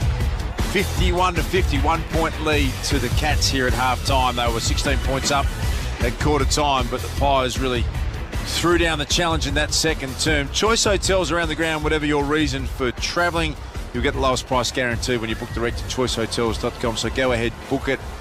And Nate, want to ask you about the eyes of Australia on the Matildas, and we'll be doing that from 5 o'clock tomorrow afternoon on Channel 7. What about the Brown family? They got behind the Matildas? They certainly have. They love it. Unfortunately, they start at 5 o'clock tomorrow, and we've got a netball game scheduled to start at 5:10. So it's fair to say that I've got 9 girls on my netball team who are filthy at the moment.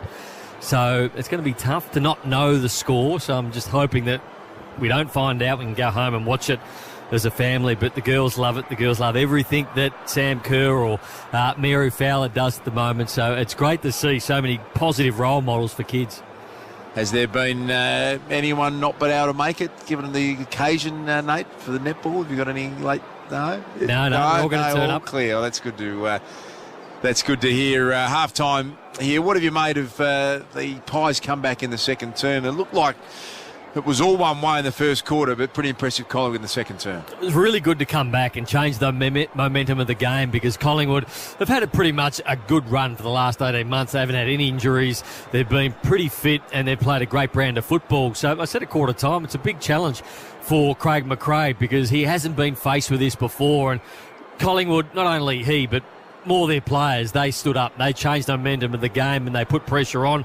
First quarter, they got 5 goals kicked on them from stoppages, and that was what the problem was last week against Hawthorn, but they were able to turn that around in the second quarter and win the stoppages. Always hard mid-game to change a stat that is trending in a direction you don't want it to, and then all of a sudden you come out on top in a quarter.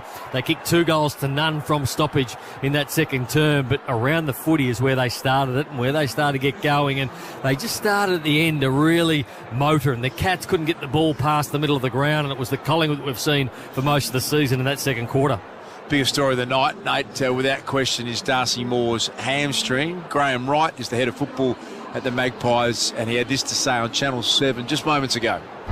Darcy Moore subbed out with a left hamstring. What can you tell us about that injury? Yeah, it was hamstring tightness, so they went down and tried to loosen him up, maybe through the back, but couldn't get him going. So, yeah, he's going to be out for, this game, obviously. We'll get him scanned and see how he goes. He's missed 27 games since his debut in 2015, purely with hamstring injuries. So are you confident that it won't be overly serious? Yeah, I don't think so. They said tightness, so that's what we'll go on at the moment. Thank you for your time. Appreciate it.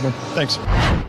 We did run off. He ran off okay. Yep. Obviously, he pulled up very quickly in the middle of the ground, but he was able to still run off. So normally when you have a hamstring injury, you'll walk off the ground. So that tightness that he's feeling right now could be the difference between if it's only a 2-week or 3, but if it's a proper hamstring, you miss 4.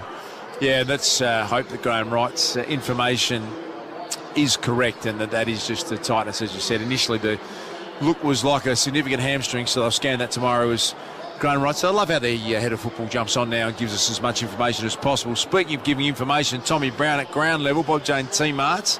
What's happening in the world of news, Tommy? Yeah, we'll just be interesting to ask further to the Darcy Moore point on how Collingwood do treat that. As I mentioned earlier in the broadcast, he has been to Germany before for those hamstrings. Now, obviously, we'll have to assess the extent of it first thing in the morning. It's hard to believe that would just be awareness at this stage, but fingers crossed.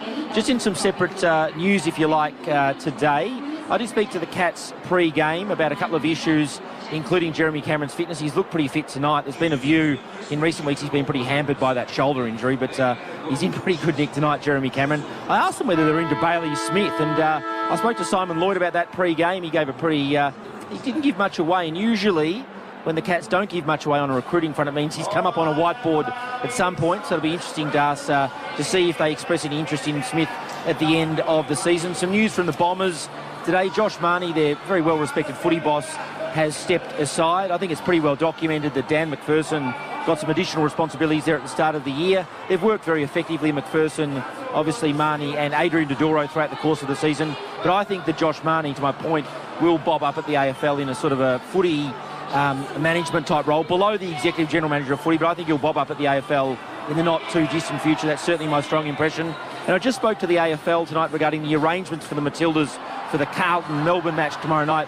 The AFL has delayed the start of that game by 5 minutes to accommodate any potential extra time and post-match interviews and so forth. It'll be up on the big screen, and when the football starts, if it runs over, it'll be on all the screens throughout the ground where you can access that and watch any shootout or anything like that. So the AFL is just working through those arrangements tonight, but they've been very accommodating of what's really a national event of massive significance tomorrow night with the Matildas, who have never reached a World Cup semi-final, and it's sort of being compared to Kathy Freeman's run in some respects. I think it's one of those moments where everyone's going to watch, and it'll be magnificent.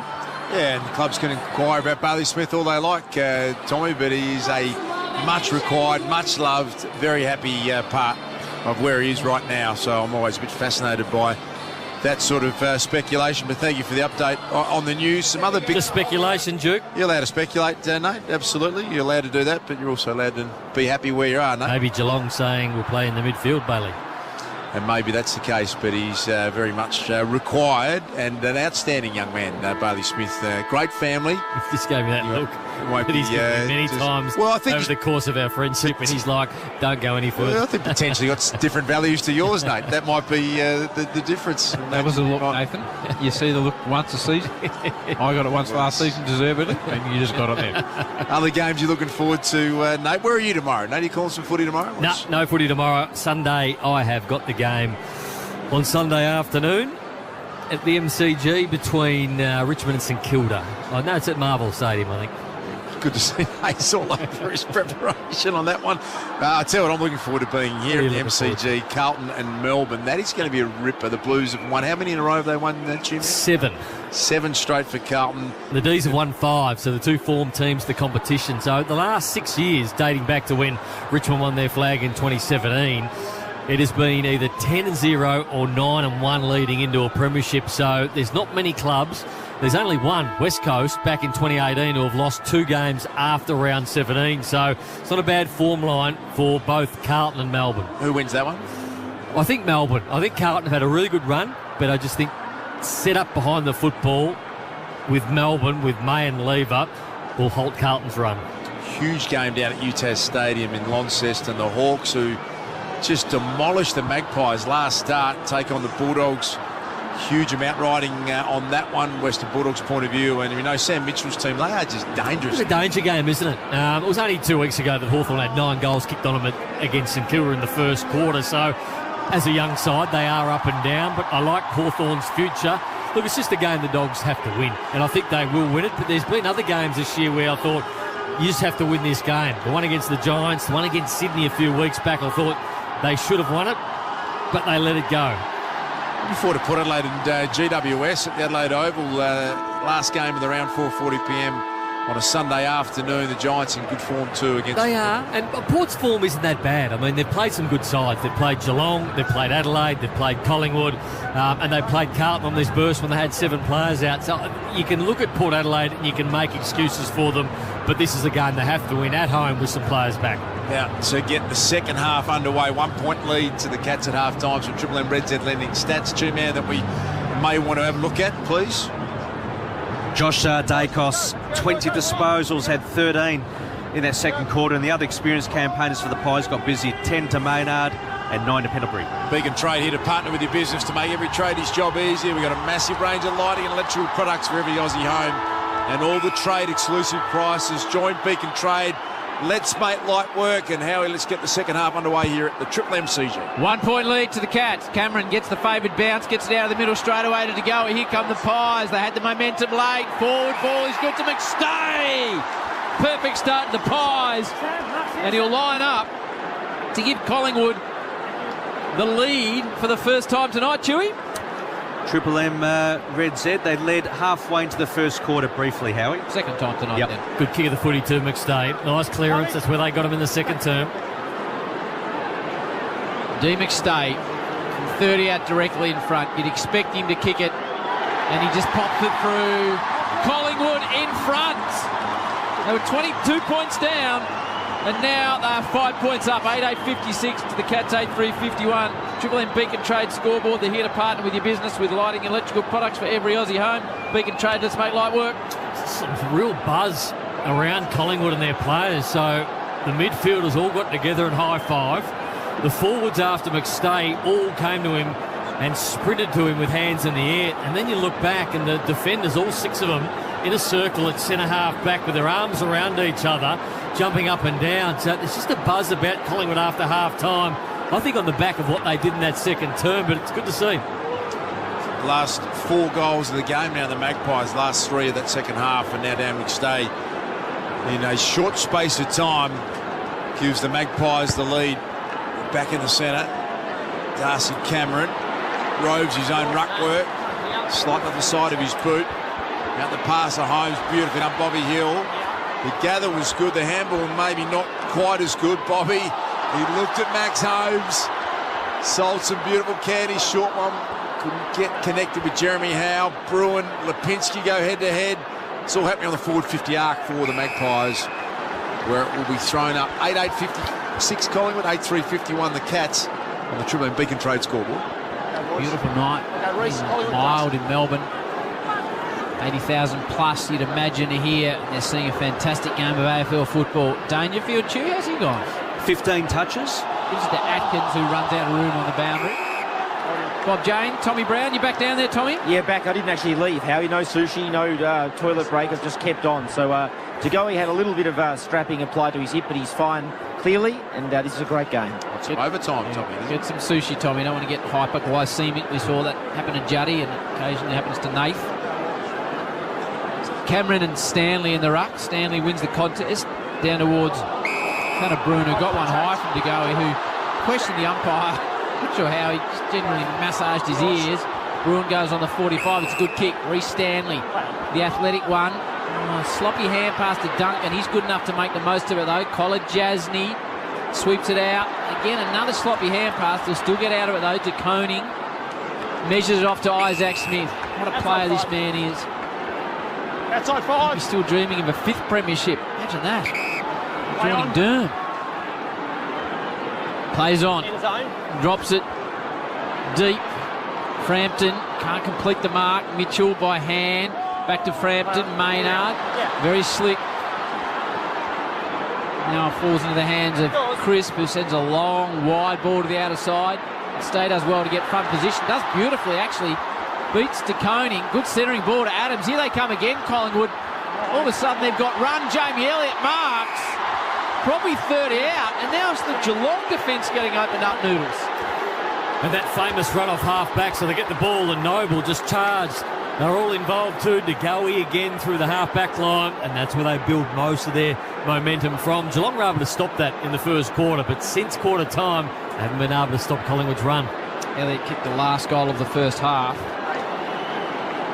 The number 5, 32 goals. The man from Euroa this season in match number 174. What a player he is. Leans back. Home. Collingwood have kicked the last 5 goals of this match, and they are out by an 11-point margin, 9-8 to 8-3. Triple M Beacon Trade scoreboard. Oh, it's an impressive footy club, isn't it? To come back from what they faced in that first term. No Nick Dacos, no Steele Sidebottom, their best defender and their captain out with a hamstring injury off the ground and all sorts of problems. Their defence wasn't standing up, and it was simple. Win the ball around the stoppage and you get your game going. Lift your intensity rate, and your pressure around the football. I think for most part of that second term, they went above 200, Ash, and that's where they started it. Craig McRae said, we want to hunt this week. We want to hunt the opposition. They didn't do it in the first quarter. They've definitely done it since quarter time. Just with the Cats' last 7 rounds only conceding 64 points per game, they've already conceded 62, 2 minutes into the third quarter. Stanley trying to guide it to Bruin. Now Brandon Parfitt. Jordan De Goey a little slow to get up the centre. Gets up the slight limp. Maynard at half back. Wanted to find Crisp. He's well tackled by Ollie Henry. He's got the feuds tonight to go. It's the second time he came off before, got some work. I reckon up to his adductor as well, so he looks a little bit lame at the moment. Now to limp his way over to the stoppage, but it's going to be taken away by Isaac Smith. Centering kick.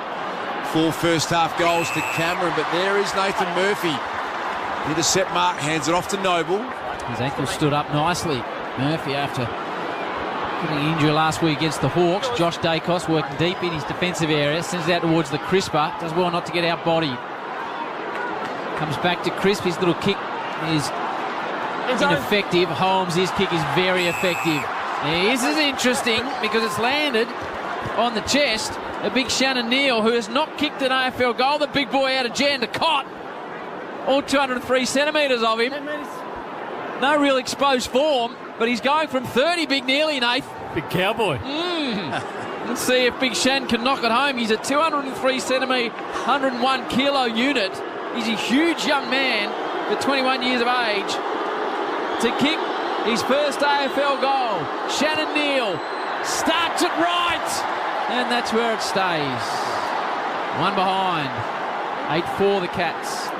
Pies 9-8, 10-point margin. The Cats, Bob Jane, Tommy Brown. Geordie's on the bench. He's clearly in discomfort. It looks at this stage like it's one of those nights where it's just knock after knock, but I'll keep a close eye on it. Thank you, Tommy. Just join us for Triple M Footy. Darcy Moore subbed out earlier with a hamstring as Tom Stewart marks in front of Bobby Hill. Half back for the Cats. So we'll keep a close eye on Geordie De Goey. Stewart pops it down the line. Shannon Neal from behind. Beautifully taken, Josh Dacos. No younger brother Nick tonight. Pendlebury. Centimetre perfect, as the great Dennis would say.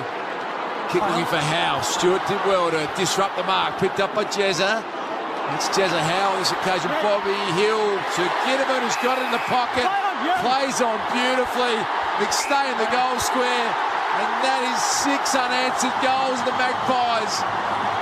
The Collingwood Army love it. And they've turned a 16-point quarter-time deficit into a 16-point lead on the Triple M Beacon Trade scoreboard. I tell you what, there's some good decisions being made by Collingwood at the moment. That was a fast give by Jack Ginnivan, who's been very good since he's come on, Ash. His ground ball gets inside the forward half of the ground have been outstanding, but you come back to just a clean take. Now, we spoke about fumbles before, and the side that fumbles more normally will lose the game if they took the stats, but it was a hard take out here on centre wing by Josh Dacos. The ball came down at a rate of knots, but he was just so clean at ground level. He's able to take the ball without breaking stride. It was only a small thing, but he got the handball out clear to Scott Pendlebury, who was then able to make the decision. So if there was half a fumble by Josh Dacos, the moment's over. It would have been wrapped up, stoppage, probably a throw-in, maybe a ball up on centre wing. Geelong getting the set up and giving up another opportunity. But because he was so clean, they get the opportunity in their forward half of the ground to score. Triple M Seabus Super making hard work pay off. Nathan Brown one out in the square. What an impressive turnaround from Collingwood. Darce with more out injured, and they just looked a bit listless, and they were 22 points down. They looked in serious trouble. Jeremy Cameron kicking goals at Will Howie. It looked like a long road back. He kicked 4 in the opening stages of the second term. Jeremy Cameron hasn't been cited since, and all of a sudden Collingwood have squeezed it out to a nice little lead of 16 points. I know Geelong will come again though. Mitchell whips it out towards the Crisper. There's Holmes, Atkins, Isaac Smith pressured, Parfitt. Big evening for him. Smith just bends it around the corner nicely. It's Tommy Stewart, the star. Stand! Multiple All-Australians. Oh, it's a aggressive ball forward. Crisp is there, gets the hand pass. Holmes cuts it off. He's stripped of the footy though. He's done with the footy. Good tackle, Bobby Hill. been important since quarter time, Bobby Hill. His pace and his ability to hit the ball at pace. Come back on. What a great addition he's been to the Magpies, recruited Play on. from GWS, just 11 games last year. He had That's like 5. testicular cancer issue. And Bobby has found a very nice home here. The Magpies, Isaac Quainer now footy in hand. And on the boundary line, MCC members wing side. Jeremy Howe from behind. Tried to launch over Radigalea. Mitchell was looking for Lipinski with a handball. Missed the target out of bounds. Boundary throw-in. So 10-8-68 Collingwood. 8-4-52 the Cats. That is all on the Triple M Beacon Trade scoreboard. Third quarter kicking efficiency, 73% the Pies, 36% the Cats. Tells a tale on the Red Zetters. Red Z lending loans for the self-employed, redzed.com. Umpire resets things from the boundary. Pies everywhere at the moment. Parfitt, Stanley. Look away hand pass in the hands of DeGoey. He battles hard. Parfitt gets it again. Here's an opportunity for the Cats. Centre wing. Centering ball. Cameron's underneath it. Murphy with a big fist. Ginnivan bounces over him. Important ball to be won here. Duncan. Myers. They can't afford Grind to get it in the 50-metre area. Ginnivan, well, it looked like he got one high, but it's Jack Ginnivan, and they just don't pay it to him anymore. Straight back this way. Reece, Collingwood. He got one high. Slip high around the neck. Jack Ginnivan, who see how he's had a habit. Yep, absolutely. Van is going to be paid full speed. Bobby Hill, front and centre, magnificent goal. They are irrepressible, the Pies. 7 straight goals. They have smashed this out to a 22-point lead. That was a bit of Nate Brown at his best, Howie, front centre. Brilliant effort from Bobby Hill.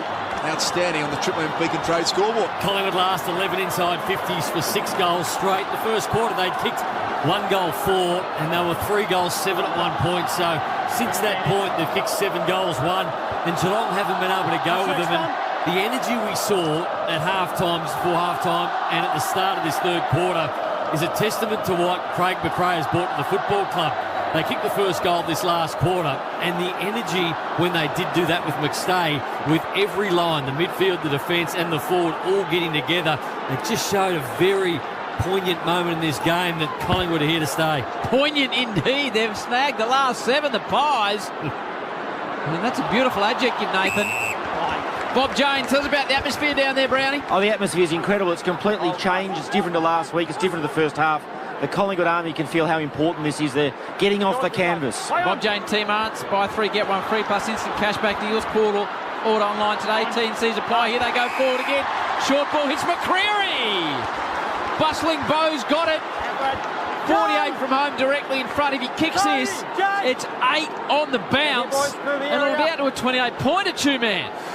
Unheard of, and they've been super efficient. 6 inside 50s this quarter, the Magpies, for 4 goals straight. Two-man's just thrown a little unheard of in there.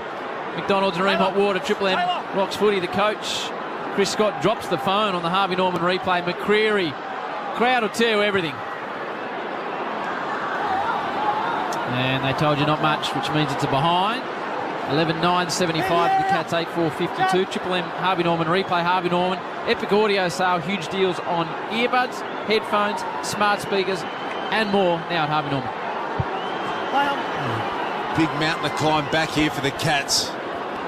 Can they just inch their way back to the next goal? Henry, beautiful mark. Jeremy Cameron screaming for the footy. Instead goes with a really good kick to Holmes. Centre half forward. Hard run, Isaac Smith. The kick from Holmes made him work for it. Got out in front, and then he tries to caress it to Jeremy Cameron. He's been paid the mark. That's 1.5 metres out of bounds, and the boundary umpire was he's laughing right there. And they've just seen the replay. That is extraordinary. The boundary umpire 1 metre away. Harvey Norman replay, Nate, took us for this. The boundary umpire turned around.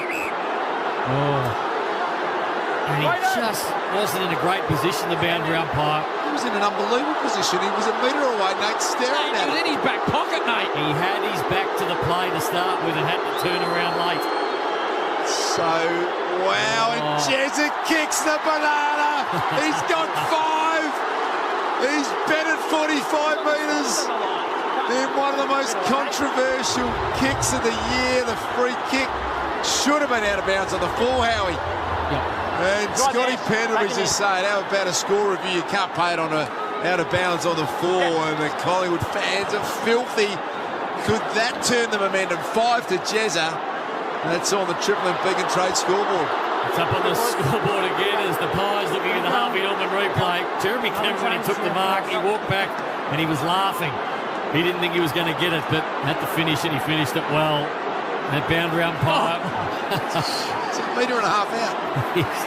He's going to be feeling the pressure. Oh, I think he was well positioned, the boundary umpire. He would have been better position. He would have looked up at the scoreboard and thought, oh boy. Cameron lets the crowd know about it. So that's Jez's 5th. Can that turn the momentum for Geelong? Well, if it does, she'll be a bit made about that one. Long way to go, though. Hoskin Elliott, 2 kicks from home. He's told to move out of the area. Hoskin Elliott squeezes one wide to Pendlebury. Here's a concern for the Cats. Tui stands the mark. Very aggressively, Zach Tui. He stopped Pendlebury getting any runs, so he did it well. Now he drifts out to the right, Scott. Can he hit a target? Centering ball straight to Stewart, who misses the mark that he normally snaps. It gets out the back, you can't believe it. McCreary pounces on it. I'm not sure what was more surprising, Pendlebury kicking it straight to Stewart, or Stewart dropping the mark. Collingwood with you. Quick reply, 12.981 to the Cats, 9.458. Triple M Beacon Trade scoreboard. They're here to partner with your business with lighting and electrical products for every Aussie home. Beacon Trade, let's make light work. And Jack Ginnivan doesn't miss an opportunity to get into the skin of the opposition. As soon as that goal went through, Jack Ginnivan straight past Tom Stewart, gave him a mouthful. Tom Stewart came back at him. But that's what you love Jack Ginnivan for. He's allowed to do that, and he's one player that he's happy to do that. There's not a lot of players who would even bother to go near Tom Stewart and give him a mouthful, but Jack Ginnivan did. Has to be done. Somebody had to do it, and he was happy to take on that responsibility. Scores from stoppages since quarter time. Collingwood 5-3. Cats scoreless. And Red Z Zinger from the Chew Man there. And pause for effect. Yeah, pause for effect by Chew. He's bringing a bit of theatre to the stats. That or he lost his way. I thought he just had some sort of cerebral meltdown there. The Chew Man, but no. Here is a free kick coming to Paddy Dangerfield. Play on. He's going to try and drive inside 50. Late hit from the crisper. Howie's going to be paid downfield. That's crispy. Free kick was there. Let's have a look at Harvey Norman replay, Nate. Free kick. No, it's here, please. Yep. I'm not sure why he even bothered to touch Paddy Dangerfield after that. Not only got him late, but he got him high as well. So it advances the kick to Ollie Henry. Taylor. 35 out directly in front. And then the crisper disputed the indisputable. Taylor. Ollie Henry against his old side. Gets some boos from the Magpie Army. Normally a pretty good-looking kick, and that one was no problems at all for Ollie Henry, who's got his second goal of Friday night footy. And he has kicked an important one to get the Cats to 10-4-64. Pies are 12.981. That is on the Triple M Beacon Trade scoreboard. You know, it's a pretty blatant free kick when it's shown up on the big screen on a number of occasions, and not one Collingwood supporter booed or jeered. They just said, yep, that's a free kick down the field. Not sure why he would do that. And as a senior player who's won back-to-back Copelands, you'd have to know that if you're going to make contact with Dangerfield as he's just kicking, he's going to go down, and it's a free kick. Silly play by Chris. Back to 17 points, 12.981 to 10.464. Macca's cheesy range have a post-game stretch. So it was 7 in a row for Collingwood until that mark was paid to Cameron. Then McCreary, then Henry answered again with his second. So game still well and truly on the line. Important hand from Pendlebury because Big Neil was going to get the clearance. Pendlebury just got a hand in to stymie at Nate to go. He's gone high on O'Connor. Crowd really starting to get involved in this one now. Mark O'Connor plays on, sees something on the outer side, hangs it up a touch. Mark taken by Collar Jasny. Immediately gives it to Bowles. Now Atkins stretches away. Back to Tanner Bruin. He sends it deep. He sends it really deep. Murphy's in best position. Worked off Henry. And this is a noisy MCG now. It's come to light. This game, big time. 18-point margin. 8:29 remaining in the third term is the super consistent Isaac Quainer at half-back. Signalling that there's not a lot going on with the change of direction. So he will head straight down the line. gives it everything he's got. Jeremy Howe always a chance, launched at it, couldn't complete the mark. Pendlebury involved, they're letting it go a long period of time. And actually umpire Simon Meredith says give that one to me. Scotty Pendlebury's night, please, Chairman. Triple M Red Z Dars, Pendlebury 14 disposals and a major. Big news breaking in the Twitter sphere as well, or the X sphere as it's called. I'll get to that shortly. Myers ducking and dodging. High winding ball forward, but there is Frampton. Your man Elon Musk has just announced on his platform that he's going toe-to-toe in the ring with the Zuckerberg in Rome in a big fight, Dars. Serious? Which is extraordinary. You're probably not aware of the build-up because you're not really the current events man. That's generally going to happen. Yes, Lipinski to Elliott. He's ripped Zuckerberg as well. Yeah, he does a bit of that proper ripped martial arts stuff. He does the Berg. Now goes to Noble. Drives it forward. Here comes McCreary. Zach Tui marks in front, but your man Muskie, he's not exactly so ripped. I wouldn't have said Noodles. No, they reckon the most watched sporting event in history, considering the two platforms they both own. I reckon Elon might take on the Judd man next if he knocks over the Zuck.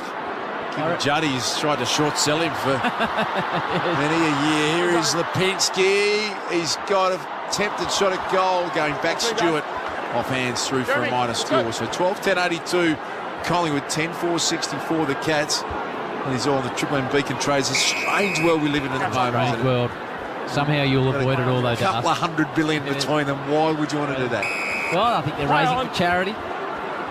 Oh, my money's on the Zuck, though. The Zuck? Yeah, definitely. Muskie might be beyond his best physically. Close has got it, centre wing. What are you thinking early doors? You're thinking Zuckerberg, Nate? Oh, absolutely. Yours. O'Connor just shanks it forward. Real VJ Shanker. Dangerfield stripped of it. No. Well, these are important moments in the game here. Pendlebury doesn't want to take possession. He just sort of wedges himself over the football. Umpire comes in. Those producer telling me that Zuck trains with the great Alexander Volkanovski. He does, yeah, tight with the Volk. The pound-for-pound UFC superstar. He talked about that on the Howie Games, the Volk. You want to go back and listen to the episode? You had the Volk. My boys are obsessed with UFC and Alexander Volkanovski. What an athlete now. I'll listen to that one. He's a beast. Superstar. Half forward. Love back man. to the MCG. Cats go forward off the boot at close. Not his best kick. Isaac Quain has read it better than anyone else, but he's had a bit of a shank. He's kicked it out of bounds on the full 10 rows back as Johnny Noble, Tommy Brown, has got a big limp up. He's heading your way. What's happening, Tommy? Bob He Jones? looks like he's got a significant soft tissue leg injury at this stage. Best case call, but he's coming off with the doctor. He looks in awful trouble. In fact, he's going straight down to the rooms. Parfitt to the top of the square. Getting back was the impressive Shannon Neal. Didn't grab the mark, but he's got some nice athleticism, the young man, through for a minor score. Harvey Norman replay. What are we seeing, Nate? Just having a look at Corky. right in the side of the hip region down the ITB. It's been played down, but Tommy Brown's going to be a tremendous loss to Triple M football and the media in general. He had a great night tonight, Tom. Yeah, and he just brings a bit of understated pizzazz, our man Tommy Brown. Ginnivan. He'll be back. Oh, he's told us he wouldn't be. Yeah, he'll be back. Did a call Jasny. Well tackled by Elliott. Jumped on top of him. Bowes shrugs one tackle. Holmes looping hand pass out to space. If anything, one-on-one contest. Big one to be won. Josh Dacos halves it. And he goes to the boundary. 12-10 to 10-5. 17-point margin the way the Cats. 5:13 to go in the third term from McDonald's Room Hot Water. Triple M rocks football. Done an okay job, the Cats, in the last 5 minutes to stop the Collingwood momentum because it was out of control about 6 or 7 minutes ago. They started to get the 50-50 wins around the stoppages back on their terms. Frampton smashes it away from Jeremy Cameron. It landed perfectly for Maynard. Puts it out in front of Josh Dacos, who's had a pretty big night, too, man. 26 touches. Oh, look at the kick to Adams. Couldn't have kicked it any better. Bobby Hill's got plenty of space, and he's going to take a chest mark. Uncontested. Pop it over the top to Jeremy Howe, who marks 8 metres out directly in front. And they have sliced through the Cats' defensive zone. Yeah, no surprise, Josh Dacos again with a kick. It's the $1 million kick. It's the one that you want your players to make. It's the one you want your players to take on. And when they do, it comes off like that. It's the difference between winning and losing games, being able to take those kicks and execute them. So Jeremy Howe directly in front. Would be for his second goal, two-man. Jeremy Howe, spot on. Got a couple. I like Jeremy Howe forward. Collingwood forward 50 just seems to operate better with him there. And they have steadied nicely. Have the Magpies on the Triple M Beacon Trade scoreboard. They go to 13-10-88. Cats 10-5-65. And 4 minutes and 7 seconds remaining in this third term. Talking about the $1 million kick, Nath, wasn't it great to hear Peter Dacos say that the only advice he gave his sons around their contract was leave a little bit on the table? Yep, for team success. And we paid handsomely, as you'd expect. And Peter did make the comment that being a Collingwood person, he did probably better outside of the football club than he did in. And it was a fascinating chat before the game. It was. If you're in your car, it was 10 minutes that you had to sit there and listen to Peter Dacos. Yeah, just jump on the Listener app and you can get the Friday Huddle podcast. Tune in. It's probably up there now, to be honest. Matty Haywood doesn't mess around. Back in the middle we go. Or wherever you get your podcasts. Triple M Football. Leroy will be back there doing some good work, cooking up a couple of hot dogs. That's right. You dickhead.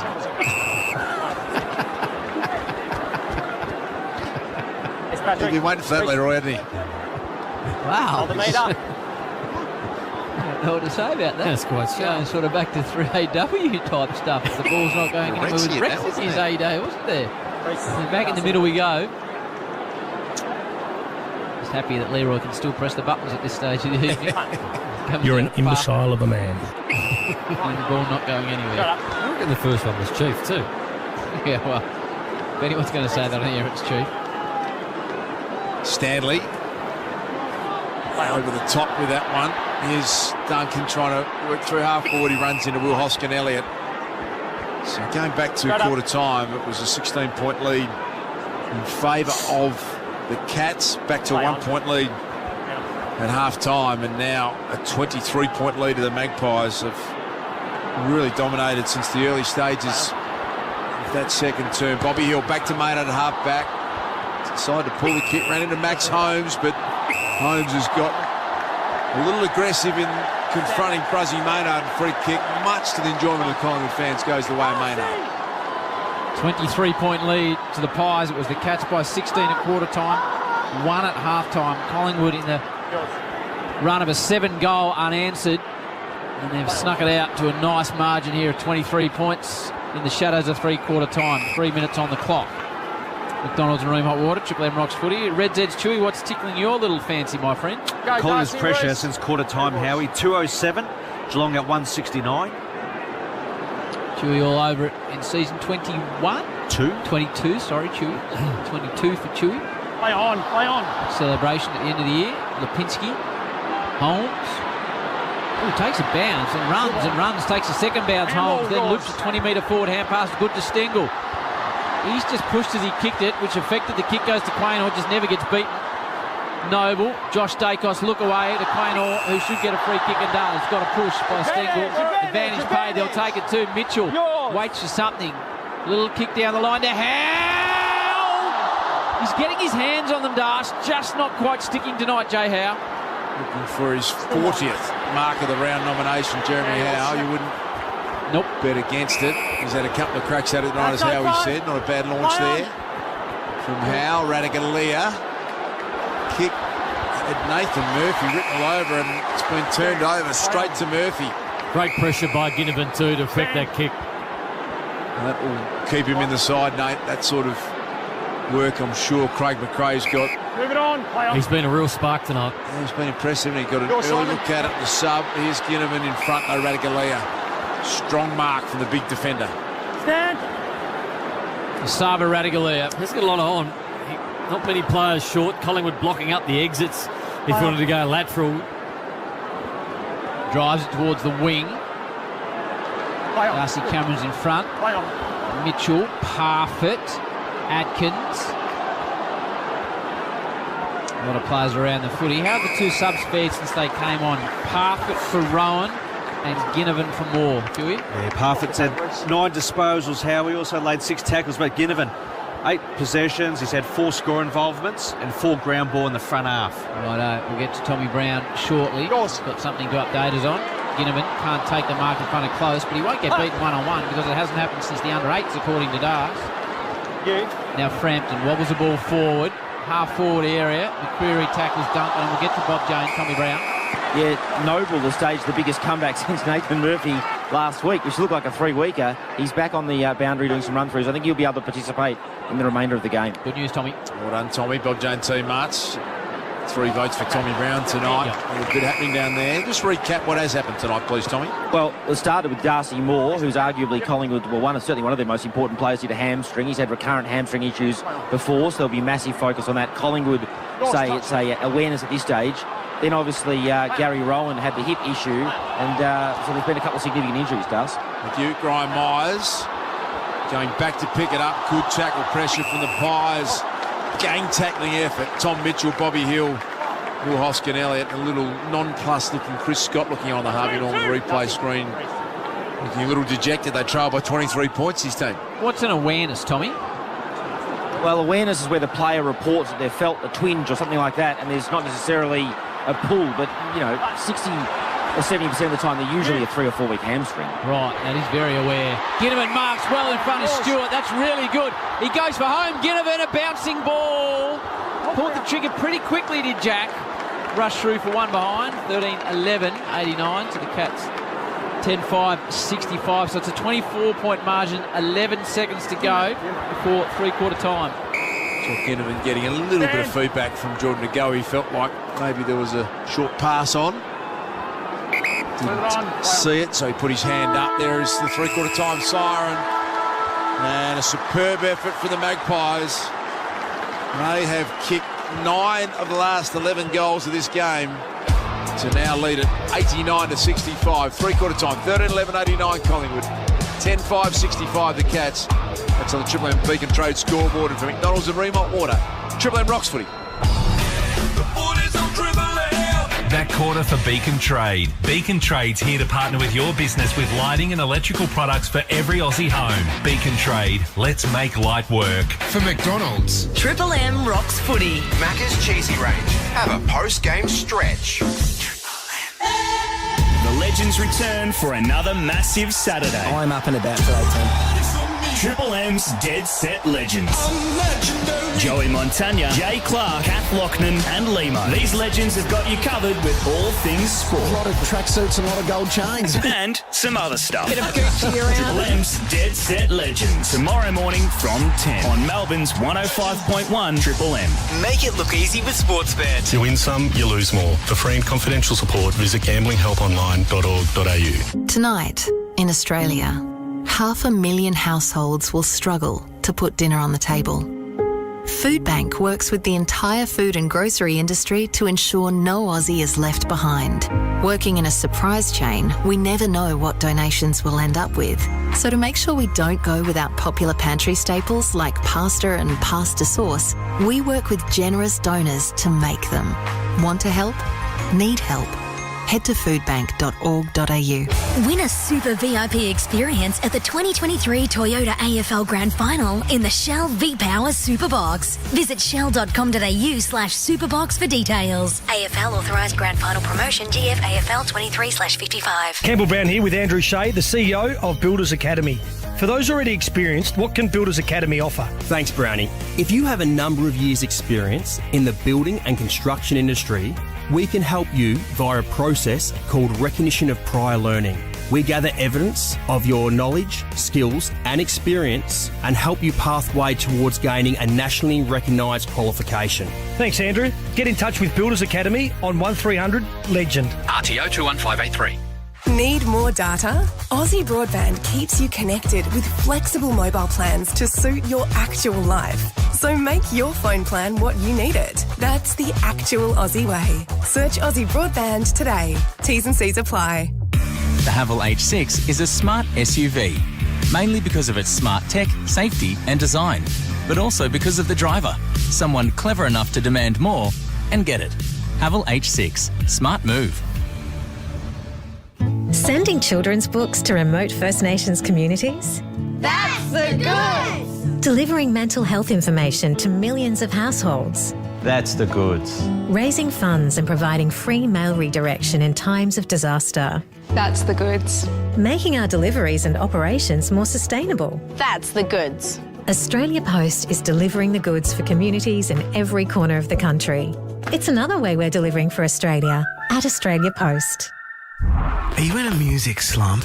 Need a mood booster? No matter what type of mood you're in, Listener has the perfect music station for you. Find your inner rock god with Hard and Heavy. Tap into the golden age with 70s hits. Or release your inner rodeo with Triple M Country. Download the Listener app now and search Mood to find your perfect music station. From the producers of Big Little Lies comes The Lost Flowers of Alice Hart. I promised I'd keep her safe. Sigourney Weaver and Asher Keddy lead this gripping mystery. The Lost Flowers of Alice Hart, streaming now on Prime Video with new episodes Fridays. Shut up! The foot is on the radio! Triple M rocks footy. This quarter for Titanium Caravans. Titanium Caravans are built to tackle Australia's toughest conditions. Visit titaniumcaravans.com.au. Cats jumped out of the blocks, kicked 6 goals to 3 in the first term. Jezza had 3 in the first quarter and they led it by 16. Jezza's fourth, they got out to a 22-point margin, but the Pies then kicked 7 on the trot to trail by 1 point at half-time. In the midst of that 7, in the end, they really got rolling. Collingwood 13-11-89, the Cats 10-5-65. The Pies up by 24. Cameron has 5, McStay has 2, Howe has 2, Henry has 2, Myercheck has 3. It's all about the injuries tonight, though. Bob Jane T-Marts, they've got great buy 3, get 1 free, plus instant cashback deals. Call or order online today and T&Cs apply. Tommy Brown's been on fire. Tommy has been on fire, but he's departed for pastures elsewhere. Tommy Brown, give him the biggest pump-up round in, say he's been on fire. Oh, that's great. And there, Tommy, are you down there? No, he's signed off for the night, so we better get some Red Z live ladder. Chewy, please. Red Z, Josh Dacos, number 1 ranked player, 29 disposals, 7 score involvements. Live ladder at Pies on top of the table, no surprises. Currently 3 games in front, plenty of games for the remainder of the round. But Geelong, Howie, sitting 9th on the live ladder, 2 points outside the 8. So according to my calculations, I reckon you need about 48 or 50 points to get inside the 8. Right. I've got Geelong banked for 2 wins, so it's not over if they lose tonight. So who have you got them beating? St Kilda at Marvel next Saturday night, and then they play the Bulldogs at home at GMHBA. So they can go as low as 13th after this loss, though, if the weekend's results work out. Yes, 2 to 4 points outside. Well on, Brownie. Well done, Chewy, for Red Z, REDZED.com, Red Z Lending Loans for Self-Employed. Tommy, are you back in business? Howie, back in business in terms of this massive final quarter. I mentioned Noble looks relatively okay. De Goey is okay despite a lot of bumps and bruises tonight. The big story is clearly Darcy Moore with hamstring awareness, according to Collingwood, but subbed out, as well as Gary Rowan with a hip flexor. So Darcy Moore, certainly the biggest injury story for tonight, given his hamstring history, his importance for the Pies. So much riding on this last quarter of that top 2 finish. About to get the final term underway here at the Triple MCG. The Magpies 13-11-89, 10-5-65. The Cats, 24-point margin, uphill battle. High contact, Geelong. For Geelong, they win the first free kick out of the centre. They kick the first goal, plenty of time left. Reece Stanley just goes the short way home looking for Cameron, who's got 5. Fisted away by Murphy. Josh Dacos, 1 possession, and then he got the handball away. O'Connor has been tackled by Isaac Quaynor, and that's all happening inside the forward 50 for the Cats. Big numbers for Josh Dacos tonight. Normally gets a lot of gives from his brother, but not getting them tonight, still getting the footy ash. Yeah, 29 and on schedule for a PB, which is 33. Pinsky, fresh air swing off the ground, picked up by Stewart. The Cats would love to kick the first. He's gone the flying banana and missed the lock, Stewart. Out of bounds on the full Collingwood free kick deep in defence. Bringing it back in, but cutting it off is O'Connor. So he marks 52 from home. They love an early one here. He plays on. It's a good centering ball. Cameron, Dangerfield set himself down. Dangerfield at ground level. Danger's going to kick this. Danger is going to kick the goal and does. Low-key celebration, but that's the one they need. 13-11-89. Pies fans are going, oh no! 11-5-71, 3-goal margin.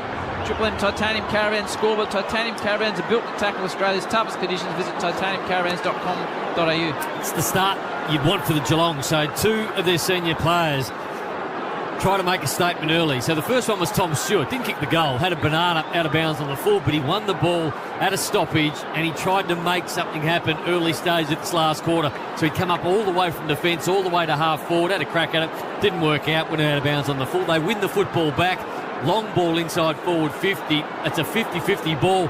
Paddy Dangerfield went himself, got the football, realised something needed to be done, took it upon himself. He kicked the first goal. So Stewart, then Dangerfield, trying to change the course of this last quarter. Brown with the Triple M Seabar Super special comment. Seabar Super making hard work pay off. Really cool bounce. In the centre, Darcy Cameron. Picked up by Dangerfield. Switch to centre wing, centering kick. Henry. Good chance at the Mark Quainer. Brilliant again. He's Brad Close, scooped it out. Jeremy Cameron, goal number 6 coming up. Oh, he's missed a bit of a sitter, Jezza. With the belly of the footy, Duke. David Roden all over the behind. That would have been very, very handy. 17-point ball game. Pies in front. Plenty of time on the Triple M Titanium Caravan scoreboard. Maynard. As Geelong just press at the start of this final term. Cameron. Ginnivan's immediately caught by Zach Guthrie.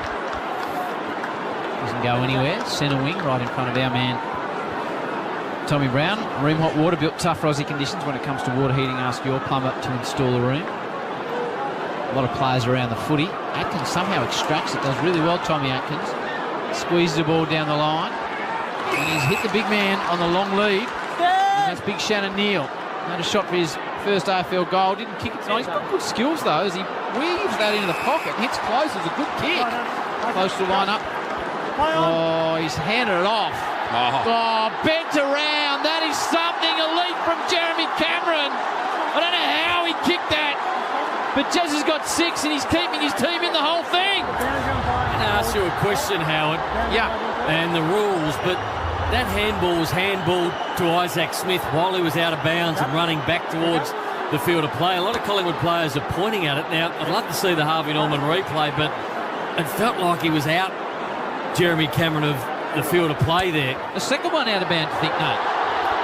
And you can hear the Cats, the Pie supporters now. I think that was definitely out of bounds. That's the second lucky out of bounds he's got. Let's have a look at the Harvey Norman replay. So Brad Close marks Jeremy Cameron is out of play right now, gets the handball, and he's still out of play. Yes. That is not a goal. That should be looked at, reviewed right now. They review every goal, and it should be brought back, but it's not going to be. So 2 bits of controversy twice. He has been out of play, Jeremy Cameron, clearly, and kicked goals on the back of it. Wow, here come the Cats again. Jez has got another one in front of Billy Frampton, lining up for goal number 7. They will tear the grandstand down here, the Pies fans. So because he played on and he was out of bounds, Nathan, the ball is out of bounds. Absolutely it's out of bounds because Brad Close has handballed it out of bounds. You can't have a player receive a ball out of bounds and then run back into play and kick a goal. But Jeremy Cameron going for number 7. It's in the book. He was 2 metres out of bounds. Play on out of bounds and a boundary throw-in, Howie. Jeremy Cameron for goal number 7 now. What a stunning turn of events. He's put it out to the left-hand side of the goals and missed. So let off 13-11-89, 12-7-79, 10-point lead to the Pies. Triple M Titanium Caravan scoreboard. That's a major error if that's the case, no. I don't like to highlight the umpire. No, it is the case. It is a major error, and it's one that I think the AFL look at and go, we got terribly wrong tonight on 2 occasions. Well, the first one you could explain away saying that he didn't think it was out of bounds, but that one clearly was. Cameron's got another opportunity here. Paligan inside 50. Pendlebury's gone back to help in defence. But not only that, Howie, the boundary umpire missed it, but 4 field umpires missed it. So 4 field umpires would have been watching and should have seen Jeremy Cameron receive the football out of bounds, and one of the field umpires should have said, nah, you can't do that, we're going to take it back and throw it in. Well, 4 Collingwood players pointed to it, so why is that not reviewed? It should be. We can only review goal line infringements, Howie. Right. Anything in general play. What's going on with the arc? Smorgle. Not sure we can pin that one on the back I reckon we can. He's been pretty disappointing all round, the man who put the arc together. Stand. Had a lot of issues, that man. He knows producer Radicalea. The Cats are coming hard. Play on. He's made a lot of money out of it, though. A lot of money. Dubiously. Play on. Here's Tui. Been on a diet too. Controlling possession are the Cats. Play on. Really dominating early part of this quarter, Chew, man. What's showing up on your screen? Disposals 20-6 Geelong's way, and the inside 50s a 7-zip Cats way. Play on. Just what they wanted. Chris Scott's team really pressing in. Radicalea is going to get a marker, a free kick. So they have got full momentum. Hands it off to Stengel. Jeremy Cameron is going to be the target. Jez has got it. There's Collingwood bodies crashing everywhere. And Jezza can kick goal number 7. It's just everything going the Cats' way at the moment. It's a carbon copy of the first quarter. They were winning the clearances. I think Collingwood have been past the centre in this last quarter, and it's been a game where it has gone on the centre clearances and goals have been kicked on the back of it. Thank you. Stay there. 7. Now the field umpire being very officious in where he wants Jeremy Cameron to stay. He's going to go the big bender, couldn't get it online. So they are peppering the goals. They've got it back to 9 points in the blink of an eye. It was 24 points at three-quarter time. That is on the Triple M Titanium Caravan scoreboard. Pies with a 9-point lead. Had 17 front half possessions in this last quarter. The Cats, Collingwood haven't had one. What's he kicked Jezza tonight, too? 6 goals, 4, Howie. Wow. It's a huge night. It's not his fault the umpires are getting it wrong. He's just getting the job done. Noble, back flank. Just need a bit of possession of the football here. That's what they're trying to do, just chipping it sideways to Pendlebury. He covered just the distance that kick. Pendlebury goes off his mark. He's got no short options presenting. He nearly tripped over his own feet there, Pendlebury. Played on, sends it towards centre wing. Mitchell's down at ground level as he so often is. Sends it forward. Tui's going to get the bounce of the footy. He's got lateral options. It's an aggressive kick, really hanging it up, but it was weighted perfectly to Ice Smith. Great skill from Zach Tui. Had to be perfect. Isaac Smith's coughed it up. Josh Dacos, who's been outstanding to Ginnivan. Ginnivan's going to pop another one over the top of the goal square. And Mychek has now got 4 goals. So a big clanging kick from Isaac Smith has turned over a big goal. He shakes his head in disappointment. 15-point margin. And Josh Dacos has been outstanding. Triple M Titanium Caravan scoreboard. It's a real momentum killer, isn't it? We spoke about late in the last and late in the third quarter, the $1 million kick, the one that can win you or lose you the game. And Isaac Smith has tried to bite a little bit off. It just wasn't a good kick. I mean, you could see what he was trying to do, but it was just an errant kick. Came off the instep. He didn't really go through with it. And unfortunately, the ball landed with the man who's got the golden foot at the moment, and Josh Dacos, who doesn't miss a target, and Ginnivan involved again. But Geelong, all the momentum, all the inside 50s, 17 front half possessions. Jeremy Cameron kicked one, missed a couple. They could have been in front, the Cats. Collingwood go down, back to 15 points. You said it was an important night for Ginnivan, Darcy. You've been impressed by what you're saying? He's done more than enough, Howie, tonight to play next week. He wouldn't have registered a massive amount of possessions, Chewy, Red Z style, but geez, he's had an impact. He's had 10 disposals, thrown 5 score involvements. Yeah, the score involvements of Wakui with Jack. Dacos for his 32nd disposal. He is on fire to Markov. Markov, Collingwood looking to land the knockout blow, but he's turned it over straight to Collingwood. Who's dropped to Chesty. Plays on though. Funny little hand pass. Didn't give it to Stewart. How's there? This could hurt them coming the other way. McCreary, chain of areas, goes short to Elliott. And if he takes it out to a 21-pointer, it's a long way back. Still 13.5 on the clock. Trouble out of defence for the Cats. Elliott from 40, no angle for number 3. It's amazing what pressure can do, and it makes players do things that they don't normally do. All of a sudden, Colin Jasny thought he was a player who can run and carry and then give a handball where he wasn't looking. It was a look-away handball from Colin Jasny. That's not him, and he turned it over. Jamie Elliott to light up the MCG. Collingwood fans on the edge of their seats. They know the importance of this kick. Elliott, he misses it badly. Didn't time it at all well and only just snug it through for a point. 16-point lead, 14-12, 12-8. Triple M Titanium Caravan scoreboard. The way of the Pies, Titanium Caravans, Built to tackle Australia's toughest conditions. Visit titaniumcaravans.com.au. Still plenty of time left in this game. Play on. Only 13 minutes of game time. Gets another little clanger there from Asava. Mitchell. Not 15. McCreary can turn around and put a big nail in the coffin right there. Now it's going to be a long way home. 2 goals to McCreary. 22 points the margin. And the Cats have just shot themselves in the foot a couple of times. 15-12, 102. 12-8, 80. Triple M Titanium Caravan scoreboard. I keep asking for the fumble stats, Ash, and I don't have them champion data, but Asava Radikalea was a perfect kick. It was a perfect kick to him, 40 metres out defensively, out of the goal square from Zach Tui. It was a bullet. And Asava, he just fumbled it. He went to market. He dropped his head. He wasn't watching the football, and then they make him pay. A fumble kills you. Turnovers in the forward half since quarter time, 17-9, Collingwood's way. And Jeremy Howe, a big embrace of McCreary on that Harvey Norman replay. Harvey Norman's got an epic audio sale on at the moment. They've got huge deals on earbuds, headphones, smart speakers, and more now at Harvey Norman. Against Geelong. Okay, throwing this one up. 666 warning. So now it's Geelong that need to respond. Next goal here for Collingwood, and it just about job done in this affair. It's out to a 22-point margin. What's the biggest gap they've had, the Pies? It's about this area, isn't it, Chew? Yeah, 24 points, Howie. Okay, Chew-Man season 22, Red Z dominating as always, Chewy. Play on. Pendlebury catches it between his legs, sends it out wide. Hoskinley gets an unlucky bounce, works for Tui. Waits, delays, gets himself in trouble.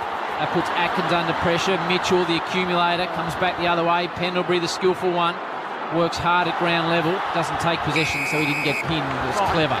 12 on the clock. 22-point lead to the Pies. McDonald's and Remont Water, Triple M Rocks footy. You got Nath solo on the Triple M Seabus Supers. Seabus Super making hard work pay off. 12 minutes left in this one. Atkins to be able to get it to Stanley, to Holmes. Half at the starting sub. Now Mitchell. Awkward bounce for Tui. Over his head. It was immediately wrapped up Hoskin Elliott, but it comes out to Taylor Adams, who just panicked a little bit with that kick. Pushed it across the face and through for a minor score. 15-13, 103 Collingwood. 12-8-80 Geelong. Triple M Titanium Caravan scoreboard. Mitch Duncan tasked with resetting. Takes a little scroll and a bounce. Sends it out wide to the outer side. It's an effective ball to Zach Guthrie. Fortunately, his brother Cam had an injury for the season. Is he gone for the year, Cam? I reckon so. Has he played a game, Chewy? Yeah, he has, but it says short term is the injury list grading from the Geelong Football Club. Well, that's good news, hopefully. Centre wing. Atkins didn't hand pass to Smith. Feigned to and then elected not to. Sends it wide. I figure Jeremy Cameron's going to have to end up with 9 or 10 here to get home. He's got a bag already. They go towards Henry. Feeds it in. Centering ball towards Parfitt. Should kick the goal. Brandon Parfitt somehow misses everything. By a long way. Cameron's got 6 as that's dumped out on the floor. Outside 5. What about Parfitt? Is he doing enough to get another opportunity, Noodles? What are his numbers, Ash? He hasn't blown the game apart for me. I mean, he came on fresh. I would have expected a little bit more. Yeah, 13 disposals, 6 tackles, 29% by foot. Came on pretty early too. Yeah. In that mix, isn't he, where he's in and out of the side a bit, Brandon Parfitt. It's 6 games for the year and hasn't really shot the lights out tonight, fair to say. If I'm him, I'm looking for options elsewhere at another footy club next year. 23-point lead to the Pies. So where you rolling, mate? Just put a bullet right through him there, mate. Play on. Just being honest. Murphy to Frampton. Time starting to become an issue now. The Pies happy just to maintain some possession here. They've got it in Billy Frampton's hands deep in defence. So who's keeping Cox out? Nate? Is it the likes of Frampton or who's keeping Big Meso out? And how's he get back in? I think Meso's form's keeping him out. Okay. Rather direct answer. Bobby Hill, clever check side. They're running in numbers. This could be the knockout blow Howe's got them streaming down. He's got McCreary, who's having a nice evening, doesn't get the bounce, could still have time to gather. McCreary runs around, Holmes, centering ball. They've done this time and time again. There was 3 blokes in the square, Darth, saying, give it to me, and he gave it to Myercheck. Numerous times that's happened. And Myercheck, well, he might kick his 5th here, Nate. There are blokes out everywhere. He's been good, Myercheck, but the pace has worried Geelong in the second half. There's some real leg speed. The Collingwood Footy Club moving forward, and McCreary again, very important player. Myercheck to take it to 29, and just about good night for 5. Brodie Myercheck! He's got a handful, Big Broads. Hands a little shucker to one of his teammates. 16-13, 109, 12-8, 80 out to 29 points. Stu, you'll have to tell us what Brodie's biggest game haul is, but he's on to 5. Triple M Titanium Caravan scoreboard. It's been one player who's been down for the last 4 or 5 weeks, Brodie Myercheck, but this is a big comeback. Yeah, five majors, so it's an equal PB for Brodie Myercheck, Howie. What a player he's been. Just in answer to your Mason Cox question, Howie, I think if he plays really good football at the reserve grade level, I don't think anybody's holding him out. I think if he's playing good football, he'd be in this side, but his form in the last 5 matches he played, only averaged 5 disposals a game, wasn't really hitting the scoreboard either. Kicked 2 goals, 5. So, look, if he had to kick 5 goals, 2 a goal a game, maybe he's in there. But Mason Cox, his own form will get him back in. Brodie Myercheck, Collingwood's leading goal kicker last 4 years. That's 39 again for the year, Howie. What a brilliant pickup he has been. Just delivers week in, week out. There's Myercheck. Stewart still fighting hard. Hardly missed a game. Work rate is enormous, Brodie Myercheck. Covers a huge amount of territory. Free kick to the Cats. Impressive arms. The clearance and centre-bounce clearance numbers since quarter time, Ash. Since quarter time in favour of the Magpies, Brownie. 10-9 +1. Kick from Atkins to Cameron. Free kick at his arm chop from Frampton. Will be a chance for Jezza to kick goal number 7. He's had a couple of cracks at it. This one may be the hardest of the lot. It's a 52-metre shot. Tucked up in the boundary line. Missed a couple in his last quarter, hasn't he? He's been very close. We had to kick them. Tom Mitchell guarding the mark to try and stop this rounders. He's got so much skill, Jeremy Cameron. You wouldn't put it beyond him, but getting back Murphy. To the delight of Collingwood fans, fisted through for a minor score. 28-point lead to the Cats. Sorry, to the Pies. Triple M Titanium Caravan scoreboard. 8 minutes and 19 seconds remaining, so they are really going to have to get rolling. Move it on. Play 4 on. goals in the second half. The Cats, the Pies have kicked 9. Geelong in possession. Isaac Smith sneaks the ball back. Mitch Duncan got options inboard. Guthrie sends it forward, straight to Murphy. Myers started the game brilliantly in that first term, too. He was setting up goals left, right and centre. How's his last few quarters been? Haven't caught his name a great deal as Noble's got it in control at half-back. Yeah, spot on. Only 10 disposals for the game, Howie. Okay, how many of those came in the first quarter, Chewy? I'll just break that down for you. Break it down. Swung around the other way. Here is Myers, gives it to Dangerfield. He feigns and then drives inside. He's got close. And then Henry taking the mark in the pocket. Just 6 touches since quarter time. Okay. Henry should play on, snap it round the corner and keep the Cats alive. And Jack Henry does that. Their supporters, not a great deal of belief because that hasn't received a great deal of noise from the crowd. 13-9, 87 to 16, 13-109. Back to 22 points. And Henry for the afternoon. Got 3, Howard. Got 3. He's competed well against his former sides. 37 goals this season for Henry. That's a very good return for a player who plays half forward in a forward line stacked with Gary Rowan, Tom Hawkins and Jeremy Cameron.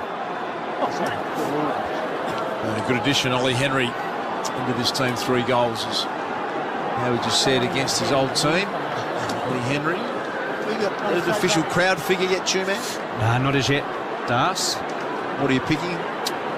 Probably about 80,000. And Magpies averaging 86 this year against Victorian clubs. Amazing effort that is. It's by world standards elite for a sporting team anywhere around the globe to have as many supporters turn up consistently as the Magpie Army do. think across the road the NRL crowds are around 8,000, Howie, 8 to 10,000. We're in great shape, aren't we? Our game incredibly well attended. Isaac Smith to Duncan. Gets a free kick. Play on. Forward handball is set close up. He was immediately tackled by Quainer. Been good again, Quainer. I think he's only made one mistake tonight. That was a kick out of bounds on the full every time.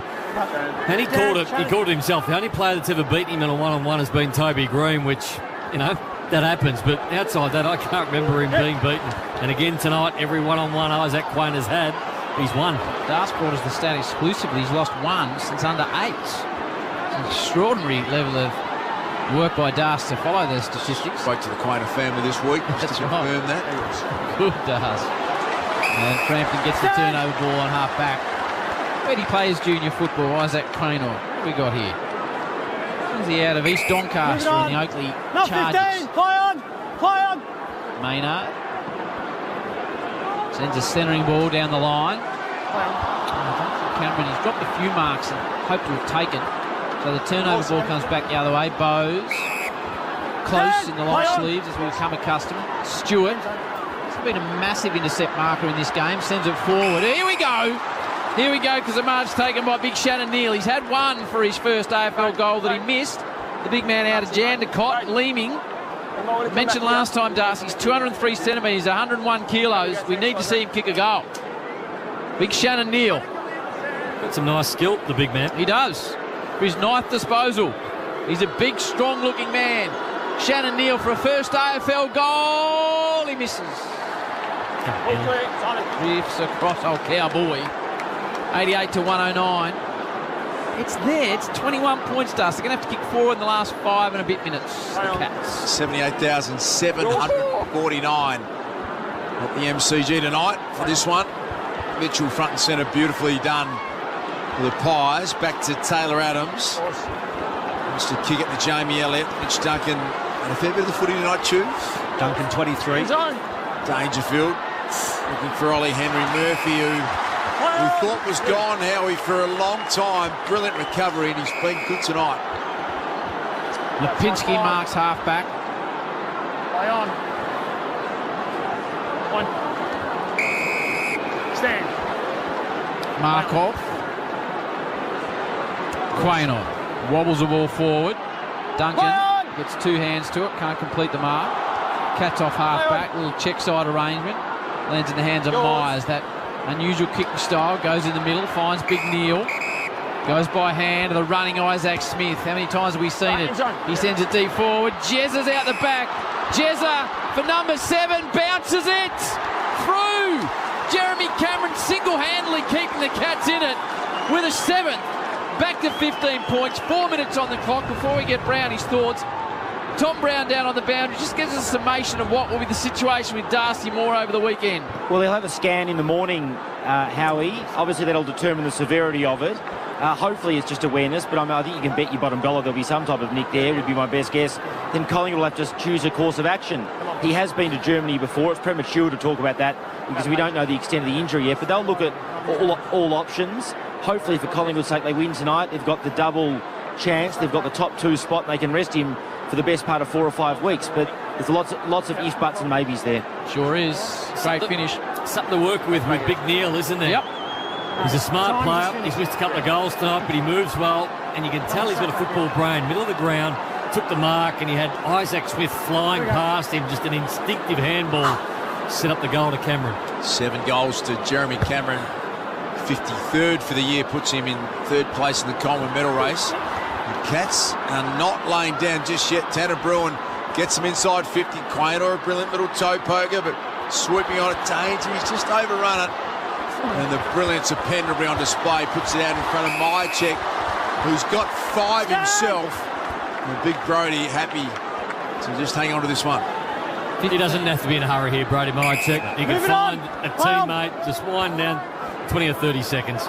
15-point margin. Have to go horribly wrong for the Cats to give up 3 goals and the Pies to give them up in the last 3.5 minutes. But they're a fantastic footy team. Collingwood are too well drilled to allow that happen, Howie. They know how to take time off the clock better than any side in the competition. Okay. Nate's called it. Triple M Seabut's been outstanding tonight. Nathan Brown alongside Luke Darcy and Tommy Brown. Atkins. Chief will be back with us next week. Play on. Gets over the back. Murphy's got support in Frampton. Uses it. Billy and that shocker blonde hair. That's a really clever kick to Pendlebury. Controls the bounce, then lopes away as we become so accustomed. Hits it short to Josh Dacos. Pendlebury going 378. What are the numbers on Jay Dacos tonight? Chiopolo, Red Z style. Disposal number 34, which will be a career high. Scotty Pendlebury, 2, please. He's had 20 disposals, 7 tackles, kicked a major. Quiet patch there, early part of the game, but just continues to be incredible. Scotty Pendlebury, how he said, game 378. Just looks unbelievable. Great shape. Pies fans, they're going to enjoy this. They've had to find some resilience when challenged. They were taking a standing 8 count, it's fair to say, early part of this game. You thought it was not far off being a knockout. And now they are going to emerge with a victory, 15 points.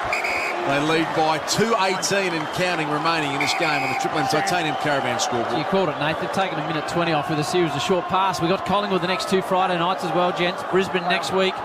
And then Essendon in the last round, scheduled for a Friday night as well. So Collingwood fans will be heartened by what they've seen tonight. They'll be concerned about Darcy Moore, but they'll be heartened by what their team's done. Because they've sucked a minute 30 off the clock and they've got the ball inside their own forward 50. McDonald's and Ream Hot Water, Triple M Rocks Footy. What's the number 1 stat for you tonight, Chewy? Number 1 stat, definitely. Pies have rebounded from scores from stoppages, Howie. Tonight, they're +2, but since quarter time onwards, it's been a smashing Collingwood's way. And Lipinski's caught, the two-man dominating.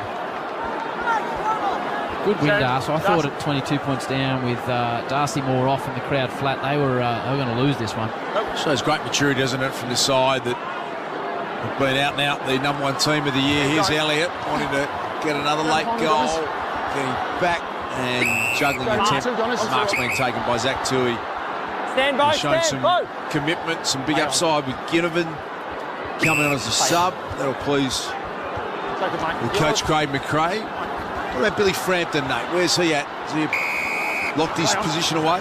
He hasn't locked it away, but I think he's been pretty serviceable tonight, particularly after quarter time. Stengel comes back through Guthrie to Duncan. Cats kicking a half from home. Isaac Smith sends it deep to Jezza. He tries to mark it, rush through from one behind. Just grabs his left shoulder as Jezza, 109 to 95. What have we learned about the Cats tonight, Brownie, with a minute on the clock? What have we learned about the Cats? We've certainly learned that they're reliant on Jeremy Cameron, so haven't really had anybody else step up. Tom Hawkins not being out there. They've got a bit of an issue in the ruck. I thought after quarter time they've been smashed around the clearances and they haven't had enough of the ball. So when you look at a lot of their players, Tom Atkins had 32, not big numbers outside that, so not enough hands on the football after quarter time. Boundary line ball, two-man as it goes towards the line and across. Is Collingwood sewn up top spot here or not? Not at that point. So as we speak, they're 3 games clear, and mathematically no, but highly likely because they've got a very good percentage. How in Melbourne would be their biggest threat. In fact, probably, and Brisbane, their percentages are pretty similar between those 3 teams, but at the moment they're 3 games behind, but Melbourne and Brisbane, a game in hand for on the weekend. Brisbane next Friday night, Collingwood. Okay, kind of copped a bit of a drive-by high one from Geordie to go. Not enough in it to be concerned, but with under 10 seconds remaining, it's something you want to see Geordie to go, having missed a bit of a chunk of suspension already this year. Stengel centering kick. Henry's been impressive for the Cats. And there is the siren. It's going to be the 17th win for the Magpies. Darcy Moore celebrating with a bit of animation at ground level. Great sign. He's got the hamstring issue, as we know. Ollie Henry, who has copped a fair bit of this treatment since the first bounce, can kick a late consolation goal after the siren. Goal number 4 for Ollie Henry. He has missed, and that will make the Collingwood fans even happier. In fact, it's a goal. So I could have sworn that D-Rod had signalled it behind. It's a goal. A goal after the siren, but it's the Pies with their 17th win, 109 to 101. They will go to the top of the ladder and be pretty hard to remove from there here at the MCG. Round 22, it's the Pies.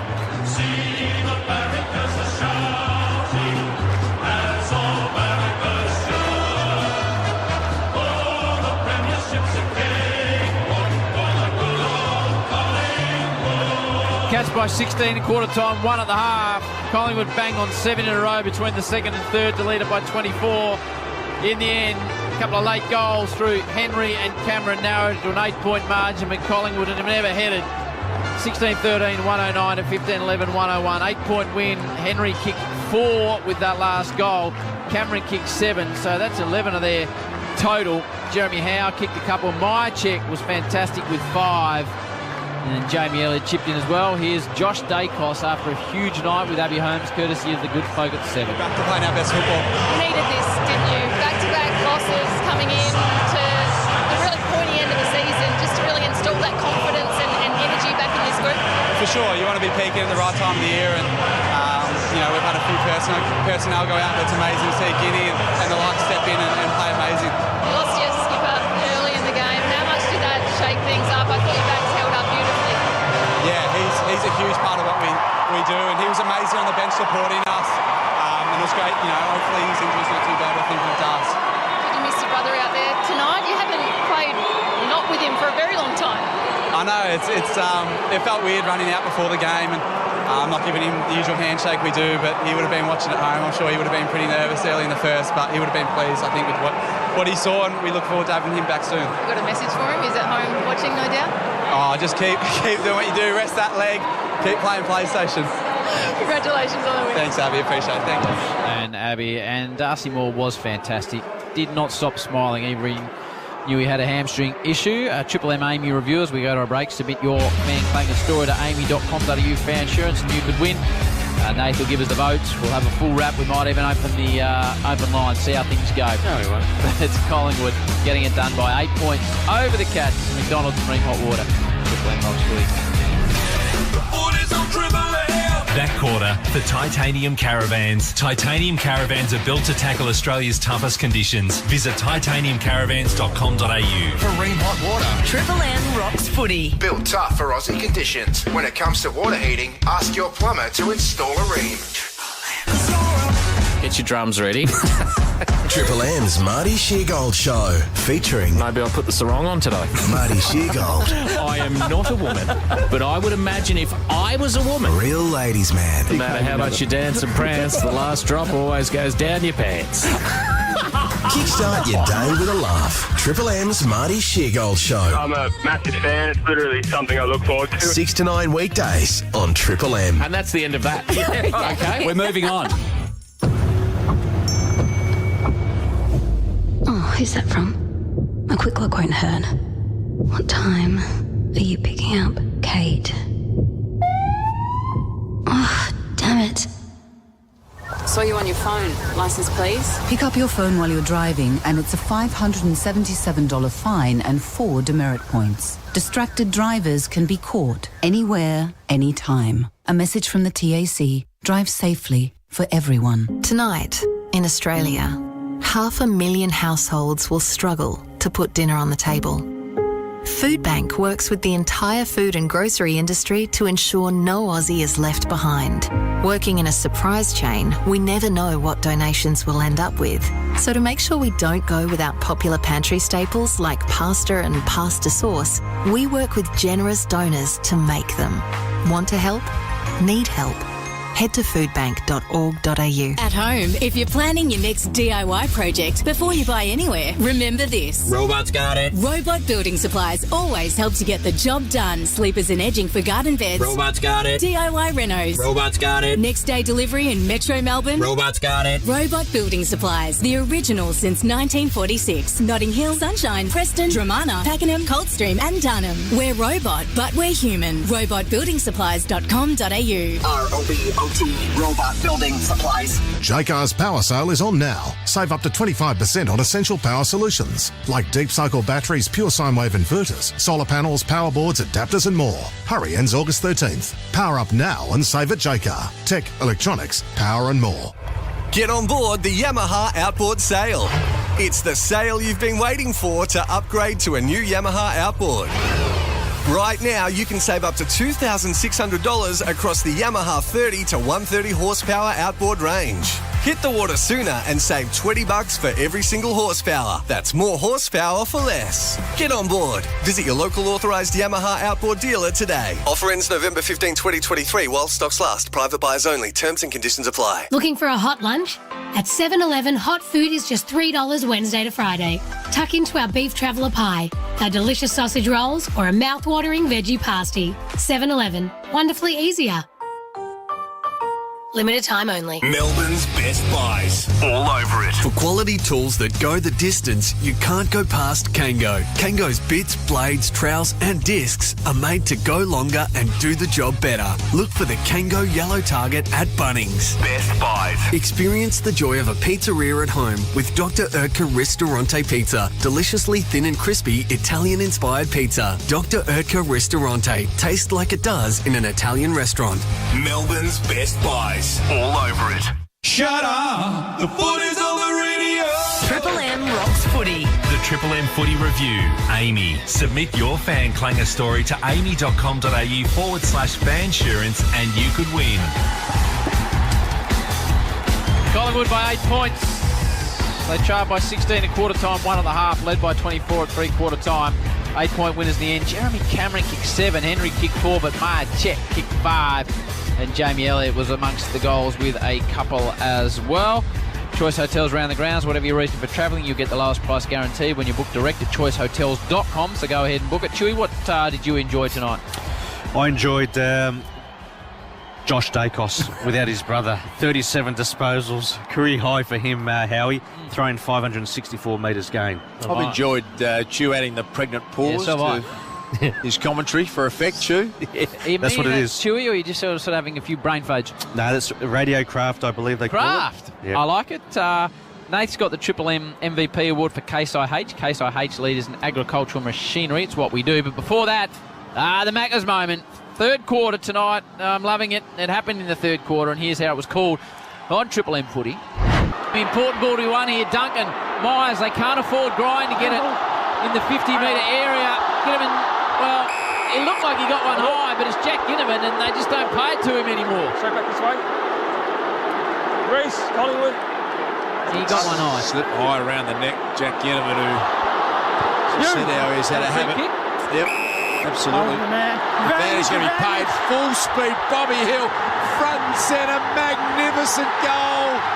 They are irrepressible, the Pies. Beautifully done. Team goal. Macca's cheesy range. Have a post-game stretch. All right, Noodles. Triple M MVP award for Case IH. Case IH leaders in agricultural machinery. It's what we do, and we'll get to the song shortly. There's a few players I would like to have got in there tonight. So some apologies. I thought Isaac Quainer was outstanding. I thought Tom Atkins for the Geelong Footy Club was pretty good, but I gave one vote tonight to Brody Myercheck, 5 goals, and he just gives every time you see him play. 2 votes to Jeremy Cameron. Thought he could have had a big night. I think he missed a couple of late, but he was the sole provider up forward. And 3 votes to Josh Dacos. Ash loved his work. I loved his work. And he had the $1 million kick a couple of times tonight. And his ball use was elite. Just seen something on the Harvey Norman as the Pies come in and Tommy Brown, he's down there. He's clapping. He's high-fiving Collingwood players. He's right around the situation. Surely not him. No, I enjoy it. But his game of passion. We all go for someone. And the Pies will be celebrating tonight. Let's go into the middle of the song.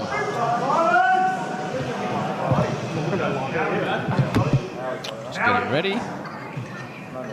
And just about set. Mason.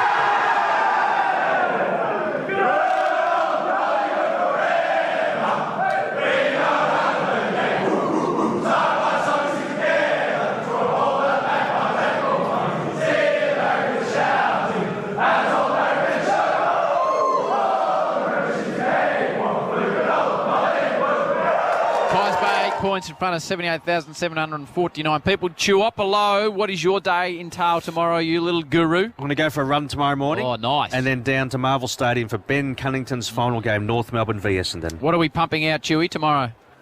We're 5Ks. I've dropped a little bit of fitness during the footy season. 5Ks, but inside 25 minutes. The so 5-minute K. Just under 5K. That's nice. Yep. And tomorrow for you, Nathan? It's a lot of kids' sport, Howard, so all day for that, and I'm looking forward to the soccer tomorrow night. Yeah, and then tomorrow night you and Christina just hang out, watch the soccer, look after kids. That's exactly right. We're a couple in love. Church Sunday? Christina will go. I've got to do the Sunday football show. How much will you donate this week? It's a weekly thing, Howard. We don't give because we have to give. We're not inclined to give. We just give because so it's a direct good debit people. situation, is it? It's a direct debit, absolutely. Give me an indication of the size of the debit. What type of debit? It's not for discussion. That is just a personal. What do you think he gives a week? Giving. What do you think he gives? I think what Nate does is he gives a couple of thousand, but he makes 4 or 5. Okay. So it's a cyclical thing. You can clear a few debts, Howie, and it comes out the other side. He's not one of those ones that puts his hand in and takes out of the tray, is he?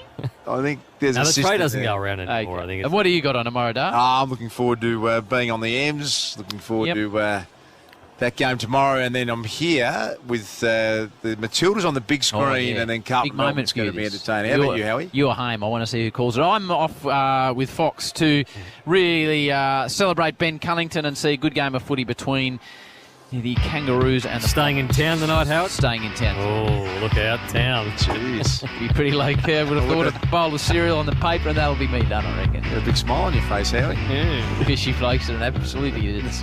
That's it, though. The Pies are happy, Chewy. They're 8-point winners. Well done to Jason Tunners in the back row, Benny the technical wizard, and Leroy ready to bubble one up on a Friday night. But that is an 8-point win to the Pies in front of 78,749 people. From McDonald's and Ream Hot Water, you know the rest. Have a great weekend. Triple M Rocks Footy. The Triple M Footy Review for Amy. Submit your fan clanger story to amy.com.au/fansurance and you could win. For Ream Hot Water and McDonald's, Triple M Rocks Footy. I listen to Triple M from the moment I wake up to the moment I go to bed. I stream it every minute of the day. I need you tonight. Zeppelin is the ultimate for me. No matter how you're feeling, you can turn on Triple M and it'll make your day. I'm telling you, you've got to listen to Triple M. Good times and Rock's greatest hits. You steered your business through COVID. You're fighting the rising costs of running your business. So to lose it all because of the tax debt would be devastating. Hi, Simone from Your Business Angels. If you have a tax debt, the ATO have you in their sights right now. They'll come for your credit rating, your business, your home, everything. Don't let it happen. Call us now, 1300 982 559. Your Business Angels. Repair the past, rescue the future. Hey, there he is. How's dad life? Phil, I'm so tired, but it's the best. All settled in with everything? Yeah, pretty much. Switched my Super over to C-Bus too.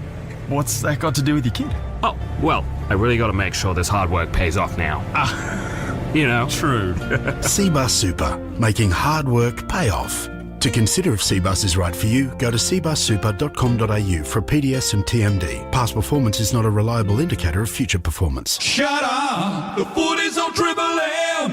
In 2023, Triple M rocks footy. We're excited. Temper, a mattress like no other, aiding in players' rest and recovery. Discover Temper at temper.com.au. How good is that? C-Bus Super, making hard work pay off. And they're going to be hard to beat now. Hard Yakka, for a new breed of legends. They make it tough. They make it look good like me. For Ream Hot Water and McDonald's, Triple M rocks footy.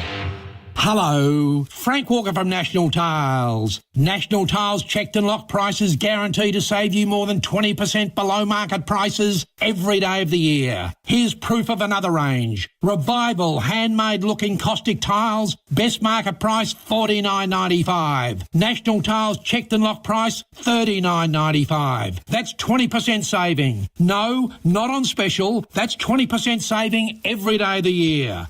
Only at National Tiles. Prepare to transform in the award-winning Nissan Qashqai STL. Available now for immediate delivery at your local Nissan dealer.